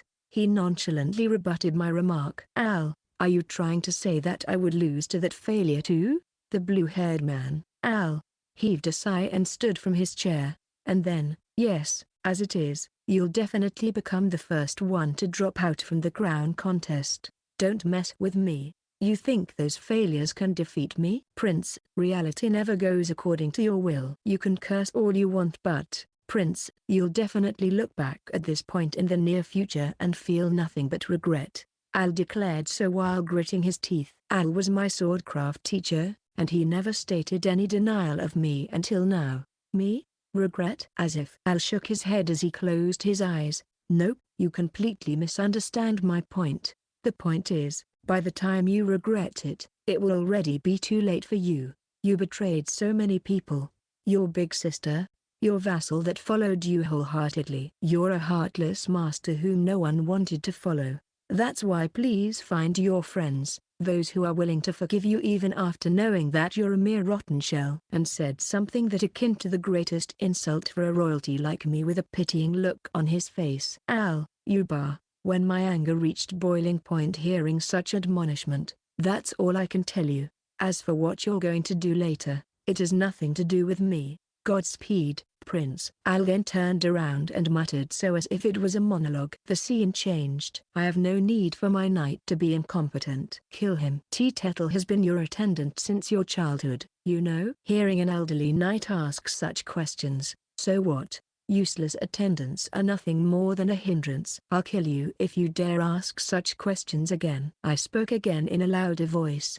My aide knight clenched his teeth in frustration and left the room without even bothering to bow. Are you sure about this? He must be one of your earliest vassals, right? Hearing a loach-bearded mercenary who I just employed a while ago. I don't need a useless piece. The same goes for you guys, I replied immediately as if it was a matter of fact. Oh, I'm scared. You really are a scary one, Prince. But that is also one of the qualifications for a king. The mercenary placed his hand on his chest and spouted flattery. That moment, my field of vision got interrupted. Ah yes. This was a dream about a useless, shitty bastard with a hole in his brain. A mere unsightly clown who had never realized that he wasn't the only special one. His idiocy was simply shot through the roof. I mean, this very shitty bastard who passed judgment with his emotion was genuinely the most useless person in this world. Chapter 43, Daily Life and Hazy Dream of a Shitty Bastard. The first thing that I saw when I opened my eyes was the now familiar ceiling. Seeing that the sky outside still dark, I knew that the sun had yet to rise. I felt like I just had a long and suffocating dream. I could only remember the ending, but it was the dream about a shitty trash who kept betraying those who believed in him. It's too real for a mere dream, though. Are that my memories? Before I realized, I judged myself. In a certain meaning, that trash was truly a heretic. Despite me doubting my own original personality, I couldn't believe that such trash exists in this world. According to Chigai, I seemed to be an adventurer before I lost my memories. Since that was the case, that dream might be my memories when I acted as that stupid prince's bodyguard. Anyhow, the only result I could see if that trash became the king of a kingdom was destruction. It is just as that blue-haired man, Al, had said, that kind of trash should be eliminated as fast as possible. Though my memories were still hazy, at least I wasn't the trash prince whose whereabouts I had no idea about. I didn't have that much leisure to do something foolish like that trash prince. I mean, suddenly the sound of lively footsteps resounded from the door of the room. Gil, wake up. It's morning. The red-haired girl threw open the door shouting my name. Morning, Shah. I raised my right hand and greeted her back while yawning in my bed. Today is the day of important meeting in the village, you know. Seems to be the case. I got off from my bed and stretched. Yup. Today was the important meeting that will decide the future of Kidnapper. Reason being, they learnt from the previous raid that Shah's power alone was far from enough to keep this village safe. We had to decide our next priority in case something similar happened in the near future. That's why I proposed to hold a meeting on this day. And since it was my suggestion, I definitely can't be late.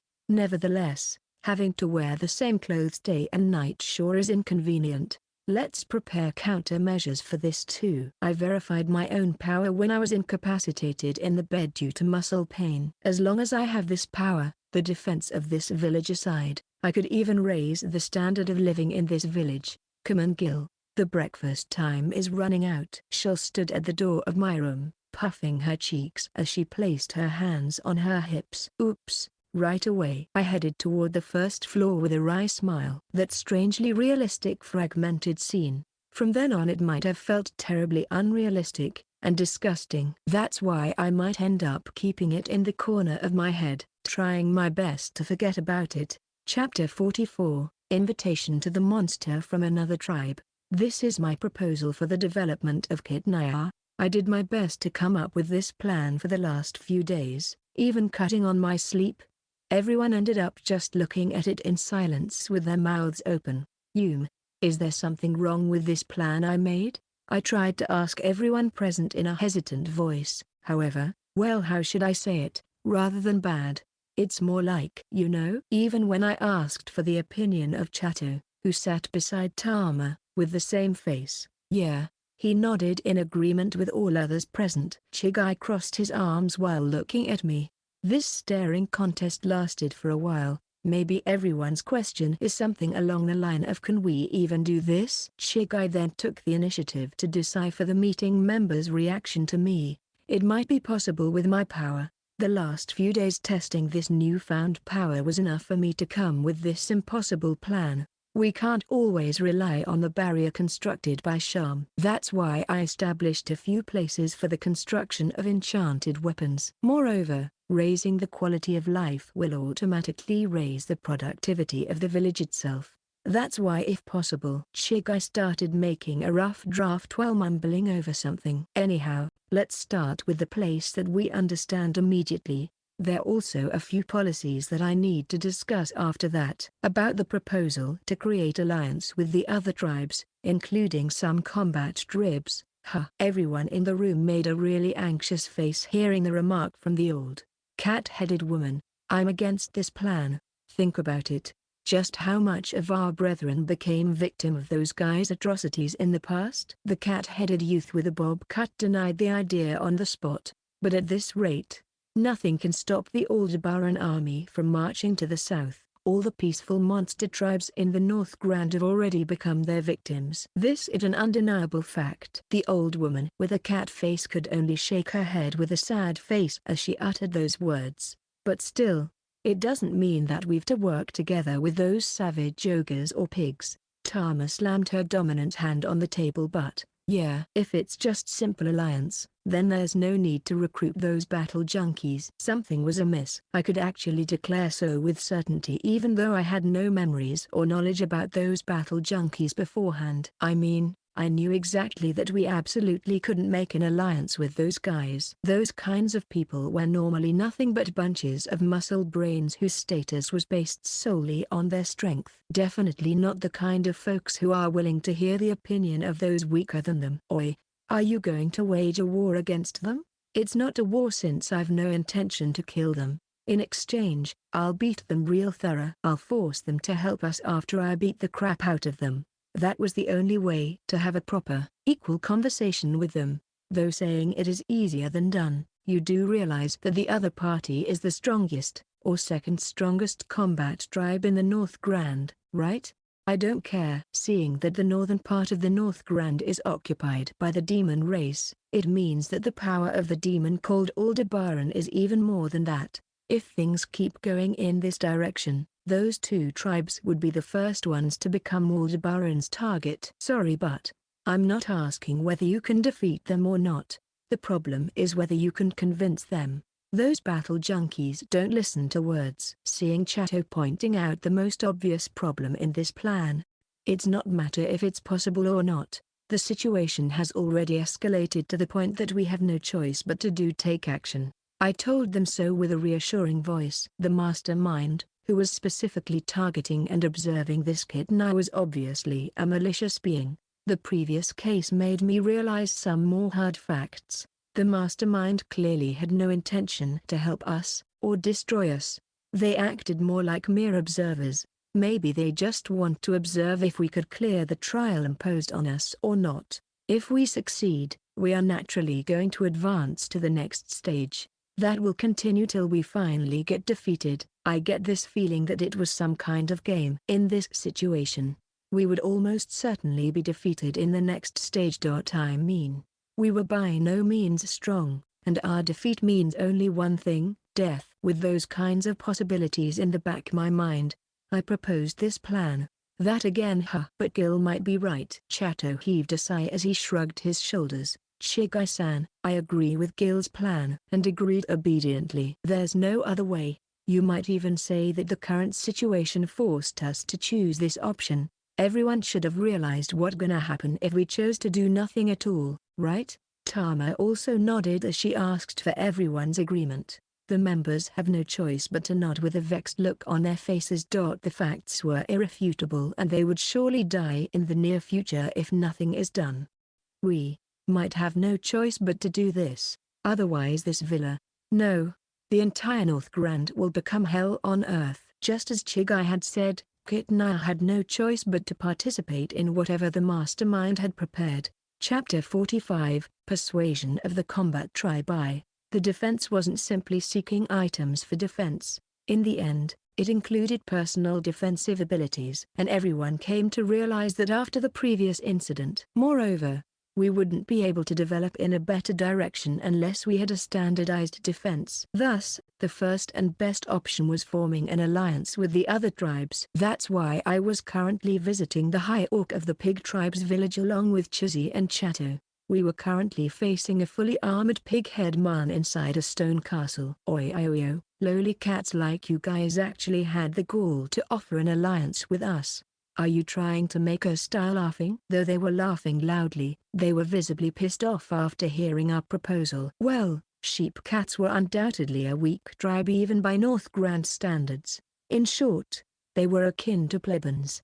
And those plebeians were actually brave enough to seek cooperation with a strong combat tribe even by human standard. This is the reason why I said that there were limited ways to force them to hear our proposal. If you refuse cooperation based on equal standing, then the only way left is subordination, right? Wait a minute, Gil. Color drained from Chato's face, who stood beside me. He grabbed my shoulder and whispered, "Subordination?" One of the bigger orcs with brown skin stood up from his chair, and seized a huge hatchet on his arm. This one was the only monster with skin color closer to red. This particular orc seems to be a special one among them. Yeah, either way, the entire North Grand would be destroyed. I don't want to do this, but at this rate, what awaits us is total destruction.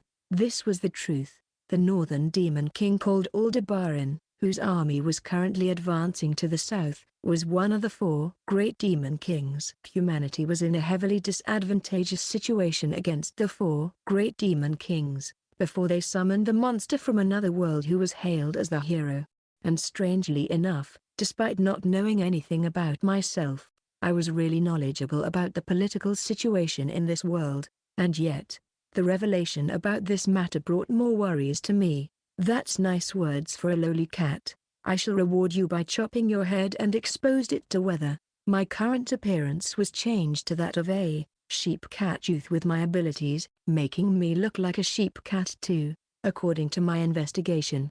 This ability was transformation. Its effect was to allow me to change my appearance to any creature in my imagination. Yes, the change wasn't limited to outer appearance, the same goes for the inside too. Otherwise, I could keep my outer appearance and only change my inside or vice versa. I think the transformation that I did when I repelled the band of thieves from before was an inside transformation.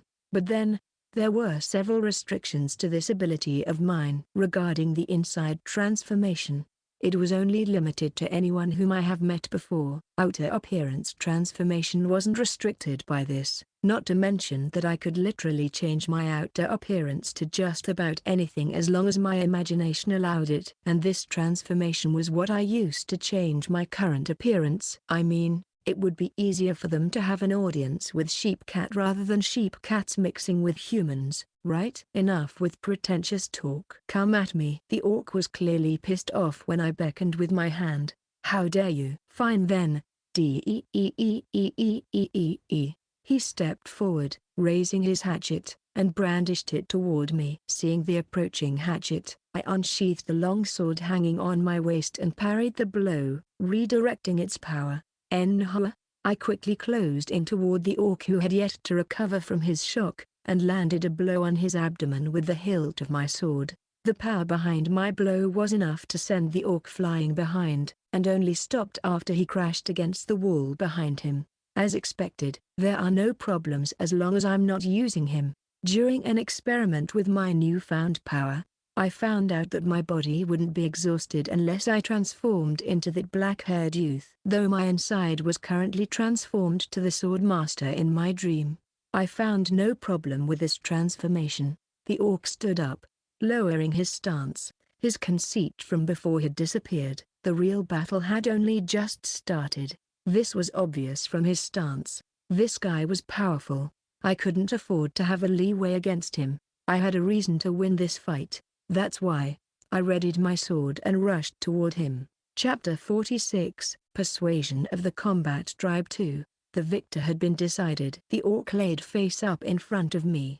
That guy was strong. Even I left in a tattered state after the battle. I used the power of the master whose name I had no idea of. But I knew that his strength was the real deal. And this pig-headed monster's skill was almost equal to that of a sword master. The reason I came out as the victor was simply because my physical strength was slightly above the orc. Well, I might be able to win in mere seconds if I transformed into that black-haired youth, but that guy was like an exception among exceptions. Even now, I still couldn't see anyone, or just anything that could win against him. Kill me. The orc who I just defeated shouted.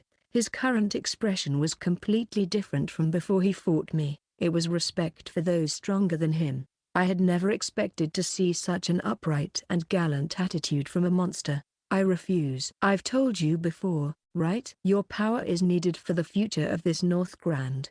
There is no need for us to quarreling at each other's again. Is the demon race that marching to the south even more powerful than you? Yeah, maybe. Even after losing my memories, I still felt lingering fear toward Aldebaran, the great demon king.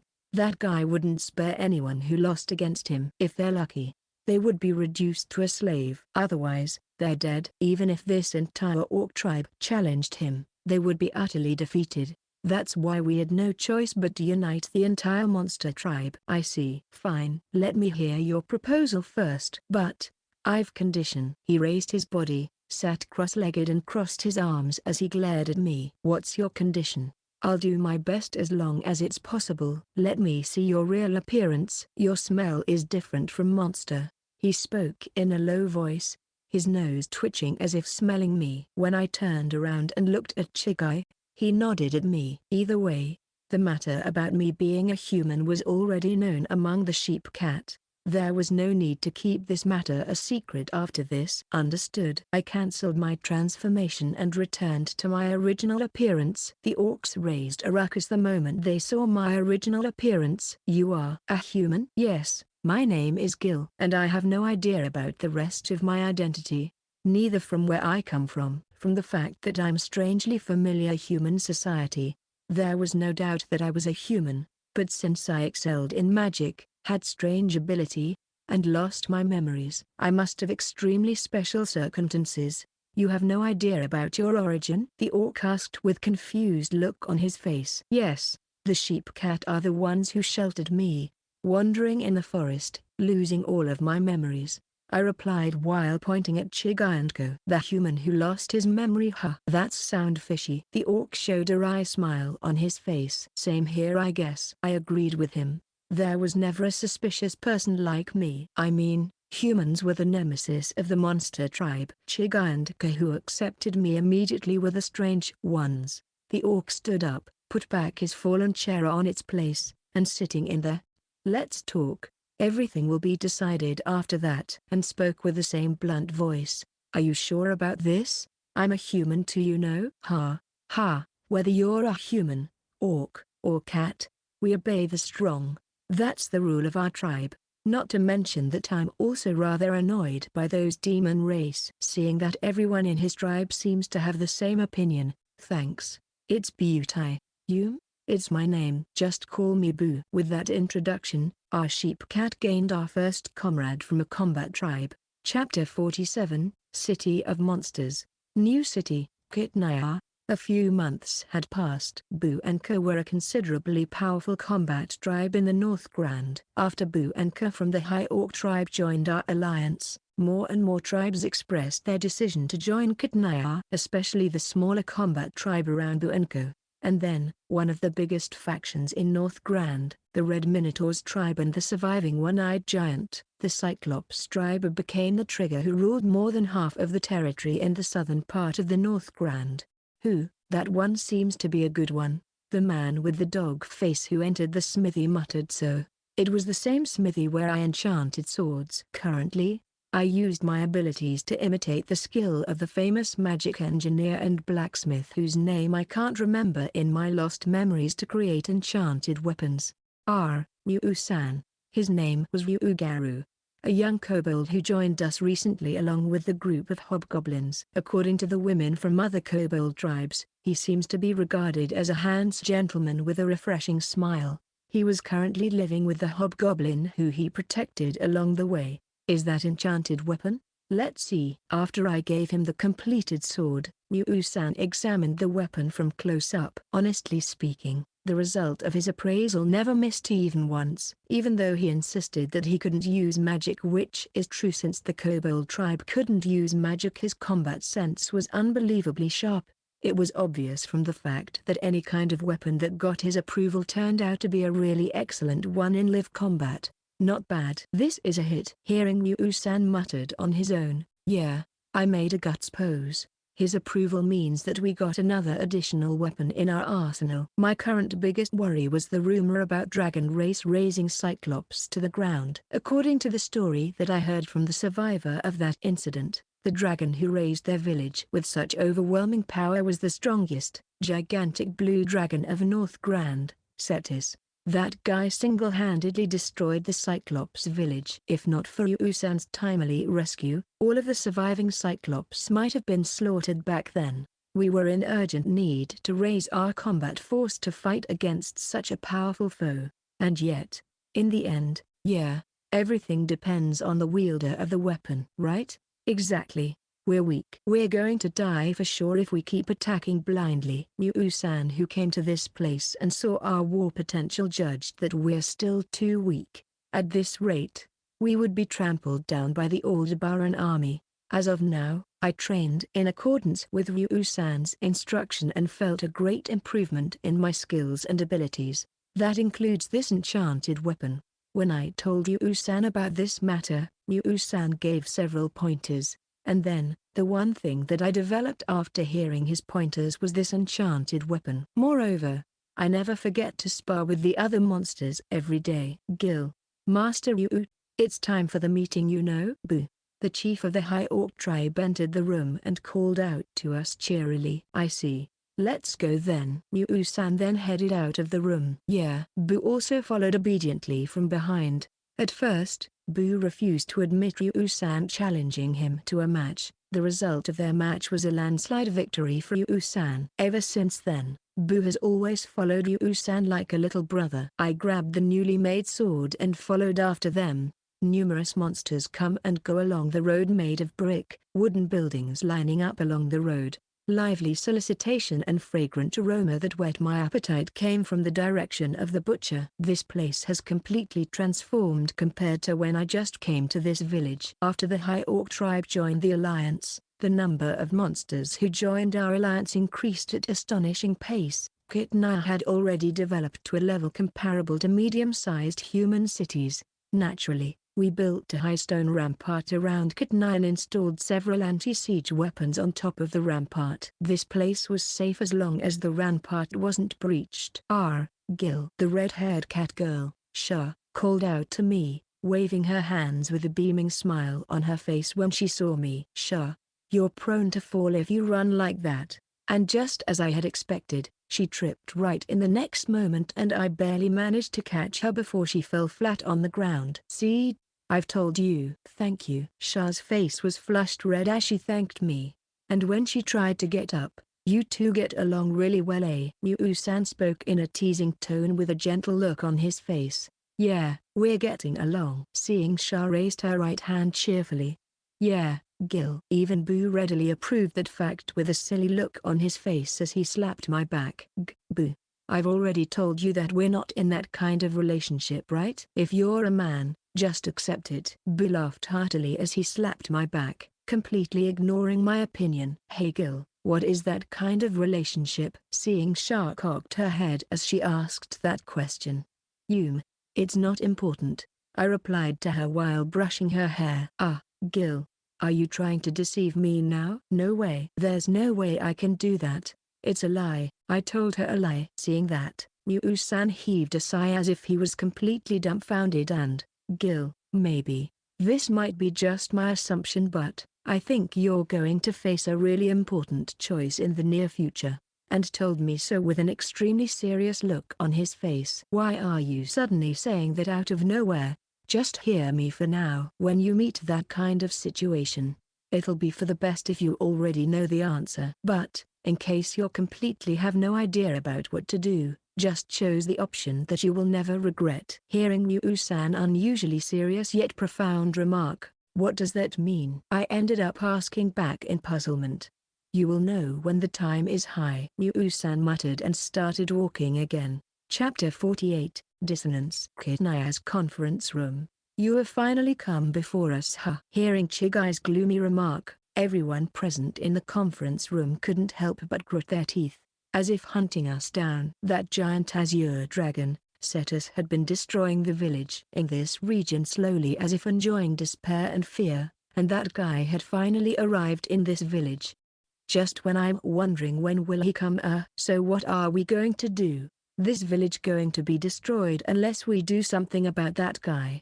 The woman of the tribe with head of bird, Garuta tribe asked everyone in this place with forlorn look on her face. This is a good village. I'll fight till the last drop of my blood. Boo claimed that he would bet on his life to protect this Kidnaya. Boo was one of the major figures behind the success of my plan to form the alliance.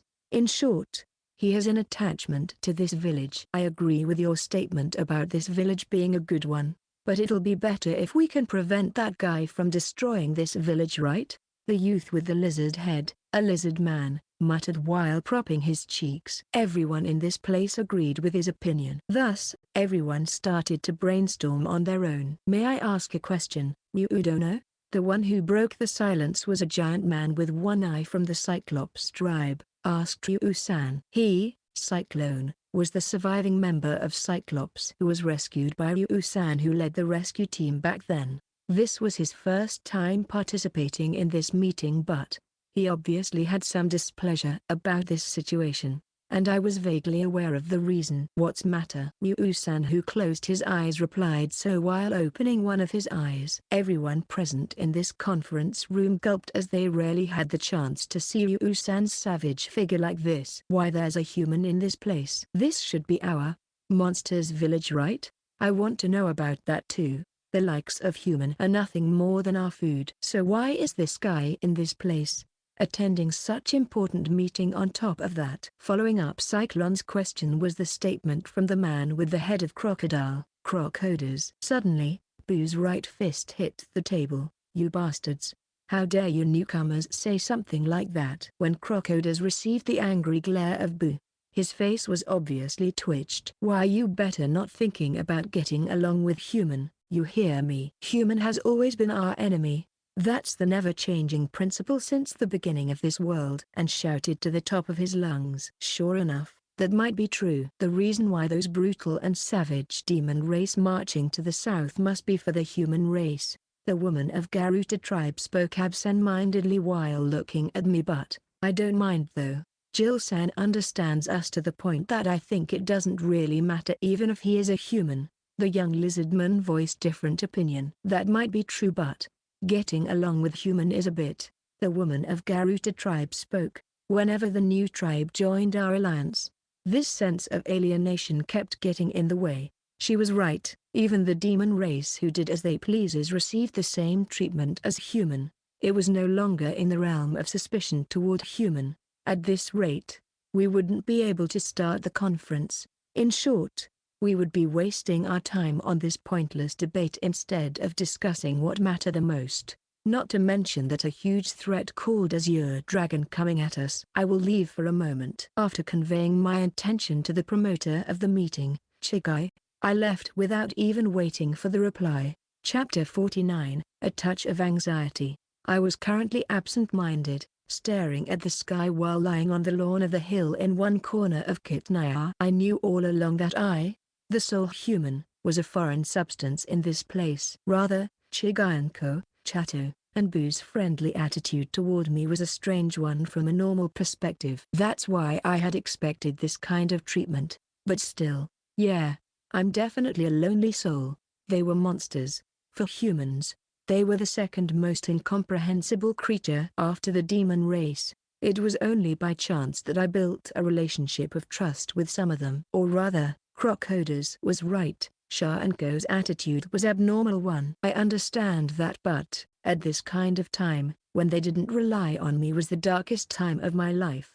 I guess I've to leave this place after this situation calmed down to some extent. It was something that had been in my mind for a while. This place was paradise for monsters, and I really hope it will stay like that. Thus, I, the sole human, was an unnecessary foreigner. This paradise would be complete once I disappear, and yet, I can't bring myself to do that. The moment I muttered those words, "Yeah, that kind of worry is the privilege of youth." Before I knew it, a strong and reassuring voice resounded in my ears. When I turned around, I saw a man with a dog face, Ryu-san, standing in front of the door. "How's the meeting, Ryu-san?" "Well, we decided to subjugate the lizard that will be moving to the southern direction 2 days later." "I see." "Ryu-san and the others should be able to fend off the invaders." "There won't be a problem as long as Ryu-san is here." I mean, I really couldn't see the bottom of this person's abilities after all. He also had a good head on his shoulder. I always get this feeling that he could single-handedly fend off the giant Azure Dragon, Cetus, even if the latter brought an army with him. "I wonder about that." Ryu-san turned around after he said such a profound remark. "Ryu-san?" This was the first time I saw this person putting on that kind of air. So I unintentionally asked him again. "Gil, if by chance my actions get hindered, you'll be the one who lead the team after me." Ryu-san gave such instructions without as much as looking at me. "What's that?"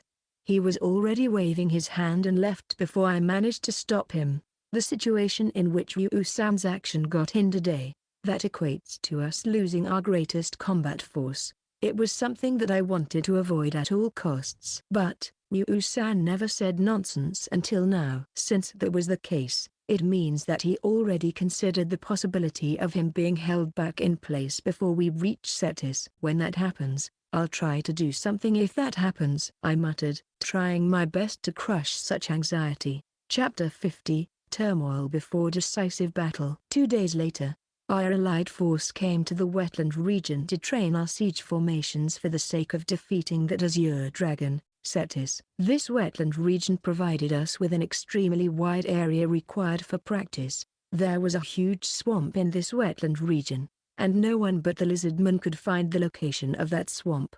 And once you stepped into that swamp, not even that Azure Dragon, Cetus, could escape from it at the moment of notice. We would unleash an all-out attack at that moment. It was a simple tactic, but also the only one with a chance to subjugate Cetus without having casualty on our side as long as we fulfilled certain conditions. The first step was having Cetus to get into the swamp. The second step was our attack on Cetus. The third step was preventing Cetus from getting out of the swamp. Fulfilling all steps aside, if even one of those conditions failed, we wouldn't be able to subjugate the dragon. Nevertheless, we have Yu-san for the second condition. I have my plan for the first and the third conditions. I think we might be able to manage it somehow. When I tried to make an arrangement in the wetland, why do I have to follow this human's plan? Crocodile raised an objection while pointing his two-pronged spear at me. Crocodile-sama, this is not the time for something trivial like this. Another man with crocodile head, the subordinate, apparently tried to stop Crocodile, only to faint in agony after Crocodile struck that man's solar plexus with the butt end of his spear. This great me follows no one. He spat at his passed-out subordinate with bloodshot eyes, and then pointed his spear at me again. Oh crap. Those bloodshot eyes. He was serious. This guy really wanted to kill me right before the decisive battle. From the very beginning, I already had a bad feeling about this. The most vital part of our plan was cooperation. In this situation, I wouldn't be able to participate in this plan even if Yu-san told me to participate. You bastard, Chato, who stood beside me, almost grabbed the hilt of his short sword strapped on his waist. But there's fool like this wherever you go. Yu-san, who stood beside Chato, stopped the latter faster than me, speaking while heaving a sigh. "Huh? What did you mean?" Seeing Crocodile, who pointed his spear at Yu-san while glaring angrily at the latter, I realized that Chigai, who usually mediates the situation at times like this, had this twitched smile on his face.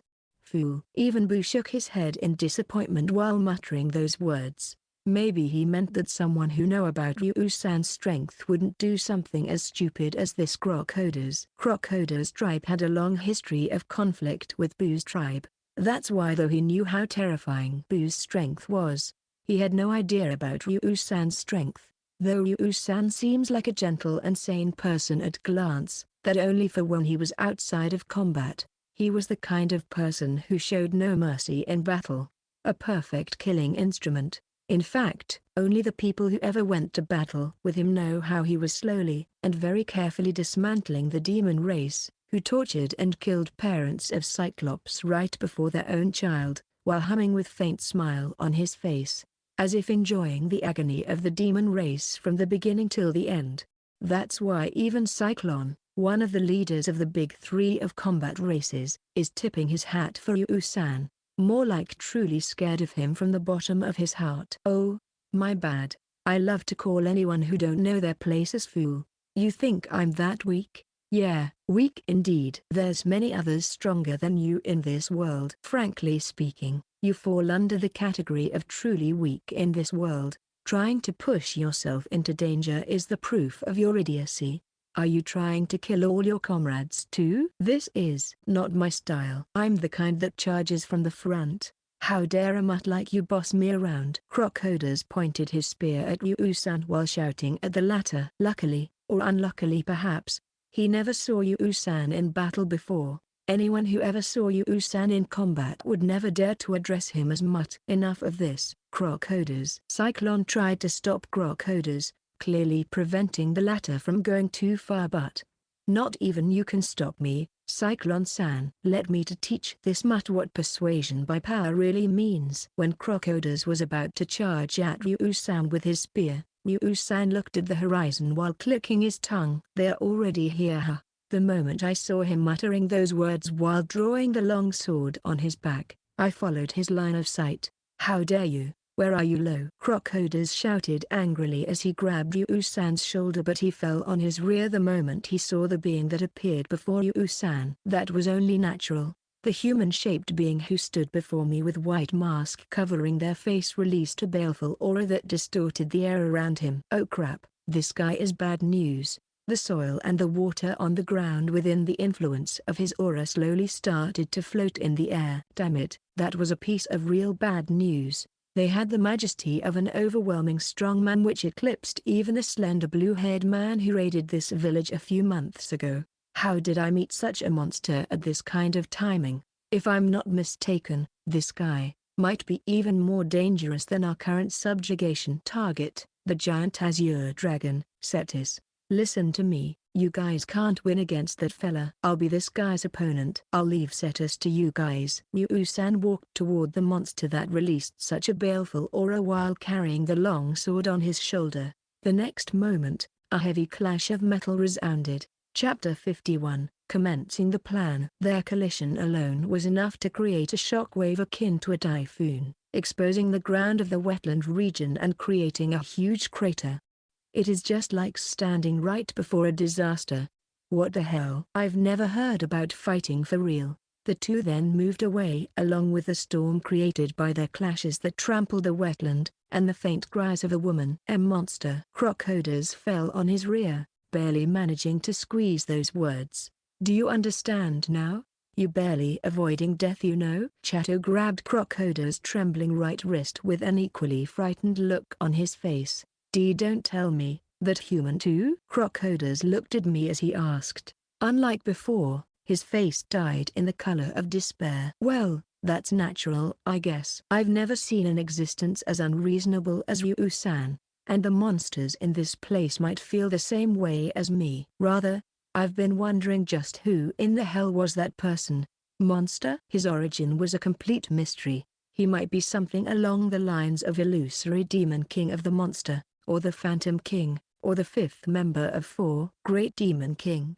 Gil isn't as absurd as that person, but he definitely stronger than you. He defeated me after all. The other monsters who just joined our alliance raised a stir the moment Boo said those words proudly. But this mean there's a huge hole left behind by Ryudono's absence during the subjugation of the Azure Dragon. Moreover, everyone had a gloomy looks on their faces when they heard Cyclone's remark. They knew what Cyclone was trying to say. Set us aside. That black lump class opponent could easily kill all of us if not for Ryu-san. That was an undeniable fact.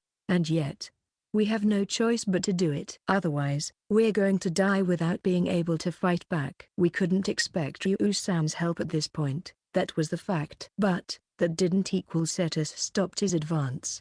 Unless we defeat that guy right here, he will arrive at Kitna a few days later. We were already checkmated. We had no choice but to defeat Cetus right now. Ryudono must have wanted to say that too. But, human, I'm still not trusting you.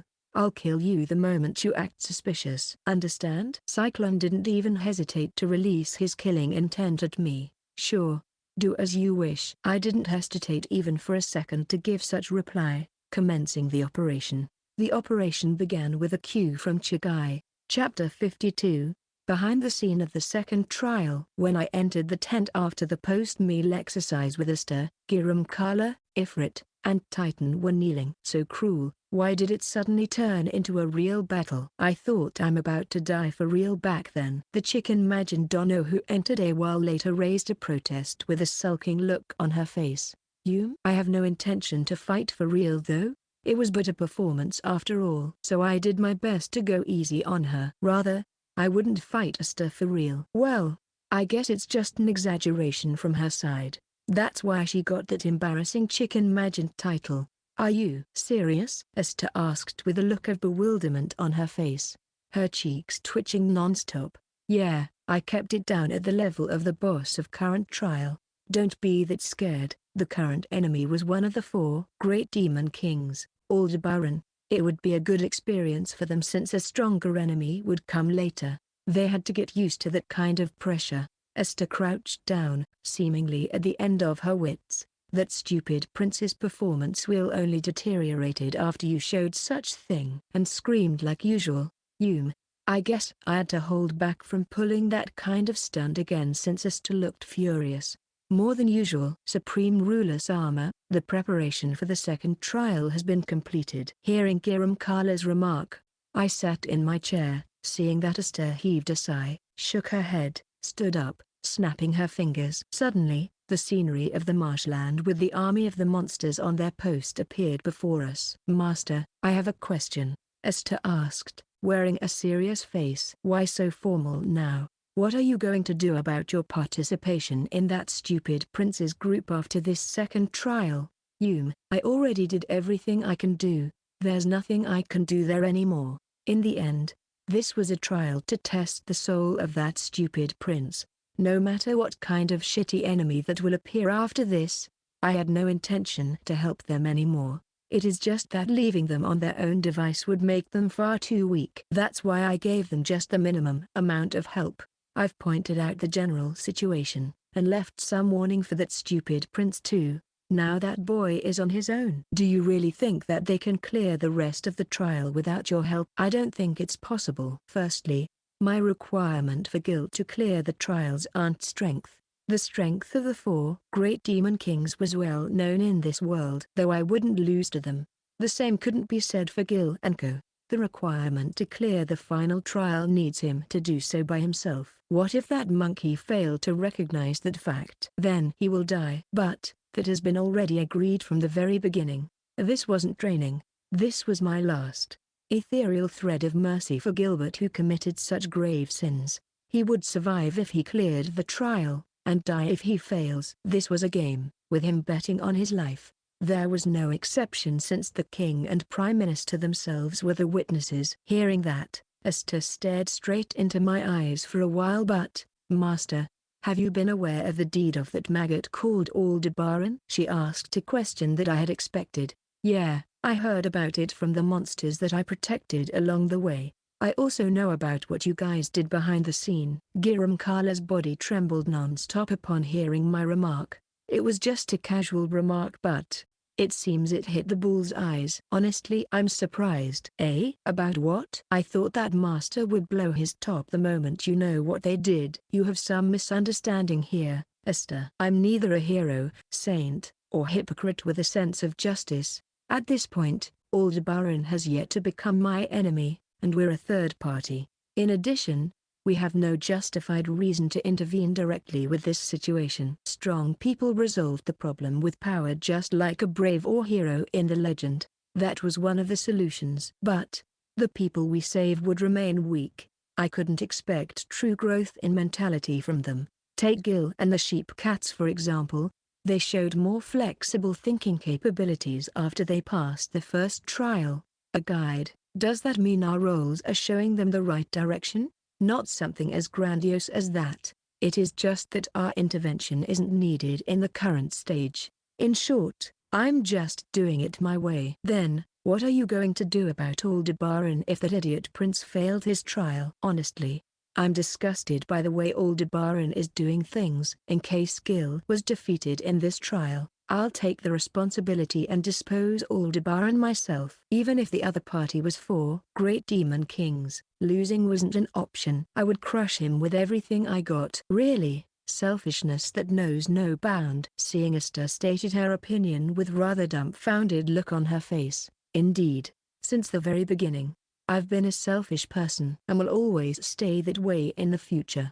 I revealed a whole-faced smile as I declared so to Esther. Esther was exasperated in seeing that, and you may do as you like, Master. She placed her right hand on her chest and bowed elegantly. That's my plan from the very beginning. Thus begins the second trial, betting on the pride and life of the monster who organizes it. Chapter 53, March of Azure Dragon.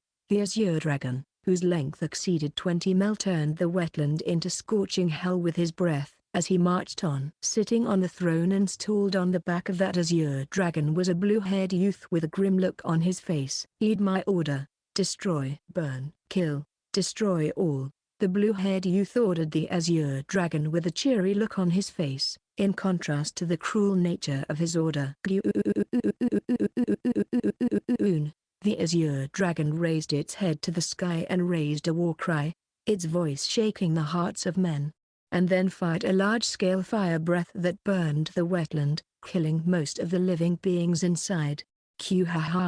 This is just a small part of my overwhelming power. This is the pinnacle of dragon strength, the strongest race in the world.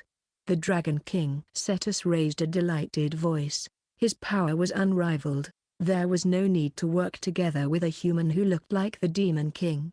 Neither he needs to keep working together with Aldebaran. To begin with, Cetus didn't give a shit about the revival of a dubious god revered by the demon race. Cetus' goal was ultimate strength. Now that he achieved his goal, he felt this was the right time to fulfill his original ambition, namely, proving himself as the strongest creature in this world. Since Daboa already perished, the number of beings who could rival Cetus was limited. Naturally, the current Cetus have no intention to lose, but That didn't change the fact that there was only a small number of people who he had hard time to deal with. Those were the world's 3 divine beasts. The sealed Deboer was one of them, and in terms of strength alone, they're far more powerful than the 4 great demon kings. Currently, Cetus wanted to kill the rest of the divine beasts and make a name for himself. For that, Cetus needed to store more power. And the method for that was by his one and only unique method, namely preying upon humans. After he reigned over the southern part of North Grand, he would head back to the northern part to destroy Aldebaran's army, taking the control of Aldebaran's territory, and then would start to invade human territory. Different from the demon race whose meat was tough, human meat was soft and tender. Especially the meat of women and children. Cetus couldn't stop drooling just by recalling the superb flavor. Anyhow, the best thing about eating humans was the fact that their flesh enhanced Cetus and Go's strength far more than when he ate the demon race. They couldn't attack the humans until now due to the interference from the church, mysterious people of the Empire, or the troublesome hero, but the current him didn't have to worry about them again. He would reign the human territory, eat all of its citizens, and the already strong Cetus would become even stronger. Those cycles would continue till he became truly unrivaled in this world. My mind can't help but to feel really delighted. And as he was lost in his own world, imagining the future of him who became the strongest, he saw the remnant of magical power in the wetland area before him. Maybe there was binding magic invoked when I stepped into the marsh. The movement of my leg feels restricted. What a petty trick. Foolish. Only fools will do something like this. The body of an azure dragon is something that I created from a single thread of my hair. Shackling its feet along won't be enough to stop me. Most of all, you can't restrict my body with such weak magic. Pitiful creatures who rely on such transient hope. Well, this is already pretty good for those lowly creatures. I don't mind even if I have to change my route, but that's too boring. A king like me doesn't need to be on guard against those lowly creature tactics. Moreover, let's enjoy this farce. I want to see those monsters' desperate faces the moment they see me destroy their one and only hope. I want to hear those monster despair death throes. I want to laugh my ass off when those monsters kneel on the ground, begging me to spare their sorry lives. That's why I shall trample them under my foot. Cetus smacked his lips as he ordered his other body to trample the monsters underfoot. Chapter 54, The Thought of the Worst Lowlife. We invoked the binding spell to make the guy who entered the bottomless marsh notice our presence. Nevertheless, this was a mere bluff with no actual binding power. It's just for the sake of stopping the dragon's limb for a while. The real one was a large-scale, 3-dimensional, flame-type binding art. This art was something that I found by accident when I was experimenting with my strange mimicry power with Ryu-san's assistance. To be exact, I closed my eyes and imagined the figure of 4 most skilled mage in my memories. The first one was the figure of an obstinate old man with navy blue robe. The second one was the black-haired, cheeky-looking youth. The third one was a beauty with jet black, long and glossy hair. The fourth one was a tall youth with long blue hair tied behind. When I tried to mimic them, I got a flash of inspiration and made this extremely vicious, binding-type magic tool. And the crux of our tactic was using this magic tool for large-scale siege and annihilation tactics. Currently, Chigai, Chato, and I were on standby, waiting for the dragon to step into the determined area before invoking the magic tool. Is that guy really going to take the bait? Chigai, who sat beside me, gulped before asking such a question as he looked at the approaching azure dragon. If Cetus is really the kind of dragon race that you and the others say, then he might take the bait. Cetus was the patriarch of dragons who had already ruled this North Grand for a long time. Due to his over-bloated pride and arrogance as a dragon, he would definitely walk right into the trap even after he knew it was a trap. It came from the confidence that weak creature like us would never come up with something that could bind him. Or maybe his pride wouldn't allow him to avoid the trap prepared by the one he regarded as lowly monster. Unknown to him that it was the very same pride that would kill him. He will step into the trap for sure. It's already knowledge about that Cetus bastard among us. Even his fellow dragon is nothing more than disposable pawn for him. Boo, who sat by my right, spat out, but man, He's so huge, right? Will Gil's trump card even work on him? Chato.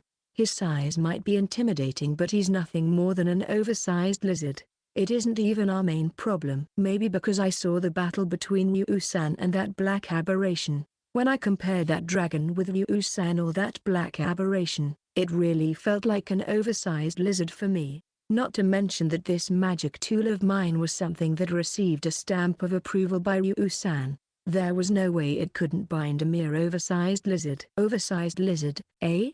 That guy Cetus, the ruler of North Grand, you know? Chato asked, completely dumbfounded. I've never said that Cetus is weak. His real body is most likely the humanoid on that dragon's back. I explained to him what I really meant. As a matter of fact, I didn't feel any threat from that oversized lizard. Rather, the humanoid figure leaning on his chair on top of that dragon released regal air befitting the ruler. I'm almost convinced that the humanoid figure was the real Cetus himself. Humanoid figure on the back? Boo squinted his eyes as he asked me. You're right. That bastard.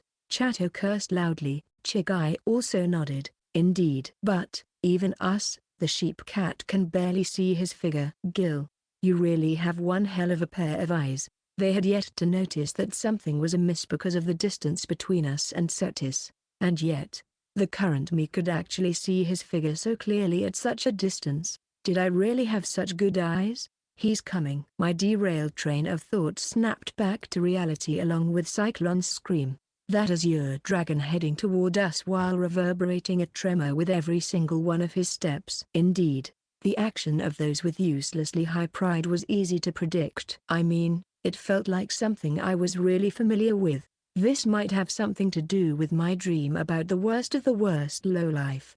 Thanks to that lowlife, the seemingly unattainable victory was not impossible anymore as everything went according to our tactic. Now it's time to send this guy to Hades. The reason for your defeat is your own pride. I loaded my magical power into the magic tool as I sneered at Cetus. Chapter 55. Perfect Victory. Several dozen miles tall azure dragons raised a roar, trampling over various binding formations which were placed as traps to make him lower his vigilance. The moment that azure dragon arrived before us, he had already entered into the affected area of my trump card. From the very beginning, the other binding formations were dummy to hide the existence of my trump card. At this distance, this guy wouldn't be able to escape. Numerous red snakes came out from the binding-type magic tools placed in the vicinity, coiling around the azure dragon and the villainous-looking blue-haired youth on its back. Chains? How foolish. The blue-haired youth tore off the red snakes. But, each red snake split into countless others, and slithered to bind his entire body. Finally, the youth started to lose his cool. He used both his hands to tear off the snakes, only to end up with much more snakes than before. It was this magic tool, Flame Snake of Gluttony's forte. It restricts movement of the target and increases their number infinitely by consuming the magical power of the target. And then, cocky maggots, don't underestimate me. We are the legendary king of dragons, the Dragon King. The binding art from inferior creature like you won't be able to stop this Cetus. And, red snake's size expanded rapidly, as if dyeing the world in red color. Boom. After a short pause, every single one of them exploded, creating a local storm in the vicinity. After the storm had passed, and cloud of dust had settled, the first thing in my sight was a hemispherical crater covering the entire bottomless marshland. Awesome. Chato muttered. Such huge dragon, blown up to dust. Boo nodded in agreement as he stated his impression. But, only the dragon that blew up. Its real body is safe and sound. It appears that guy is already on death's door, but the limbs of that villainous-looking blue-haired youth had already gone from the base. I could also catch a glimpse of his internal organs. More than half of his face melted. Nevertheless, no, that doesn't seem to be the case. Judging from the loss of the limbs, half-melted face and abdomen, and countless blue threads healing his wounds and restoring lost parts of his body at an seemingly blinding pace. Just as I expected from the Dragon King. I had long since predicted this outcome. Now we're racing against time. Unforgivable. You damn maggot. You disrespect this king. Won't be forgiven with simple death. I ignored the nonsense rambling of Cetus glaring at me with bloodshot eyes, and drew image of the black-haired youth, the strongest existence I had come to know. With imitation, just like before, I felt a lump in my chest. Simultaneously, I felt my bones and muscles creak as they transformed into the strongest. I kicked off, jumping towards the rambling guy. In the blink of an eye, I closed the distance. The youth, floating in the air, pulled back his right arm charging.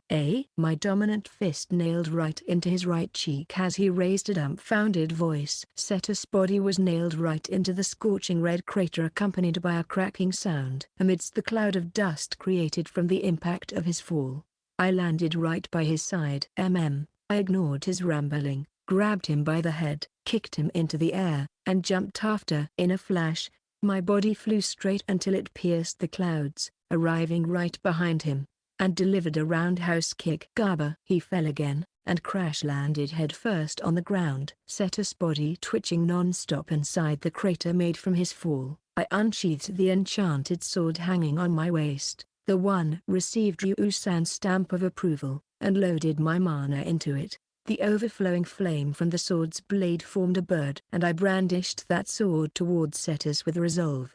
Cetus raised loud death throes, and after confirming his entire body was annihilated, an extreme sense of fatigue assailed my body amidst the sense of relief. Chapter 56, Show me your struggle. Most of Cetus' body had been annihilated. Well, normally, this is an obvious result. Esther spewed her sarcastic impression. Well, yeah. This result was just as expected from Gil's ability and performance. Esther stared silently at my face for a while but, Master, honestly speaking, there's no way they cleared the second trial with that battle just now. She shrugged her shoulders as she stated the most obvious fact. I know your concern. That oversized lizard is actually the trigger to start the second trial. The real second trial comes after this. That lizard called Cetus wasn't qualified to be the boss of the second trial. He was nothing more than the sacrifice to start the second trial. So you have realized what we did behind your back? Of course I am. I also know that Aldebaran is trying to summon the one they referred to as the Great God. Master, are you going to make Gilbert fight the Great God? I've told you before, right? What I expect from him isn't strength. Honestly, I won't go as far as forcing him to do the impossible, but well, his strength did need to reach a minimum threshold to clear the trial though. God didn't exist in this world. That's why being hailed as the Great God by Aldebaran might be just an exaggeration, but still, it was also the fact that they're referred to by Aldebaran, one of the 4 great demon kings, the boss of the second trial. The fella who was about to be summoned with those suspicious rituals, was limited to those whose strength was within Gil's strength. Master, don't you think that so-called minimum is akin to trying to scale the heaven for that monkey? It's rare to see you showing such care. Did you by chance took pity on Gil? This was a trial to turn him into someone he really wished for after all. The normally listless Esther had actually fussed over the matter about Gil. Well, not that I'm gonna reconsider this matter even if Esther asked me to spare Gil. I just have this worry about a certain blockhead who is ignorant of the way of the world might be ended up losing all his motivation once he found out about the boring reality of this world. A blockhead who is ignorant of the ways of the world, huh? That person sounds like a pain in the ass. From the fact that she used a rather unique way to express her feelings, that blockhead she spoke of must be a unique person, like her lover for example. Well, that person might participate in this plan too. To be honest, I was really surprised to see that Esther acting more and more like my friend lately. Esther looked at me for a while with rather exasperated look on her face and then heaved a really deep sigh. That is also something that Lila did many times in the past. Yeah, it seems that person was truly a pain in the ass. Well, let's forget about that matter for now. Whatever. Back to the topic. I assume that you guys already know about that summoning ritual. As expected of Supreme Ruler Sama, nothing missing from Yuri, I raised my right hand, interrupting Giram Kala before he completed his speech. The latter bowed and then stepped back, That's an overstatement. I know that one of your goals is to avoid the victim from the monster's side. You have my gratitude for that, and I won't blame you for what you did. You guys did a splendid job, and expressed my gratitude to them. We're unworthy of such praise. Seeing Kiramkala stutter, on the verge of crying on top of that, once again, I, Kai Heineman, order you. Let's start the real second trial upon the resurrection of that great god. As you wish. Giramkala's whole body trembled as he replied with a voice that shook the air. His body then wrapped in the black mist and vanished. Soon, Ifrit turned into a black flame and vanished too, which was followed by Titan, who turned into black sand. Astu also bowed lightly and retreated before her body blended with the darkness. Well then, the real game has only just begun. Show me your best struggle. I said those encouragements as I looked at the figure of Gil within the image projection before me. Chapter 57. Victory Declaration. That kind of event was not what the monsters expected. The giant azure dragon, Cetus, was the leader of the Blue Dragon clan who ruled North Grand for a really long time. He was the symbol of fear and strength for the monsters who lived there. Anyone who opposed him would meet a demise. That was the common sense of the monsters, or so it was supposed to be, and yet, that symbol of strength was crushed so easily. This time, the monster's common sense was crushed by none other than one tiny human. Oi Chigai, tell me, what is that? Cyclone grabbed Chigai by his collar with his right hand and his left index finger pointing at Gil, who was lying on the ground, exhausted. A human, maybe. Though Chigai himself doubted it, Gil himself claimed that he was a human. Don't screw with me. Our opponent is Cetus. Not to mention that bastard becomes even stronger with some sort of shady ritual. And now you're telling me that guy got squashed like a bug by a mere human. Cyclone had a fair point. Cetus had already evolved into a king by sacrificing his brethren. That was the information that they managed to get from the enemy that got captured by Ryu, meaning that Cetus had already become the king of dragons, the Dragon King, hence, even more powerful. And yet, Jill squashed him like a bug. Thus, Chigai came to realize that both Ryu and Gil were an outlier, irregular existence that couldn't be measured by the normal standard of this world. Cyclone, I understand what you feel right now. But, it is what it is. If he was that powerful, maybe no one but Ryu can stop Gil when the latter ran amok. Just imagining the situation with Gil running amok alone was enough to convince Chigai and Co., the sheep cat, and the monsters who saw the fight between Gil and Cetus. This outlier human and that monster-like kobold. Seriously, just who in the hell you really are? Crocoders muttered anxiously. Well, Udono aside, I don't even know that much about Gil. I can only say that without those two, we definitely won't be able to win this war. This was nothing more than Chigai's intuition. The enemy they're going to fight was one of the 4 great demon kings, Aldebaran, but he felt that it wasn't as simple as that. It felt like some sort of nightmarish script was hidden well behind that facade. The writer of that script chose the North Grand as the stage for his script, with Chigai and Co. as the actors who played the protagonist role. In addition, he pretty much realized that the most important factor to win this game was none other than Gil. He even started to think that the trigger for the play was the moment Gil stepped into Kidnapper. Is that not our enemy? Hearing a question asked by Cyclone, yes. If that is hostile toward us, we would have long since perished. And Gil won't be able to move for few days due to the recoil after using that power. Chigai replying while gritting his teeth. Does that mean this power is some sort of last trump card? Yes. He was also put into this state the first time he used this power months ago. He can't even walk during these parrots. In short, Gil used that power since he trusts us with his back. Hearing those words, Cyclone looked at Gil with rather complicated emotions on his face. But, I'll at least admit that he's not hostile for now. But, it doesn't mean that I trust him. Crocoders voiced his stand. That's fine. From the very beginning, our goal is to build relationship based on trust, and we already know this has to be done step by step. Cyclone left in silent after Chigai said so while clenching his teeth. Do tell me, is that one of the ability of Gil's imitation? Chigai nodded to answer Boo's question. Maybe. Gil told me before that he tried to become the strongest existence with his imitation, and added more information. Strongest existence. Is it? I wonder which one is stronger, that guy or Ryu-san? Who knows? Both of them are simply beyond the scope of my understanding. At the very least, I wish that so-called strongest existence isn't our enemy. Absolutely. Chigai looked away from Boo-hoo laughing merrily and turned to Tama and Chatter, who rushed to the unconscious Gil, and snapping his fingers. Well then, time for victory declaration. He looked around at the other monsters in the marshland. We won, Chigai shouted as he raised his right fist in the air. After a brief silence, the monsters raised a thunderous cheer. Chapter 58, The End of Azure Dragon. North of the marshland, under the marsh of North Grand. Those bastards, the scary youth, Cetus, crawled in the muddy marshland, cursing his opponent who outsmarted him. Both his arms and legs were torn from roots, half of his face melted, his body burnt black. Countless blue thread appeared on his body, quickly patching those grieve wounds. Those human sham. I won't let them have an easy death.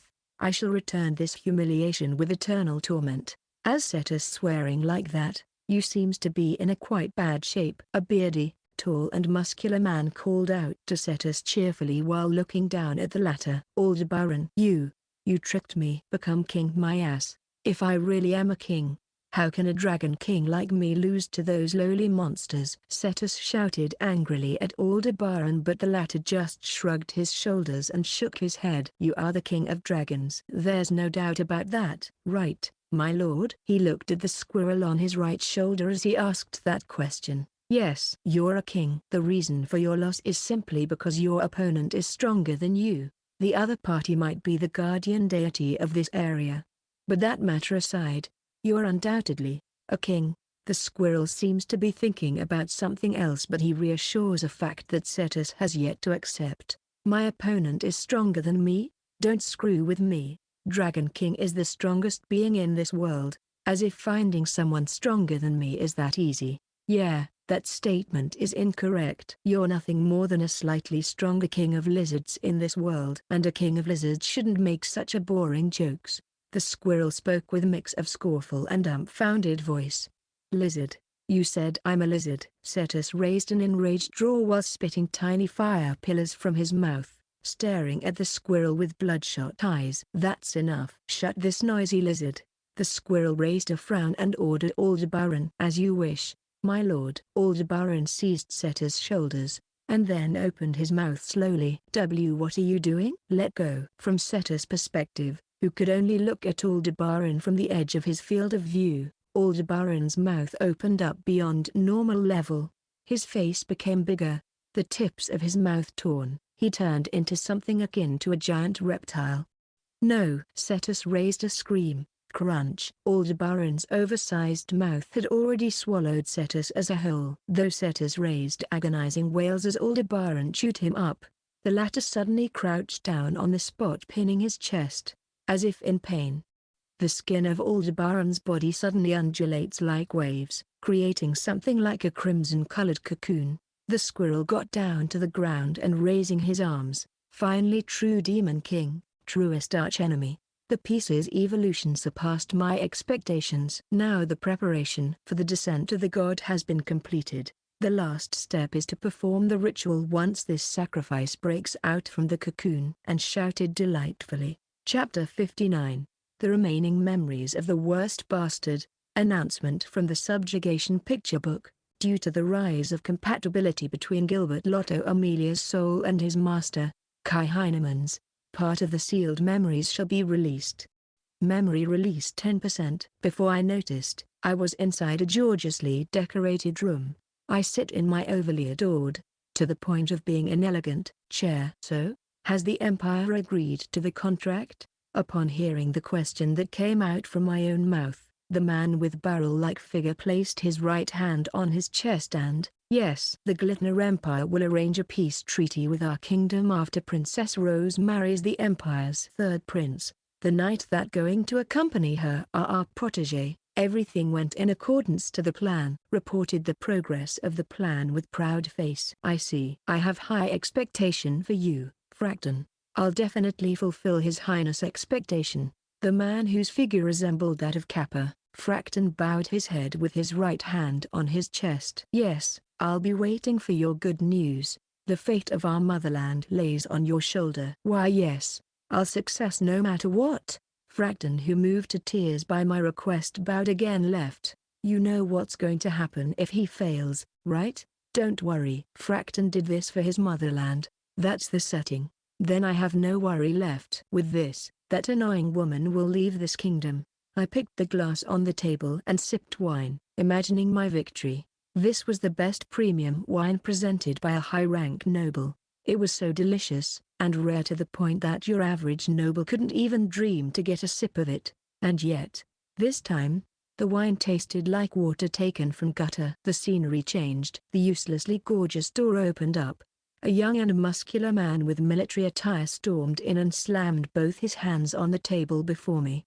Your Highness, why are you selling your own older sister to that filthy pig? And roared angrily. The officials who happened to be in the same room as me twitched the moment they saw the man's devil-like enraged face. Older sister? That woman is the enemy of us, the royalty and the nobles, since she planned to destroy the order of this kingdom. It's only natural to get rid of your enemy, right?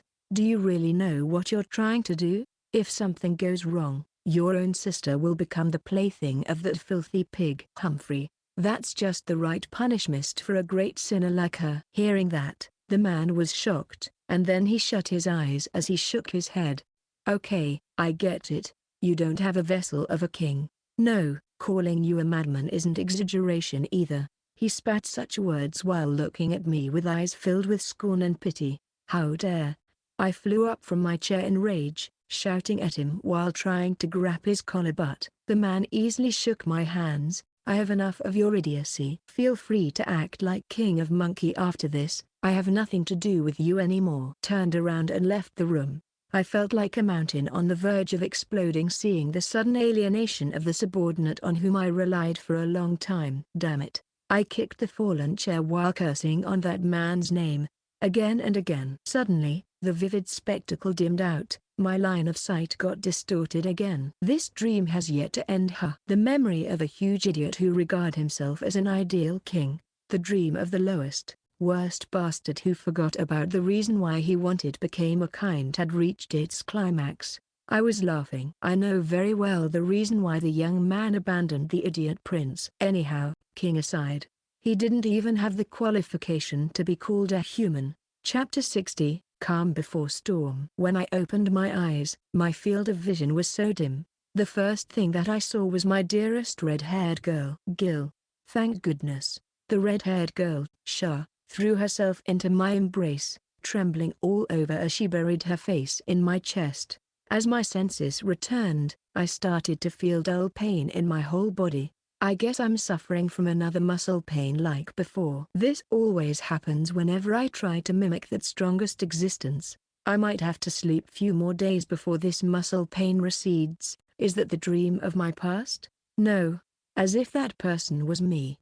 I shook my head to stop thinking about that unpleasant dream. The bastard in my dream was a trash who went as far as selling his own blood. Even if I lost my memories, I knew that I wouldn't do that kind of thing in the past. I might not have been a good person in the past, but what that idiot prince did was just too disgusting. But that dream looks even more vivid than the previous one. Rather than a dream, it might be something that happened in the past. Like hell, I'm doing something so stupid. Hey Gil, is something the matter? Shah looked into my eyes with extreme worry. Nothing, I'm just thinking about something. I'm fine. I hugged Shah as I spoke, showing off my brightest smile while enduring the muscle pain that tortured my body. Yeah, I'm not that bastard. I might be the hunter employed by him. I might leave his side too, since I also feel disgusted by that bastard, just like the man from before, and stranded to North Grand after escaping from the pursuit of that bastard's assassin. I kept reminding myself about that while crushing the anxiety in my chest. The creature called human had a tendency to always try to look away from the harsh reality. That is exactly what happened to me right now. I tried to deny the fact that the idiotic, heartless, and irredeemable prince in my over-realistic dream was not myself. That spectacle, the feeling on my skin, the smell, it wasn't something that I saw from another perspective. It was me. The me of this time refused to accept that cruel reality. At this moment, I faintly realized that I would be trapped in this seemingly never-ending nightmare with no way to escape.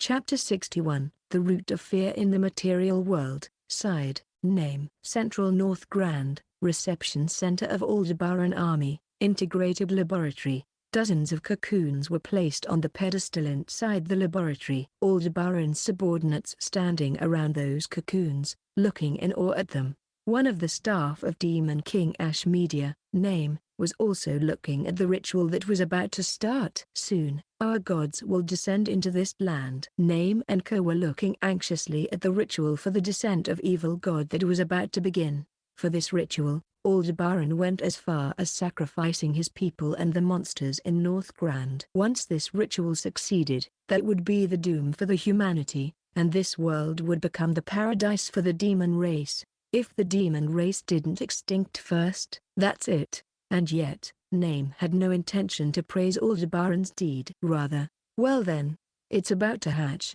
That voice came from the squirrel on Name's shoulder. At that very moment, all the red cocoons on the pedestal crumbled down. Gahahaha. Finally, the true Demon King is born. The whole body of the 3 meters tall aberration with a lizard face which came out from the cocoon started to undulate, becoming more compact till it formed the figure of muscular man with red hair, Aldebaran. Following after that, the aberration inside the other cocoon had also started to hatch one by one.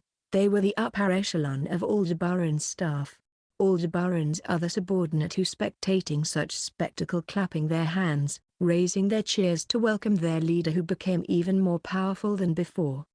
T2 different. Though Aldebaran's strength rose rapidly until just before he entered the cocoon state, it was still within Name's expectation. The same goes for Cetis. Even if her leader, Ash Media, was weaker than Aldebaran from before, Aldebaran still had to pay a steep price if both sides fought to the death. But, the Aldebaran who stood before her right now was a completely different being. He had clearly transcended the race called the demon race. With this, I can open the path to God. Right, my lord? Hearing Aldebaran's question, the squirrel on Name's shoulder raised a chirp.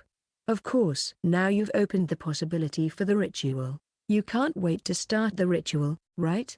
The squirrel replied with an excited voice that they never used before. Of course, everything is in accordance to our God's will. When Aldebaran was kneeling on his knee, his subordinates who were just hatching from the cocoon had also followed the fashion. Okay then, start the descent of the god. The squirrel jumped from Name's shoulder and landed on the floor. The moment they raised their right arm, a huge magic circle appeared. Hi! Just looking at the ominous dark red magic circle alone was enough to send a chill running down into Name's spine, and she ended up retreating as the fear became even stronger. And it wasn't just her, Aldebaran's other subordinates did the same. Everyone tried to get away from the magic circle. The magic circle rose in the air, and then formed a sphere that swallowed Aldebaran and Co. And then, the squirrel started to dance while singing a song which resembles a bizarre incantation. The strongest in this world is evil. The noblest existence in this world is evil. The purest existence in this world is evil. It's our father and mother. The absolute standard that gives birth to us. To paint the entire world with the color of despair. To destroy the world. To make the flower of evil bloom in this world. And turn it, our home, the paradise of evil. That's the evil army's raison d'etre. Black-red sludge like muddy stream came out from the magic circle and started to envelop Aldebaran. Countless black-red thorns came out from the sludge that enveloped Aldebaran. It stuck onto the body of his subordinate who also came out from the cocoon, wrapping them in the same way as him. Is that the crest of our god? She saw it before in the ruined temple. Surely, the form that currently enveloped Aldebaran and Co was the crest of the god that Name and Co believed. All her doubt had vanished. It was indeed the ritual for the descent of the great god. But, that was. Can we truly put our trust into them? Even though it was their god that descended into the mortal world, Name was trembling non-stop due to fear instead of joy. They were the god that we revered until now. But, what if we were wrong? That was what Name thought at this very moment. No. In the first place, Both the human and demo race were members of the human race. If that was really the case, doesn't that mean both the human and demon race was nothing more than plaything for the god? No, that's too far-fetched. Name shook her head to drive out the ominous premonition that came like a never-ending wave. And then, the situation turned for the worst. The red sludge transformed into two shapes. One turned into a three-faced ogre with red skin, clad in red armor. The other one turned into a young man whose skin was filled with red-colored geometric tattoos. And then, the squirrel transformed into a clown with gaudy attire and a novel makeup. I'm really surprised to see us. The three of pillars came together like this. The young man whose body filled with red geometrical tattoos spoke merrily. Yeah, not too shabby, old man Pierrot. The three-faced ogre spoke to the clown called Pierrot while spreading his arms. It's really strange after all. The squirrel, or rather, Pierrot muttered while touching their chin. Strange? What are you talking about? The young man with geometrical tattoos all over his body frowned, and asked upon hearing Pierrot's muttering. Surely, I know that it's possible to summon everyone with this technique. The problem is, it is supposed to take a few hundred years at minimum. This pace, and the fact that it can summon three at once is. Yet we come to the material world, right? Hearing the three-faced ogre's question. Yeah, that's why I want to say it's supposed to be impossible. The man called Pierrot replied with a solemn look on his face. Did you mean that someone in this world allowed the three of us to come at the same time? The young man with red geometrical tattoos on his body asked Pierrot with sneer on his face. No, forget it. I guess I'm just overly worrying about this, as if the lowly bug in this world could reach our realm. Pierrot heaved a sigh and then shrugged his shoulders as he spoke. That matter aside, what are you going to do from here? Naturally, to summon the officer of the evil army with this place as our base. The three of us can come to this material world at once after all. Meaning that we, who come first of geographical advantage. There's also our descendants and people who live on this land. We can replenish our rank as long as we can make the full use of them as sacrifice. Pierrot's line of sight then moving toward Name. Hi. She was trembling due to the extreme fear like newborn calf. Reason being she couldn't feel majestic hair form the three aberration that just appeared. In contrast to when she got a goosebump when she saw Aldebaran who became a true demon king. She felt nothing from them, and yet, she felt like a frog being stared by snake. Name knees gave up. She couldn't help but smiling despite her whole body had already drenched with sweats. Are you, great god? When one of Aldebaran's subordinate asked with timid voice. Yes. We are great god who lead many other gods, the existence that you people referred. Pierrot replied with an amused face. What happened to Aldebaran Sama? Ah, he is. When Pierrot snapped his fingers, Aldebaran, who was sitting with both of his knees suddenly moving again. Aldebaran Sama. Pierrot suddenly revealed a wicked smile upon seeing one of Aldebaran's subordinates spoke in relief. Yeah, I'm in a really good mood right now. This is my special reward for you guys. Snapping his fingers again as he spoke. That moment, Aldebaran suddenly stood up and grabbed his subordinate who called him out from behind. The poor subordinate who was at loss for a moment then got eaten up by Aldebaran whose face transformed into that of a reptile. Hi. Aldebaran's other demon race subordinate who watched the spectacle while holding their breath retreated at once while raising a scream. Don't scream. Anyone who became the offering for the ritual will experience a never-ending torture. Being able to die painlessly on the spot is the minimum compassion from me to you guys for your achievement. You people should be happy with that. The man called Clown spoke those indescribable remarks again as he snapped his fingers. Aldebaran rushed to the thing that used to be his subordinates, and ate them, in the blink of an eye. Every single one of his subordinates in this place was eaten by Aldebaran. Well then, Name had finally realized they're not the savior that Name and Ko had been waiting for. Because those three pillars look at Name and Ko as if the latter was mere bug, or even worthless than bug. You did a really great job for a mere pawn. That's why your life is spared. The corner of the mouth of the man called Clown curled up as he spoke those overly indulgent remarks for the current Name, Kui. Maybe he really meant it. Otherwise, I had long since died.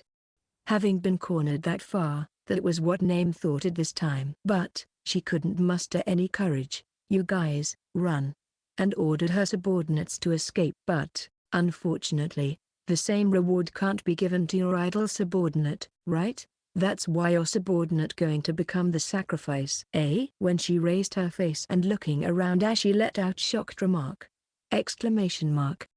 She ended up raising a mute scream. Reason being her subordinates had already become something like sludge. "Well then, now you may leave before I change my mind." Name turned round and escaped from the three aberrations before her Ato clown released the binding on her limbs. That moment, Name didn't feel sad or angry toward her murdered subordinates, just a pure, primal fear. And that very fear was the reason why Name kept running like there was no tomorrow. Chapter 62, That game is the personification of, ignorance is a bliss. Pero lost interest in Name, who escaped while stumbling over and over again and then stood on tiptoe.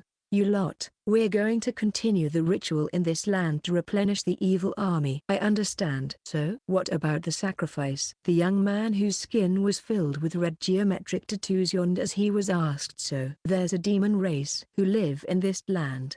They should be enough for sacrifice. If there's not enough, well, just use the monster who lives in the southern side of this land." "Monster? Can they even be used as a sacrifice?" Three-faced Azura asked curiously. "Well, despite being called a monster in this world, they're still part of the land god of this land. So it should be possible." "Land god, eh?" "Another small fry. Naturally, compared to us, everything in this world is small fry. Don't you think so?" "No doubt about it." "Well, you're a bargain even as a joke. The sooner we did, the faster the rest of us can come to material world." Hearing Azura spoke to himself, "That's enough about summoning our evil army. What are you going to do?" "Naturally. Let's go after the demon race called Name to replenish our rank with the remaining demon race. And here I thought you really are going to spare her life as a reward, but that's your plan, huh?" When the young man with geometric tattoos, Angra, threw such remark while nodding in agreement. "Why use such roundabout method? Just torturing her and forcing her to spit all the information we need is way faster, right?" Azura asked why Pero didn't do the simplest choice. "Think about it. For someone who wore such distasteful attire to actually show proper attitude, what do you think is the worst situation for that worm?" "Dunno." Pero's lips curled up into an ominous smile. A glance at his ominous visage was enough to convince Angra that his guess was right on the money. "The more the sacrifices, the better the situation will be. Add some humans too. I'm famished since I come to the material world. Leave it to me. They'll arrive in no time." When Pero snapping his fingers with both hands.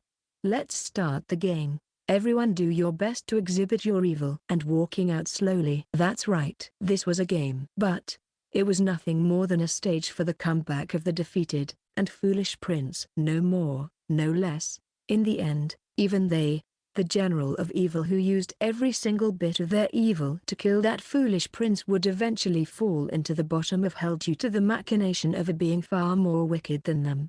Yes, their defeat was predestined, and they who had yet to know that reality was starting to dance like a real clown on the palm of the worst aberration. Never they expected that the end of their dance was an end that was even more wicked than death. Ignorance is bliss. Thus the cogwheel of the worst game for them had started to move, and triggered by their own hands.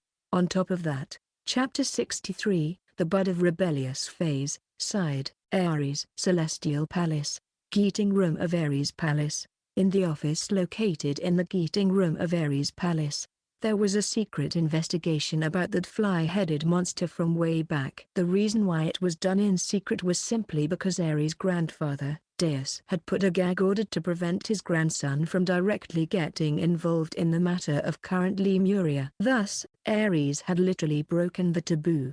Naturally, Ares was well aware of the fact that they were no match for that existence. It was something that forced even the strongest god, Deus, to move in person after all. Meaning that the mobilization of the heavenly army was only a matter of time. It was already beyond the authority of Ares, a mere high-rank god. Nevertheless, for Ares, the fly-headed aberration was the hated enemy who toyed around with their important subordinate's life. Next is, inside that The place was a dome-shaped, transparent membrane that covered the entire land of North Grand, which was located on the north of the east end of Melia Kingdom. It was purely by chance that Ares noticed that membrane. The reason is them investigating the entire land of Lemuria to get more info about the fly-headed aberration. That membrane seems to isolate everything inside from the outside world, while at the same time reflecting the scenery inside. No, this membrane doesn't seem to be such a simple structure, because when I tried to use appraisal on that membrane, it actually cancelled my appraisal, meaning that I can't do anything but watch what transpired inside. The reason why there's no report from the Heavenly Army was also because of that membrane. Naturally, I wouldn't go as far as taking the Heavenly Army's job to subjugate that fly-headed monster, but I can't just sit around doing nothing. That's why, Ramiel, I'll leave this matter to you. Yes, the girl with a pair of pure white wings on her back, kneeling down before Ares, replied with a strong tone. Honestly speaking, Ares wanted to visit Lemuria on their own, but as someone who had already become a high-rank god, they were bound by law even in the material world under their management. Basically, they couldn't investigate on their own. Moreover, I couldn't afford to let the Heavenly Army and Deus Samata know about my secret investigation. That's why I have no choice but to let her who specialized in the investigation to do this job. Naturally, I shouldn't entrust this kind of investigation with the highest level of danger involved in sneaking into the unknown enemy's territory shouldn't be entrusted to such inexperienced girl. Now listen carefully. This investigation is really dangerous. If you feel something amiss, you have to return immediately. Even when Ares reminded her of her priority in this matter, yes, I'll accomplish my duty at all costs, Ramiel said that she would fulfill Ares' expectations instead. You seem to have misread my intention. Let me tell you again. Please abandon your duty and return immediately the moment you feel something amiss. This is an order. Yes. Maybe because she was so delighted being relied upon, Ramiel's figure vanished from Keating room with a delighted look on her face as soon as she said that. I'm such a coward. This should be my personal grudge, and yet, I still tasked such dangerous duty to my subordinate even after knowing the risk. Especially when the enemy is something that forced Deus Sama to mobilize the Heavenly Army. Originally, waiting for news from a safe place while my subordinate risked her life isn't something that I can do as a god, and yet, I can't forgive such cowardice. As if I can do something as cowardice as this. This was what they really felt, the true feelings of their own situation. Just remembering that fact almost drove Ares to commit suicide. Such strong desire was budding in Ares' mind, and the one who planted such seed in Ares' mind was none other than the fly-headed monster and their master, a mysterious god called Supreme Ruler. This debt will be paid in full. Ares clenched their fist while muttering such words, clearly determined. Chapter 64, Before Seeking Assistance. New City, Kitnaya. 2 months have passed since the battle against Cetus. The news about Cetus' subjugation had already spread in North Grand, and various monster tribes in North Grand wished to join Kitnaya. Naturally, there was a need to secure their housing, and the sudden expansion of Kitnaya's population resulted in the construction of another 5 cities centering around Kitnaya. Those cities were connected to Kitnaya with a stone rampart. The one who suggested this planning was Ryu-san. In fact, that person, monster, seems to be really amused by my imitation ability and thought it was fake, but I never expected that something like this is possible. My thought was the same as Chigai as we looked at the monster moving toward Kitnaya using the stone rampart. Agreed. Maybe, not even I from a while ago believed such thing is possible. Boo also agreed with Chigai. It's thanks to Gil, the red-haired girl, who was clinging on my right arm. Sure, puffed her chest proudly. Yeah, your antics these days rival that of Ryu-san, you know? Tama spoke teasingly while looking boringly at me. Ryu-san, seriously, just what in the world is that person, monster? No one had seen Ryu-san ever since our strongest war potential was absent. This was the most anxious matter for the current us. Ryu-san had been absent for 2 months. Normally speaking, He should have defeated that masked aberration from before, but well, that personage might have his own reason for not appearing before us. No one among us,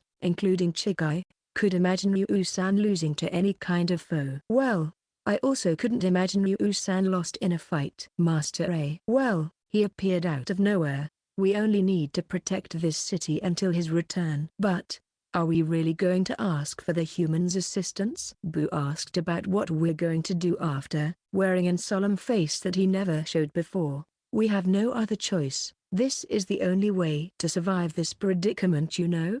Even I realized that this was a double-edged plan. Anyhow, the strongest war potential of humankind and the one who could break the current deadlock, the hero, was famous for her hatred toward the monsters and majority of the demon race. Since that fact was not included in my lost memories, there was no doubt about it. Naturally, the Central Church, who wields the largest force among the humankind, was out of question either. In the first place, they were the reason for severe distinction in accordance with one's own gift. They already ostracize the beast folk who aren't not endowed with gift, so asking them to help the monster was out of question either. The Amelia Kingdom aside, even asking for assistance from the Glittner Empire and Eastern Great Kingdom of Two, which centered around humans, was pretty much impossible. The only organization we could rely on in this world was the Hunter Guild. Their organization movement is based on profit and loss without any prejudice. Once they judged that there was profit in this trade, namely non-hostile monsters, they might have made an arrangement to protect this city of monsters. Naturally, this was a huge gamble, but either way, all monsters in North Grand would be massacred if we just sat and watched. And after seeing the trend in the last 2 months, I was almost convinced of that outcome. I have never expected that they're going as far as sacrificing their kin too. Chigai muttered with a forlorn look on his face. Few things have happened in the last 2 months. A group of demon races deserters coming to this country was one of them. Naturally, we throw them into the prison in fear of them being spies. The words that came out from those deserters from the demon race could only be described as hell on earth. Yeah. Never expected that 80% of stationed demon race became sacrifice for that wicked ritual. They even target their own kin. I don't want to imagine what is going to happen if they catch us. I knew what was going to happen to the monster and human race who became victims. This was a war after all. We couldn't expect decent treatment from our foes. As a wise man once said, everything is fair in love and war. But they went as far as to sacrifice their own kin, the same demon race, to a mysterious ritual without even batting their eyes. I've heard about Aldebaran's atrocities before, but this was completely different from the previous case. It was downright disgusting. Aldebaran had crossed the bottom line as a king, or should I say, as the demon race itself. Gil. I caressed Shah's hair as she clung onto my arm, looking up with worried face, and then, "It'll be all right. That's why we need the assistance of the humankind." I spoke with a firm voice, as if to convince myself. If they were to be left on their own devices, those guys would become the threat for the entire world. That was the only way for me to persuade the Hunter Guild. As long as I could convey the current complicated situation of the demon race, I might be able to convey them. Though I feel bad for disturbing your lovey-dovey moment, but we have to go. Boo's face broke into a grin as he pointed at the gate of Kidna with his index finger. For some reason, Tama puffed her cheeks, and Chigai shrugged his shoulders with a dumbfounded look on his face. Thus we stepped into the gate of Kidna with such an awkward situation. Chapter 65, The Movement of Evil Army. In the huge castle located in the northern part of North Grand, blood-red carpet adorned on the floor of a huge semicircular room. Within the room was an ornamental chair modeled after 6 ugly monsters. Three-faced Azura, one of the duo inside the room, was sitting in the said chair, leaning on its backrest. The other one was the young man with red geometric tattoos all over his skin, Angra, who sat on the floor, eating something like a pastry.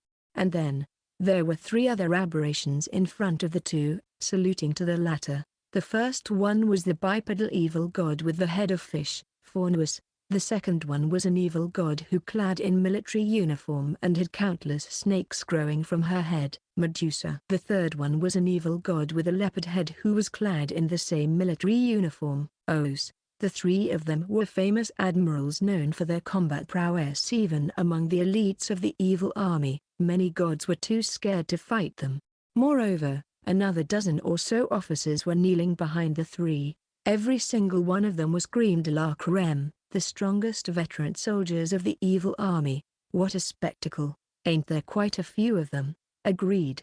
This much alone can rival Indra and Thor from the heavenly army, and since none of them are here, we're invincible. Angra throws an appropriate reply while munching on a pastry. So what about that guy's subordinate from the demon race? When Azura asked that question while looking at Aldebaran who kneeling far away from the rest of the soldiers, reporting almost all the demon race in this land has already been used as a sacrifice. Vice Admiral Os replied immediately, meaning that we have more than enough force. We don't need to supplement our troops with the monster in the south. Angra yawned while muttering lazily. Of course, yet that shitty Pero went off somewhere after saying that he has to pick something. Hearing Azura's remark, the bipedal, fish-headed evil god clad in a tailcoat, Fornuus stepped forward.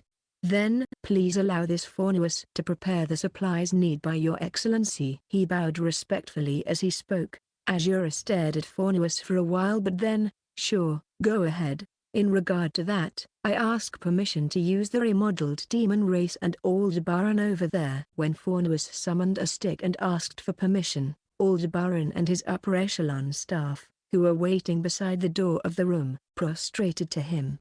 Ah, you're the one who remodeled them, eh? Sure. Do as you like. Azura gave his permission with a wave of his left hand, while his right hand was holding on to a cup made from bones, filled with red-colored liquor. Thank you for granting this honor. After giving such an exaggerated expression of gratitude, Fornuus left the room with an ugly and sadistic smile on his fish face. Aldebaran and co were following after him from behind. To be able to let the three Vice Admiral to reincarnate with the demon race, if that shitty Pero really finds a bargain in this world, the other three pillars might be able to come to the material world too. Hearing Azura speaking while clicking his tongue, in your case, you might only want to toy with the said bargain if you find them, isn't it? Ain't gonna do that. The liquor just tastes much more delicious while looking at the suffering of those lols. Good grief, if only you don't have such an annoying hobby. Seeing Angra shook his head, spoke in disbelief. You're the last person I want to hear that from. In response to Azura's sarcasm, Angra just shrugged his shoulders and vanished from that room. Okay, it's party time. Azura revealed a vicious look on his face as he drank the liquor in his cup. Chapter 66, A Mistake in the Final Choice. Inside a four-storied building located in the center of Kidnapper, the leaders of various tribes had gathered in a hall wearing grim looks. The man from the Cyclops tribe, the one-eyed giant, Cyclone, hit the table with his fist. We can't do that, he shouted his own claim. No matter what you say, it's a fact that we left her with no other choice. Jill Sam's current proposal is correct in this case. The young lizardman who said those words shut his mouth in a hurry when Cyclone glared at him. I give my vote to Cyclone.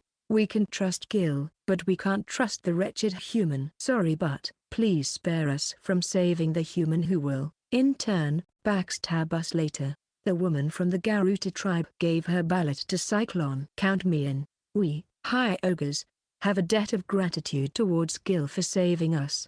But that doesn't extend to the other human. Sorry, but we can't trust humanity yet. Not to mention that I still can't forgive the human who trampled the soul of my big brother with underhanded tactics. The youth with horns growing from his head added so with a hatred-filled face. His name was Org, the patriarch of High Ogre, one of the combat tribes. After the subjugation of the giant azure dragon, Cetus, we launched a campaign and recaptured the entire southern side, saving their tribe in turn. Well, despite what I said, our enemy's troops had already withdrawn from the southern part once we came, thus resulting in us recapturing the entire southern side without any battle. I understand your concern, but we really have no other choice. Not all humans are hostile toward us. Take the hunter who saved us a long time ago, or Gil for example. Chigai tried to explain the situation. However, and my younger brother is hunted down by none other than the one you called a hunter. Humans are our enemies. That's an undeniable truth. You guys agreed with us, right? One of the monsters sitting among us looked around, trying to find approval. Yeah, like hell we're going to trust humans. We will protect our city of monsters with our own hands. The voice of rejection and hatred toward humans came out one after another. After spending the last 2 months resolving one problem after another with them, I thought we reached an understanding. That was what I wanted to say, but it was also the fact that fewer and fewer people keep their distance from me. It was a bond between them and me. But then, it was limited only to me. A person called Gil, not a human called Gil. The trench between the human and the monster was too deep and too wide. Keep insisting on forming an alliance with the human race would only have adverse effects. They might even have begun to doubt me. Having internal conflicts like so when we have no idea when the attackers may as well be on the move is a recipe for disaster for self. If I tried to insist, I was really afraid that I might lose their hard-won trust. That's why I thought that I just had to go with the flow in accordance with their intentions. But, me from that time had yet to understand that my escapism would lead to an even greater tragedy. Chapter 67, The Last of Ordinary Daily Life. 3 days after the meeting, the result of the meeting in accordance with the majority of votes was to not ask for assistance from the Hunter Guild. The decision had been made. Either way, assistance from the Hunter Guild was the absolute requirement to ensure the safety of the monsters, and since the ones who needed that the most, the monsters, rejected such an idea, I had no choice but to accept that fact. For the same reason, no optimum solution comes to my mind to ensure the monsters' safety and our victory. Our opponent was Aldebaran, the most notorious among the 4 great demon kings. We're doomed if we only wait for him to make his move without thinking of any countermeasures. I have to come up with an emergency plan as soon as possible. I leaned my chin on the window frame in my room, as I looked at the passing monsters on the street. Gil. Today is the festival. Shah came and broke into my room and called out with her bright voice, leaping onto me, and catching my head in her embrace. This reminds me, today was the ceremony of the completion of the new city. Previously, Yu-san had told me that a celebration was needed to raise the sense of solidarity and celebrate the freedom of the captives. And today was such a day. Thanks for the reminder, Shah. Shall we go together? As the one who received the responsibility of opening the ceremony, I couldn't set a bad example by coming late. Yeah. Shah nodded happily as she clung onto my arm. Her special position, as usual. Upon leaving the house, I saw that various monster tribes had been heading toward the plaza. Just a while ago, they often quarreled with me, a human, or Shah, but it rarely happens nowadays. Anyhow, some of them bear extremely close resemblance to humans. At first, my appearance was really conspicuous in the middle of the city, but that isn't the case nowadays. As of now, I have pretty much adapted and blended with the city, but well, that wasn't the only reason. Gil, Shah, come and eat this. On me, we received 2 grilled meat skewers from the butcher auntie of the Orc tribe. Thanks. I thanked the auntie and handed the other skewer to Shah. The auntie was Boo's relative. It's delicious. Shah's face loosened as she munched on the meat skewer.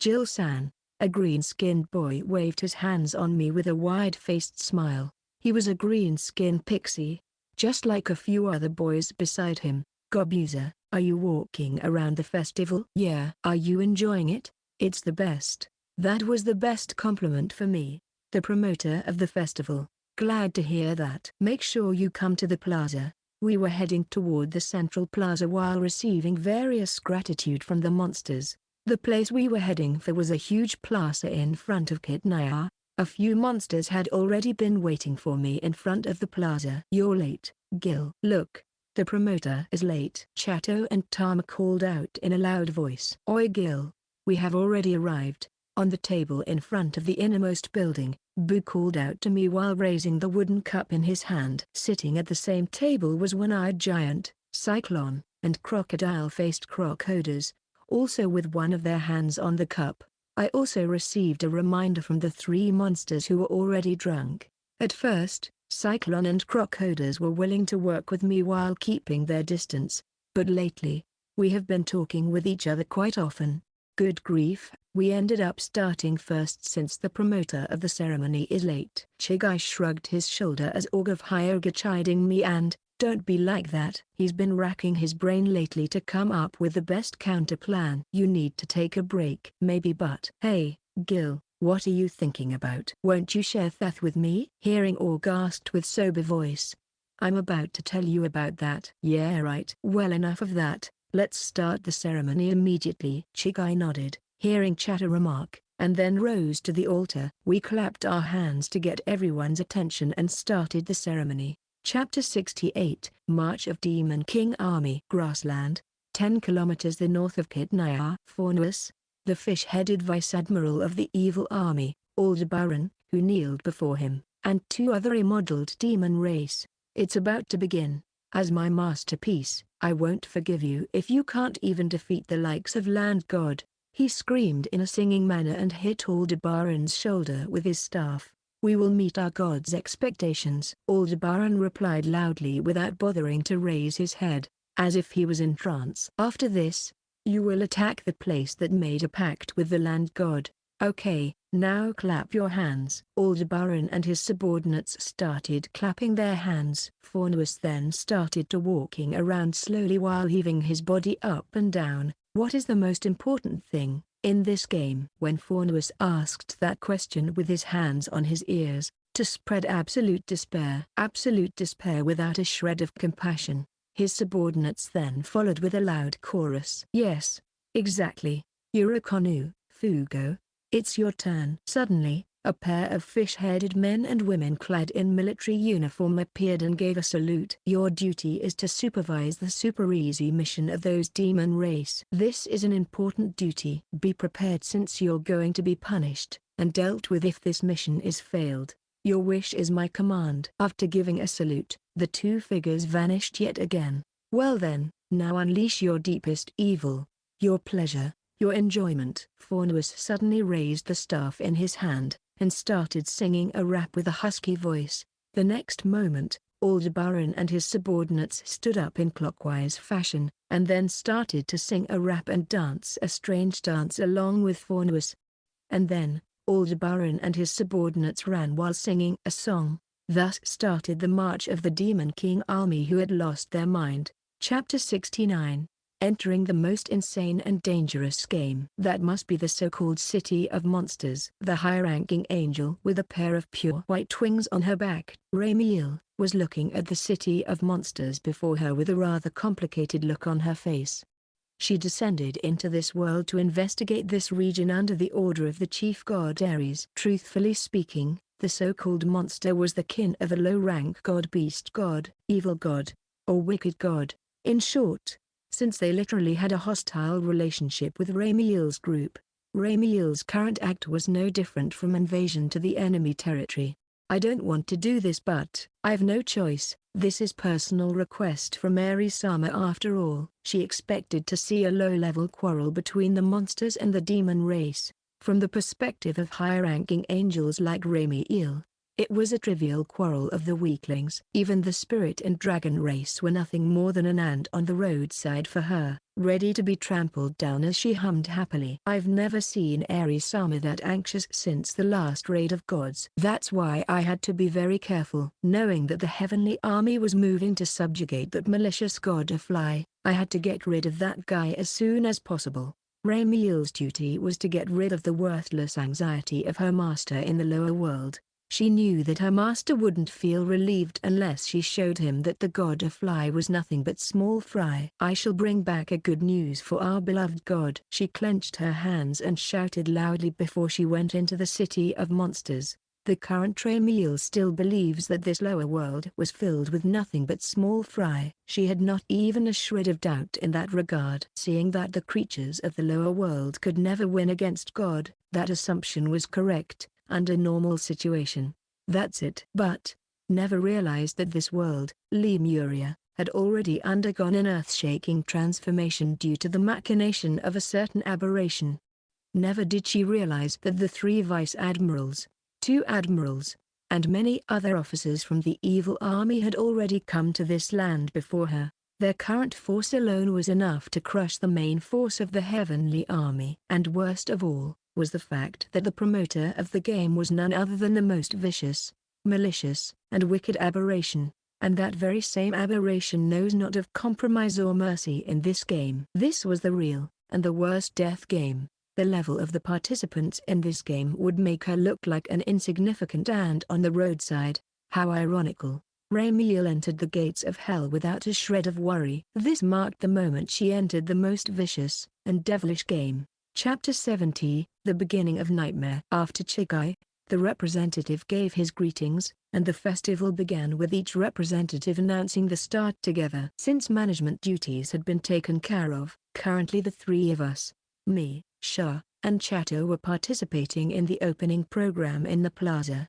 Tama, the female sheep cat, wore strange attire while hopping on a ball. At the same time, a young female high ogre showed her sword skills. Both Tama and the high ogre are equally skilled. That kind of dexterous performance was too much for a human like me. No, I did recall in my vague memories that a certain human could accomplish the same performance. According to Org, the only one who can accomplish such a performance is a female ogre. The body of male ogre isn't flexible enough for that. Well, that should be the same as us, said Chato as his line of sight was locking on Tama, who was performing a dance.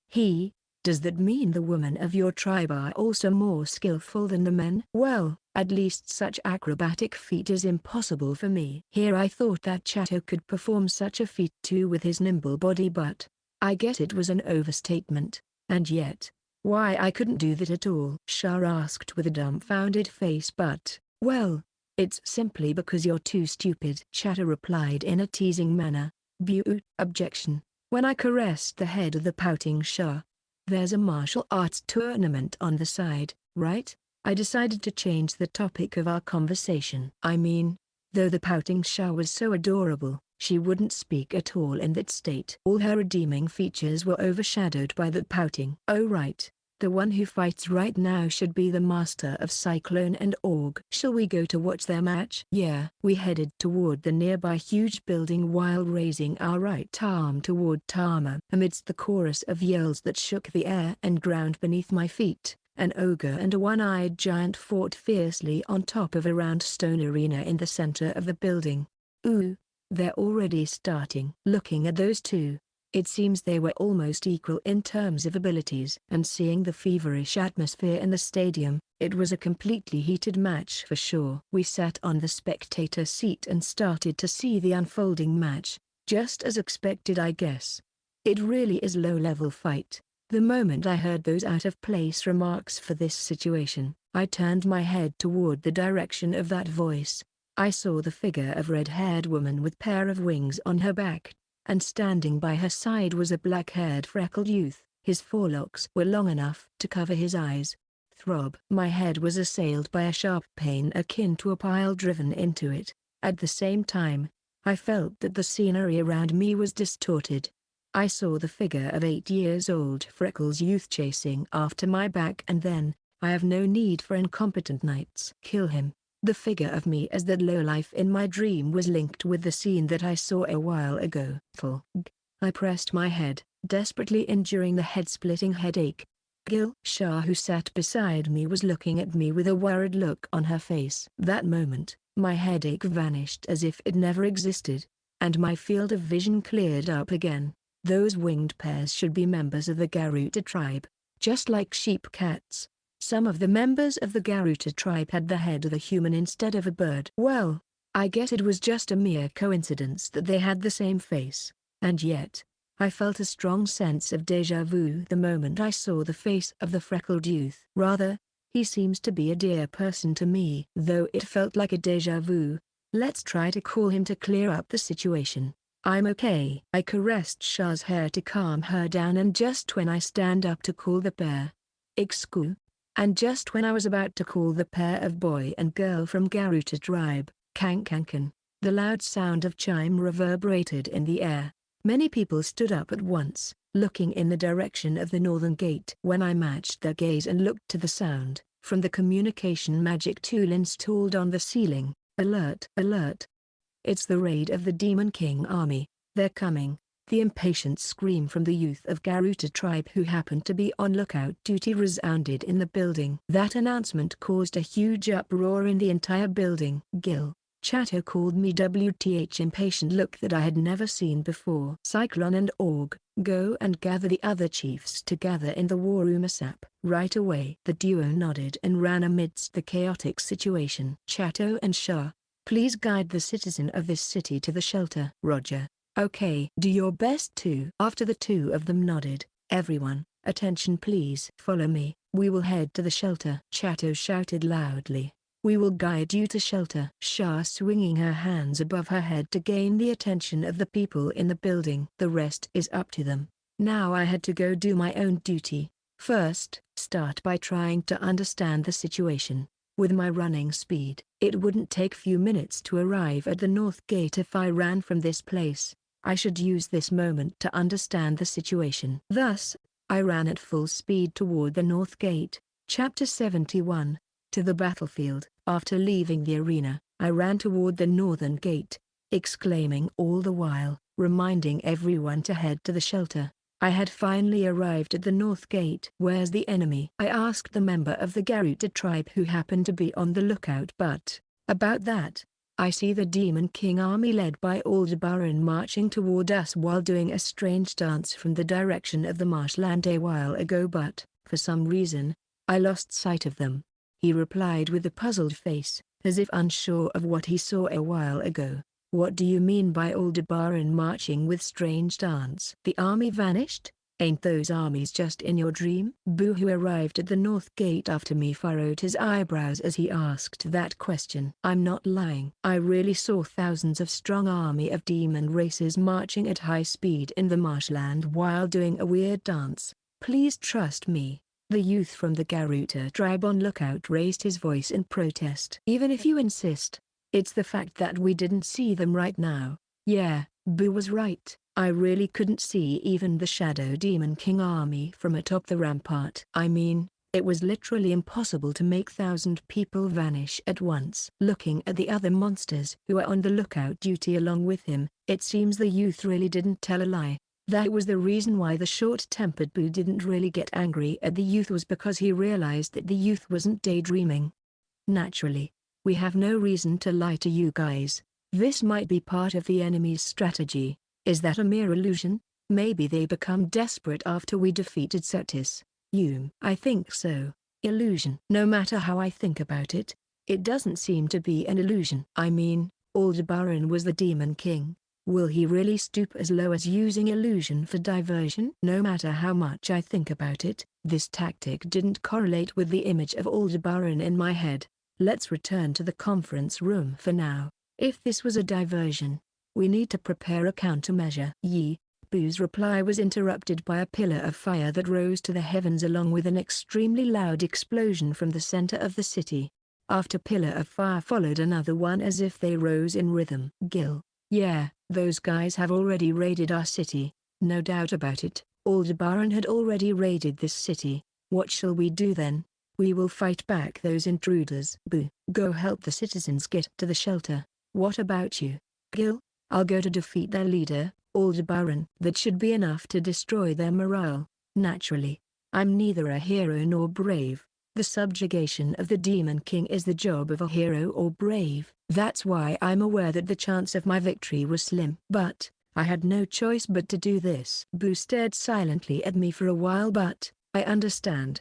Don't die on me, you lot. Help me to guide the citizens. Go go go go. After he said so, Boo led the guys on lookout duty to help the citizens evacuate. Well then, now it's my turn to head to the battle. I've come to love the monsters and this city too much to let those bastards do as they please. I shut my eyes and drew the image of an arrogant blue-haired swordsman, my ideal swordsman and the teacher of swordcraft.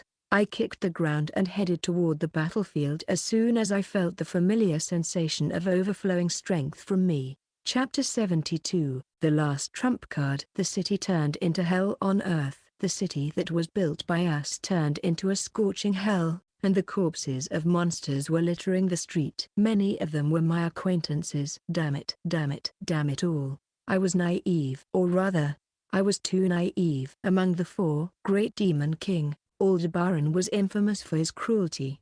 I should never underestimate his cruelty. I of all people, should have expected this result. I saw the figure of three demons singing an eerie song at rapid pace while dancing a strange dance far ahead of me. Unbearable hunger. It's the reflection of our mind. Even this pig is sumptuous dish. It whet my appetite even in half-roasted state. One of them held something that looked right, and as his body wriggled in a euphoric manner. You are overeating. You'll get indigestion later. The second person by the side chewed on what looked like the remains of a hand while doing the same strange dance. Worry not, for we have iron stomach. That will be our noisy Demon King army meal. My line of sight froze immediately as my gaze landed on the red-haired man with all back hairdo in the middle biting off something with both hands.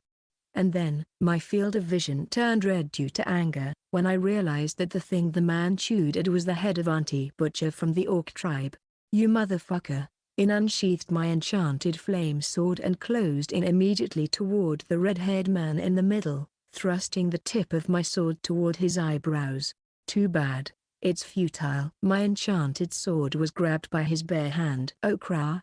A chill ran into my spine. I released my sword immediately, trying to step back, and yet, a hand moved faster and grabbed my head. Food is coming, let's dig in. The mouth of the red-haired man split like that of a fish. Damn it. This isn't enough. Even with the image of my sword teacher, I couldn't hope to match this guy. It seems I had no choice but to mimic the strongest existence to win against him. But, the backlash from using that would render me immobile for a few days. What if I still couldn't defeat this guy even after using that? Having no other way but to see the approaching fish head, I draw the image of mediocre black-haired youth, the strongest in my mind with imitation. This will be the third time I use this form. I was really surprised as soon as I transformed into the strongest existence. I kicked the head of the guy on the right. That simple kick blew the entire upper half of that guy's body, turning him into mincemeat along with his entrails. It didn't even take a moment for me to recover from my shock and unleashed a punch on the face of the demon race on the left, blasting his head to small pieces. The body that lost its head flew backward, and crashed into the building behind him, destroying the building in the process. The last one who tried to escape became the target for my flame bullet. The moment the first bullet hit the target, I drove my punch into his guts, and fired consecutive flame bullet from the palm of my hand. Since I was forced to use my trump card, the battle from this point on would become a race against time. According to the information from the ex-prisoner of the demon race, the red-haired man with pony hair from before was one of Aldebaran's close aides, Rerad. He had rather peculiar sleepy eyes and donned a navy blue uniform. Since that was the case, the other close aide of Demon King Aldebaran, Dharma, should be nearby. I had to at least kill the other two before the effect ran out. I picked up my enchanted sword and ran at full speed to find both Dharma and Demon King Aldebaran as soon as possible. Chapter 73, Infiltration 1, Side, Raimi Eel. Time goes back a little bit to the moment when Raimi Eel managed to infiltrate the monster city, Kitnaya. In her opinion, this place was a city created by cheeky monsters. Thus she didn't have high hopes for their artistic sense. And knowing that her master had actually expected something from those poor monsters who couldn't even be compared to human made her. What the hell is this? Or immediately, the street and building were identical to the one built by humans. There was even a butcher, fish market, bar, and clothes store. The townscape of this city is no different from the city built by humans. Rather, in terms of scale and development, it can even rival the metropolis of Lemuria. How can the civilization of those monsters reach such height? This must be a fake.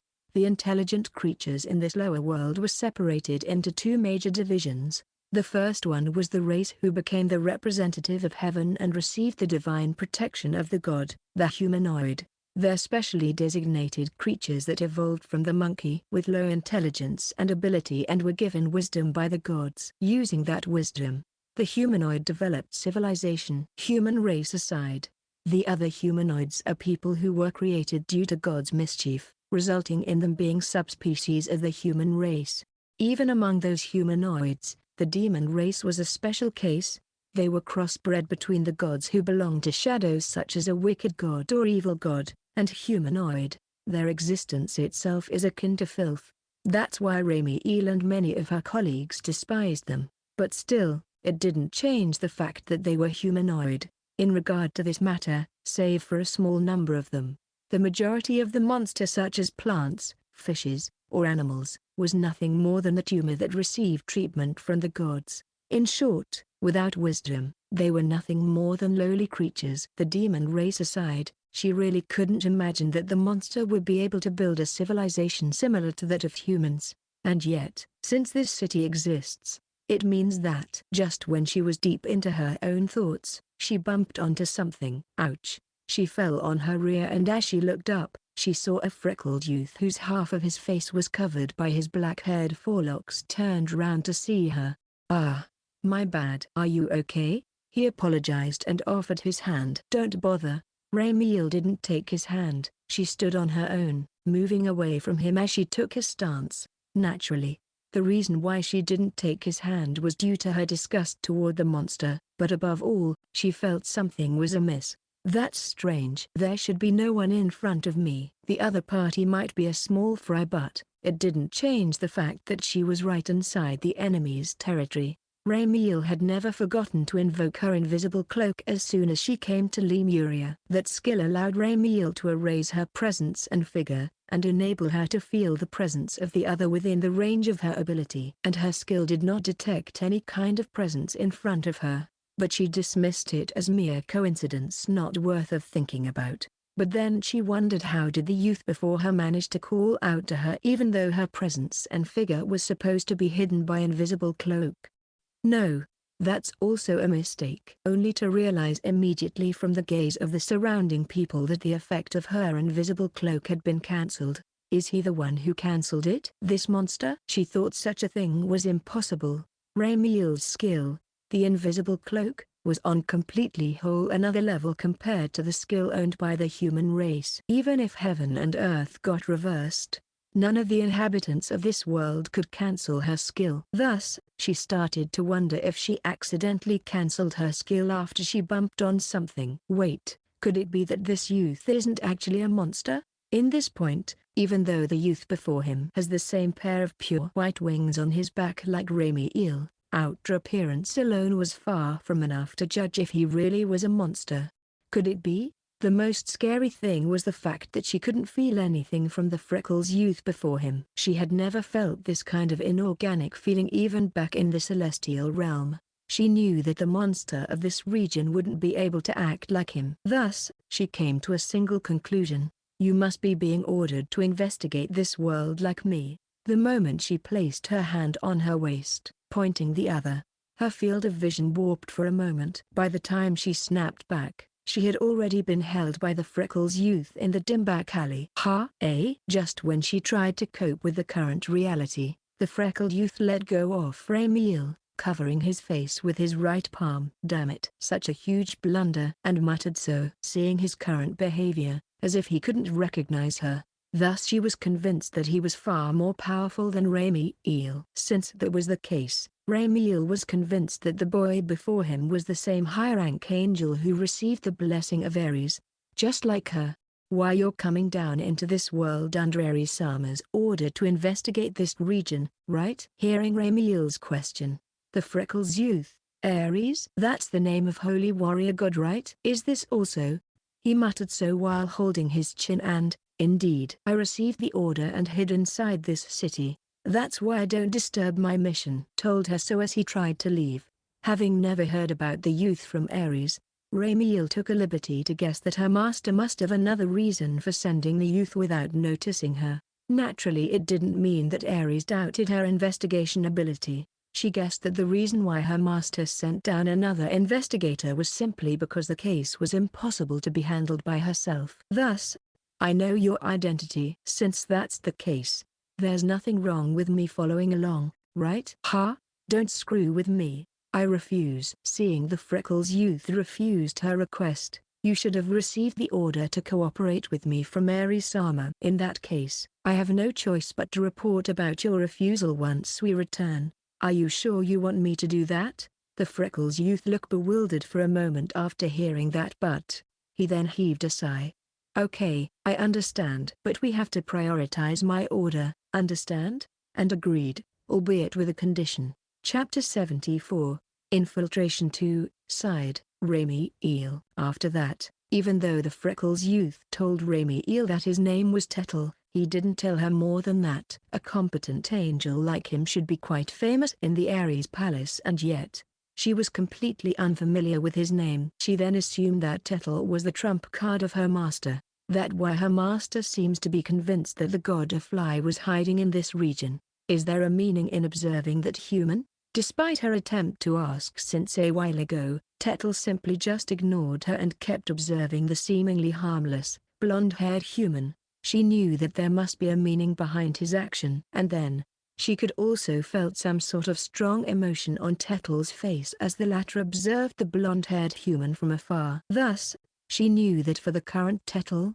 the blonde-haired human was the most important observation object. Not to mention that the human who supported the monsters might have been related in some way with the god of fly. Since that was the case, she thought that they should just arrest the blonde-haired human and bring him back immediately to Ares Palace for interrogation.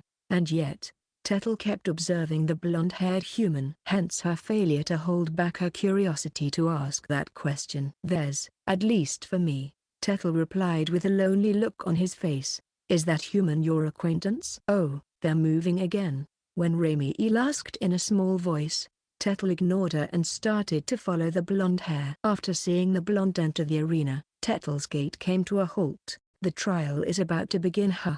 Shall we wait a bit more? And suddenly muttered those words as he looked up.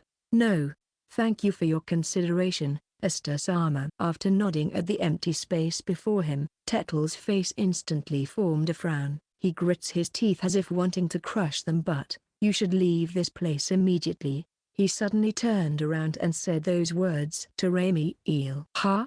Are you telling me to turn around and run from the likes of monster? Like hell I'm going to do that. Don't mess with me. This is a direct order from Ares-sama. I'll complete this duty at all cost. You might be wanted to hoard the achievement for yourself, but sorry, I won't do as you say. You might regret it, you know. Though she flinched as Tettle looked at her with cold piercing gaze. Is that a threat so that you can move by yourself? I'll make sure to report this to Ares-sama later. Tettle clicked his tongue and then entered the arena. The arena was filled with feverish atmosphere. One-eyed giant and an ogre was fighting on the round stone arena in the middle of the building. Such low-level combat. Even a nameless soldier of Ares' army was more than enough to handle them. Get it proven that the god of fly overpowering Ares-sama is a mere coincidence. Such low-level combat. I get it, just Ares-sama overestimation. The moment she muttered those words, he line of sight met with the blonde-haired human. Raimiel once again felt extremely ashamed to realize that her blunder had caused her observation target to notice her existence. And just as expected, the blonde-haired human was about to stand from his seat and walking toward their direction. That moment, the loud toll of bell disturbed everything. Alert! Alert! It's the raid of the Demon King army is coming. It then followed by warning voice akin to scream from horn-like tool.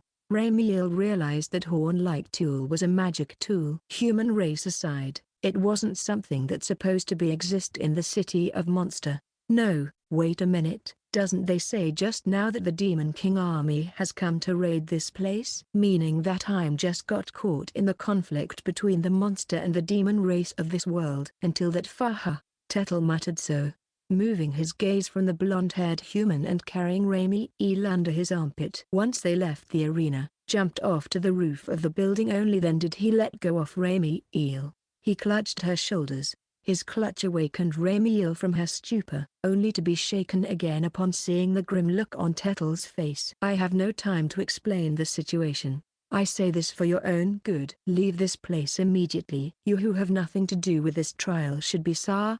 But Tettle didn't finish his words as his figure had suddenly vanished. Is that teleport magic? Well, I have no idea about the trial he was talking about, but the assailant should be the Demon King army. They're just humans with a different colors. No matter how powerful they become, They're nothing more than a slightly noisy fly for me. In short, I won't let you to hoard the glory." After seeing that blonde-haired human and this Demon King army's raid, Ramiel could tell that something had been disturbing Tetel's mind, meaning that it must have something to do with the god of fly. She was afraid that she would turn into laughingstock later on if she returned to Ares' palace without finding anything during her investigation. One wrong step might be resulting in her disappointing her master, and emotion. It's okay. It's just lowly demon race after all. There's nothing to fear. She did consider the possibility of the demon race receiving the power from the god of fly. But, as high-rank angel, Ramiel didn't feel like she would lost against mere demon race. They were nothing more than bug on the side of the road to be trampled upon after all. That fact wouldn't change even if the entire demon race army ganging on her. If the god of fly is truly residing in this city, she would return to the god realm immediately to report this matter to her master so that the heavenly army would move immediately to subjugate the god of fly. That way she could make her master happy. The problem is how to escape once I find the god of fly. But in this regard, Ramiel had ring of repatriation on her finger. The ring allowed her to return to Ares' palace with a single thought, and she could use invisible cloak just to be safe. The current Ares palace had been protected by powerful barrier from heavenly army. That barrier prevent anyone without her master's permission from entering the palace. Thus, her safety was guaranteed even if she got found out. Thus, she had nothing to fear and decided to watch over the situation in this city. "Wait for me, Ares-sama. I'll definitely bring back good news for you." Ramiel stayed in the first block that turned into hell on earth, as she vowed to her master. Chapter 75, Infiltration 3, sighed Ramiel. "Are you kidding me? What kind of monster is that?" Currently, Ramiel did her best trying to escape from the city that turned into a living hell. Yes, the demon race really did invade this city. Everything up until that point was according to Ramiel's hypothesis, but she made a few huge mistakes. One of them was the fact that the repulsive thing that raided the city was none other than the demon race, much stronger than the demon race that Ramiel familiar with. All the monsters who got captured by the demon race ended up becoming the latter's meal. The demon race that she knew wasn't the kind that eats the other race. That was clearly another being. She felt the presence race chasing after her from behind. That moment, a demon race jumped down from the roof of the building. Damn it. She beheaded the demon race with the sword in her left hand. Then another smaller demon race rushed from behind. Damn it, Snuther one. She spun around and slashed upward. Another demon race came from behind the demon race that she had just bisected in half, thrusting their spear toward her. How dare these lowly demon race! Looking down on me, she used her left hand to parry the spear, stepping into the range of that demon race, and beheaded them as they passed each other. Don't screw with me. Every single one of these demon races is clearly equal to Ares' army's Holy Knight class. Naturally, Ramiel was still stronger than them. But, that only applied if it was a one-on-one situation. In the case she had to face the swarm of them, she would be outnumbered by them. Was this the reason why Tetel told me to leave? Then comes her second miscalculation. She realized immediately that her invisible cloak was useless against them since the demon race see through it immediately, and even though she had already tried to activate her ring of repatriation, it didn't activate. Does this mean the power of God is rendered useless? Like hell, this is just a demon race. She had no doubt. The terrifying god of fly was in this city and most probably the one who remodeled the demon race. But, being able to remodel a mere demon race to become as strong as Ares' army's Holy Knight was already something beyond Ramiel's comprehension. Thus, she decided to prioritize her escape from this city. She had finally reached the front gate. Finally, now I just need to cross over the wall to escape. Ramiel's intuition had told her that there was a barrier surrounding the city which prevented teleportation. Thus she came to a conclusion that she should be able to teleport back to Ares' palace once she crossed the wall. But, Ramiel's expectation got crushed to bits by spherical matter that came down from in front of her. That matter bounced few times on the ground before a pair of arms, feet, and a head unfolded from it, only to start bizarre wriggling dance which accompanied by equally bizarre song. Escape is futile, ain't it? Escape is futile. But worry not. Your final destination has already been decided. The premium goods will be given for sacrifice ritual. The waste goods will end in our belly. That's the frugal rule of our Demon King army. Suddenly, the spherical-shaped demon race before her stopped moving and rushed at her. Exclamation mark? She tried to dodge while trying her best to suppress her scream, but she was too slow as the powerful impact hit her abdomen first. Inside her hazy consciousness, she saw the spherical-shaped demon race approached her, each step causing a tremor on the ground. That's clearly not a demon race. She knew that fate worse than death would be waiting for her once they captured her. She felt as if cold water poured onto her head, which accompanied with fear. She tried to shout, asking someone to save her, but she vomited blood instead. I should have followed his advice obediently. Amidst such fear and regret, my apologies, Aeris-sama. Ramiel's consciousness faded as she apologized to her master. Chapter 76. Transformed Demon King. I ran toward the meeting place in the center of Kidnapper, killing every demon I met along the way. Death, death, death, death. The area around me turned into a zone of the dead. The cheerful lizardman in the fish market, the dexterous sheep-cat girl who owned a clothing store, the determined ogre girl. All of them had already turned into breathless corpses. My tears flowed non-stop, disturbing my field of vision. I'm sure that right now, it felt like my bond with everyone was trampled down. They were trampled down so mercilessly. I definitely wouldn't forgive the culprit of this incident. That's why, please, please be safe. I prayed desperately in my heart as I ran toward the assembly hall. Such wish of mine was. Exclamation mark. Crushed to pieces as I saw several mangled corpses on the ground in front of the assembly hall. There was the head of Chigai, Cyclone, Crocoders, and the other upper echelon of this city piling up on top of each other like a pyramid. And then, a muscular man with a red beard held Tama by her temple with his right hand holding onto the black crystal, and the other demon race pinned Tama on the ground.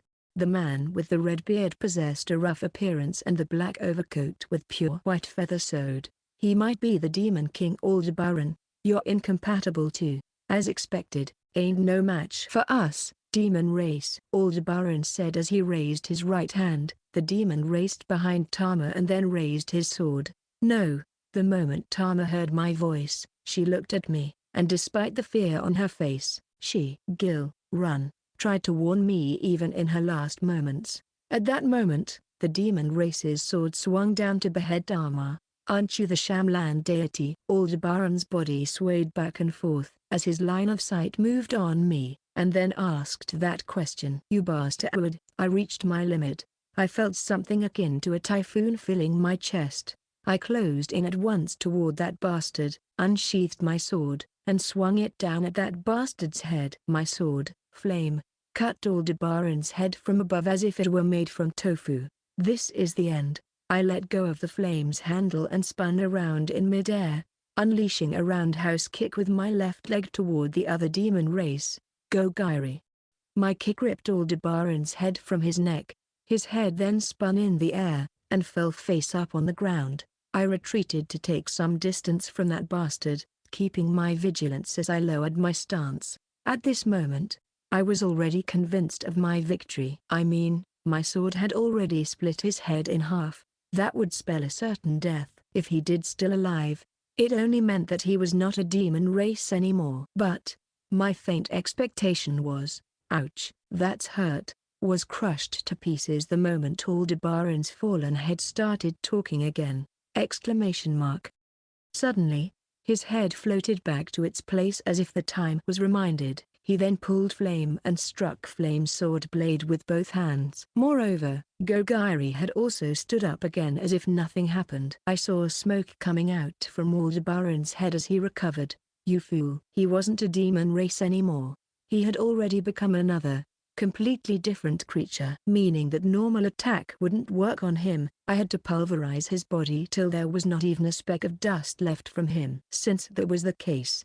And then, the moment I tried to come up with the most efficient way to defeat that bastard, but this isn't even enough for warm-up. Suddenly, The muscle of his right arm swelled up, then his figure vanished from my field of vision. That moment, his rock-like right punch suddenly appeared right before my eyes, striking my face with a power akin to a giant boulder. His punch sent me flying straight backward, crashing into several buildings, and stopped just when my back planted into the rampart. My field of vision was dyed red. I tried to stand on my feet while vomiting blood. I would die for sure if I fall here. Once, I had to withdraw from this place to recover. Exclamation mark. Suddenly, Aldebaran's face grazed right under my nose. It felt like a snake was crawling on my skin.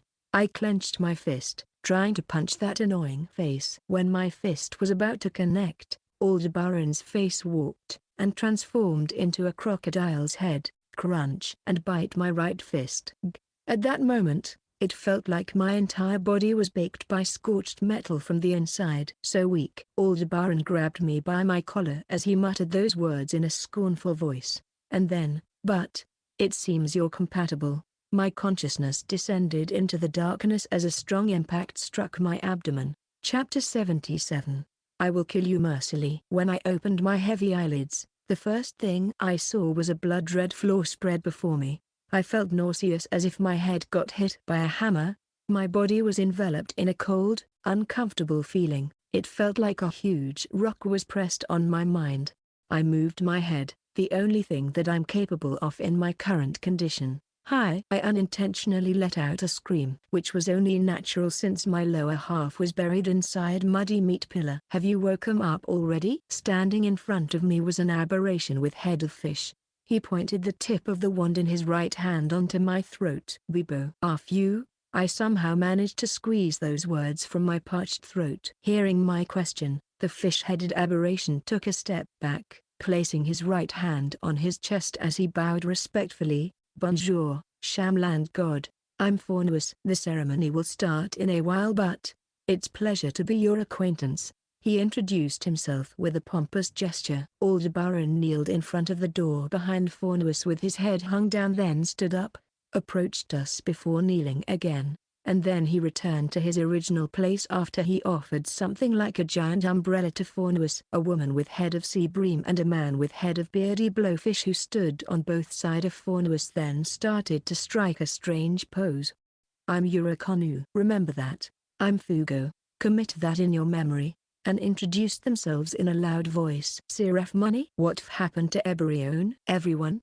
Well, nothing special on everyone else except that angel girl and mountain demon. His wand pointed at a certain direction, and when I looked at that direction, I raised a scream. Over there, I saw Shah buried inside pillar of meat until just the area above her neck. Blood was trailing from both her closed eyelids, and judging from the pale color of her face, she was already dead. Especially that thing. Our work progressed a lot thanks to her. Anyhow, we managed to summon 2 remaining general from the world boundary, and then, he started talking with thrilled face. He kept on and on to the point that I had no idea what he was talking about anymore. Well, Formulating's voice was nothing but buzzing noise for the current me. Right.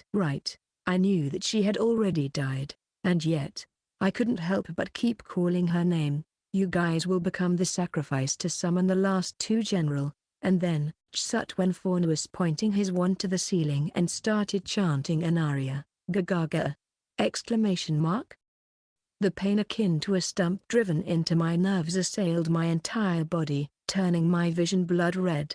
The pain, hatred, envy, sorrow, every kind of emotion jumbled in my mind, and then, my body started melting. Shah, why? How can they do this to Shah? What did Shah do to them to deserve this kind of end? My mouth had already melted, and amidst my blurry, crimson vision, I shouted those words in my mind. I shouted again, and again. That's something that you know very well, right? Standing before me was a blonde-haired pompous kid around 8 years old with bob cut, but then, he answered to my question with rather astonished face. For some reason, I felt a strange sense of rejection when I saw that kid. I know the answer. Like hell I know. Oh sure, you're more than familiar with it. Well, the trigger might be the caprice of that personage. But, you have already met the requirement a long time ago. In short, You've fulfilled all the condition that personage has imposed to you, and yet,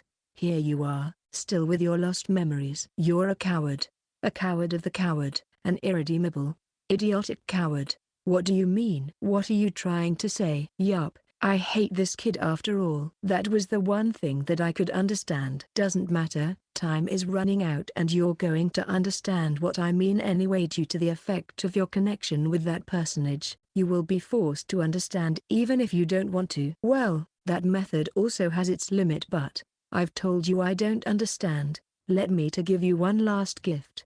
Your nightmarish journey will only end once you face your past properly. Nightmarish journey? Yes. This is only the beginning of your harsh and painful nightmare. As a fellow timid and cowardly human being, you choose the safe path by ignoring your past. Well, it's time. After saying those words, the blonde-haired kid with bob cut kneeling respectfully toward the direction of the door, bowing his head. That moment, the door opened up slowly, revealing the figure of a youth with foreign sword with ominous-looking blade in his right hand. Exclamation mark.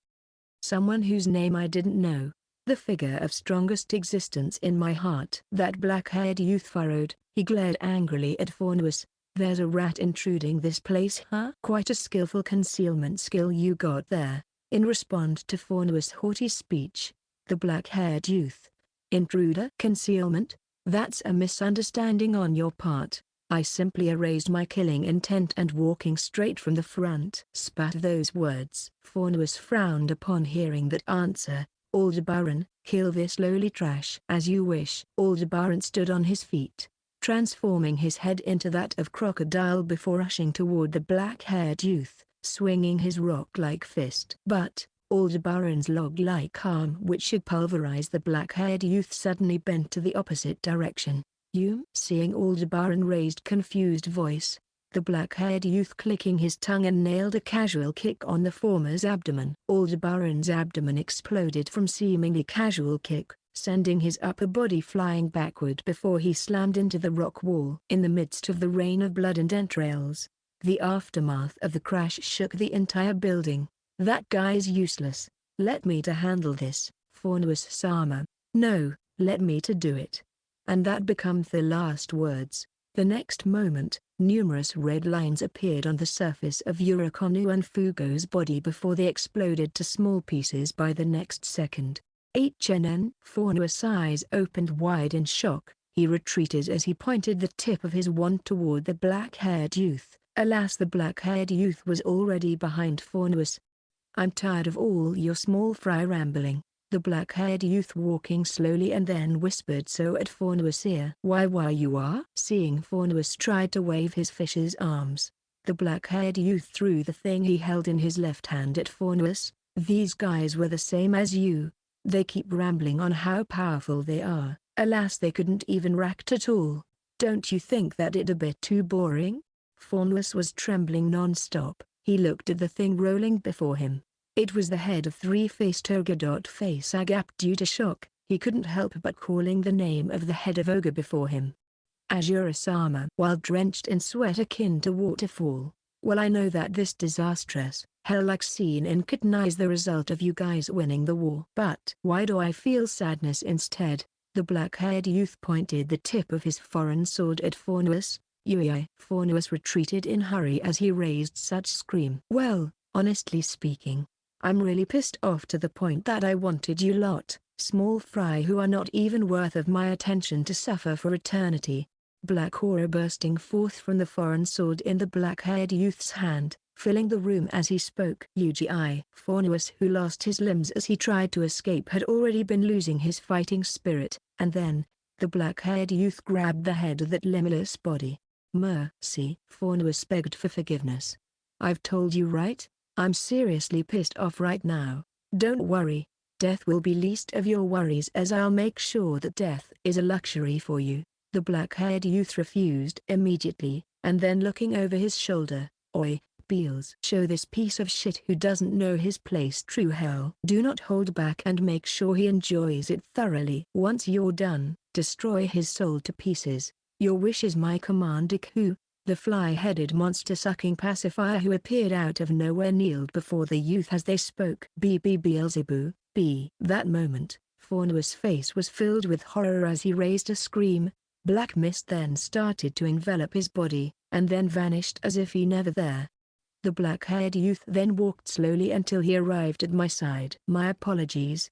Your condition already beyond saving. Honestly, I don't care about living anymore. I didn't want to live in the world without Shah and everyone from Monster City. The youth's face warped in frustration for the first time as he looked at me. I thought that the current you can win this game. I guess it's my fault for overestimating your power. That's why. The black-haired youth raised the sword in his right hand overhead. I will kill you painlessly, then swung down his sword as he spoke. Confirmed the physical death of Gilbert Lotto Amelia, activating the soul Travendia. Success. The soul of Gilbert Lotto Amelia would be sent back from the present into the random point in the past at a fixed interval. Chapter 78, Behind-the-scenes situation of the second trial. Esther, the devil with a monocle, appeared quietly behind Kai Heineman, who was standing quietly in front of Gilbert's corpse. When Esther snapped her fingers, the figure of Remy Elansham, who should have died, vanished like smoke. Master instruction to prepare insurance in case of unforeseen circumstances has been done. All monster resident in that city is safe and sound. As per what we planned, they fulfilled the condition to erase their memory. But, are you really sure about this? About what? Esther bit her lips in frustration to see her master replying curtly, unlike his usual flippant self. But, Master, you should have prepared the plan to make those monsters into the citizens of Princess Rose's territory. She asked the matter that she wanted to know the most right now.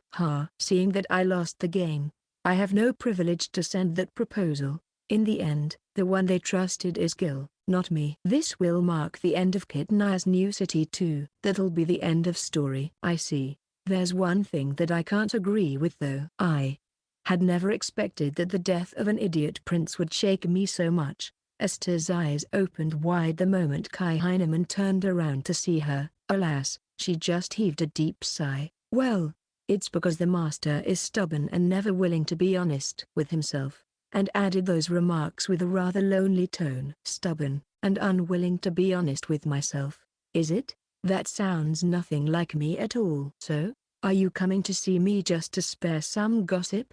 Kai Heineman shrugged his shoulders as he spoke, and asked Esther with a face devoid of emotion. Esther nodded at him. It's the matter about that cat girl called Shah. Shah? What's the matter with her? The fact that they managed to summon two general from the world boundary with the cat girl doll that I created with my ability are definitely something that I never expected. Kai squinted his eyes for a while the moment Esther said those words. But, I see. Is that small fry really that powerful? Esther spewed a remark that sounded like a contradiction. They are small fry, but that is only from your perspective, Master. They and the others, including us, your subordinate omnipotent existence in this world. Kai heaved a deep sigh and he closed his eyes for a while as he raised his face up before opening his eyes again and looking at Esther. Since you're telling me about this matter now of all time, is that mean there's a problem? Esther nodded with a solemn look on her face. This farce has already been known by the two marshals from the world boundary, and chewed her lips as she spoke. Who? The supreme commander of the heavenly army and the evil army. They recognized the master as a threat and started to mobilize their army to purge us. In short, so their aim is for the sake of them in the world boundary. Seeing Esther nod in silence, Kai heaved a deep sigh. I have to at least pay tribute to Gil, not to mention that girl is under our protection too. We must not back down from this small failure. But, make sure that no one knows about that, everyone including the person herself, and gave such an order. Understood. And then, for those fools who don't know of their place, what are you going to do with the remnant of the evil army hiding in the demon race territory? Why are you asking? You already know the answer, right? Seeing Kai making an atrocious smile on his face, Esther placed her right hand on her chest, bowing lightly and, rampage as much as you like, Master. She replied respectfully. Yeah, I suddenly want to rampage for the first time in a while. Kai left the room with an expression akin to a wild beast freed from its cage. End of Volume 5 Part 1.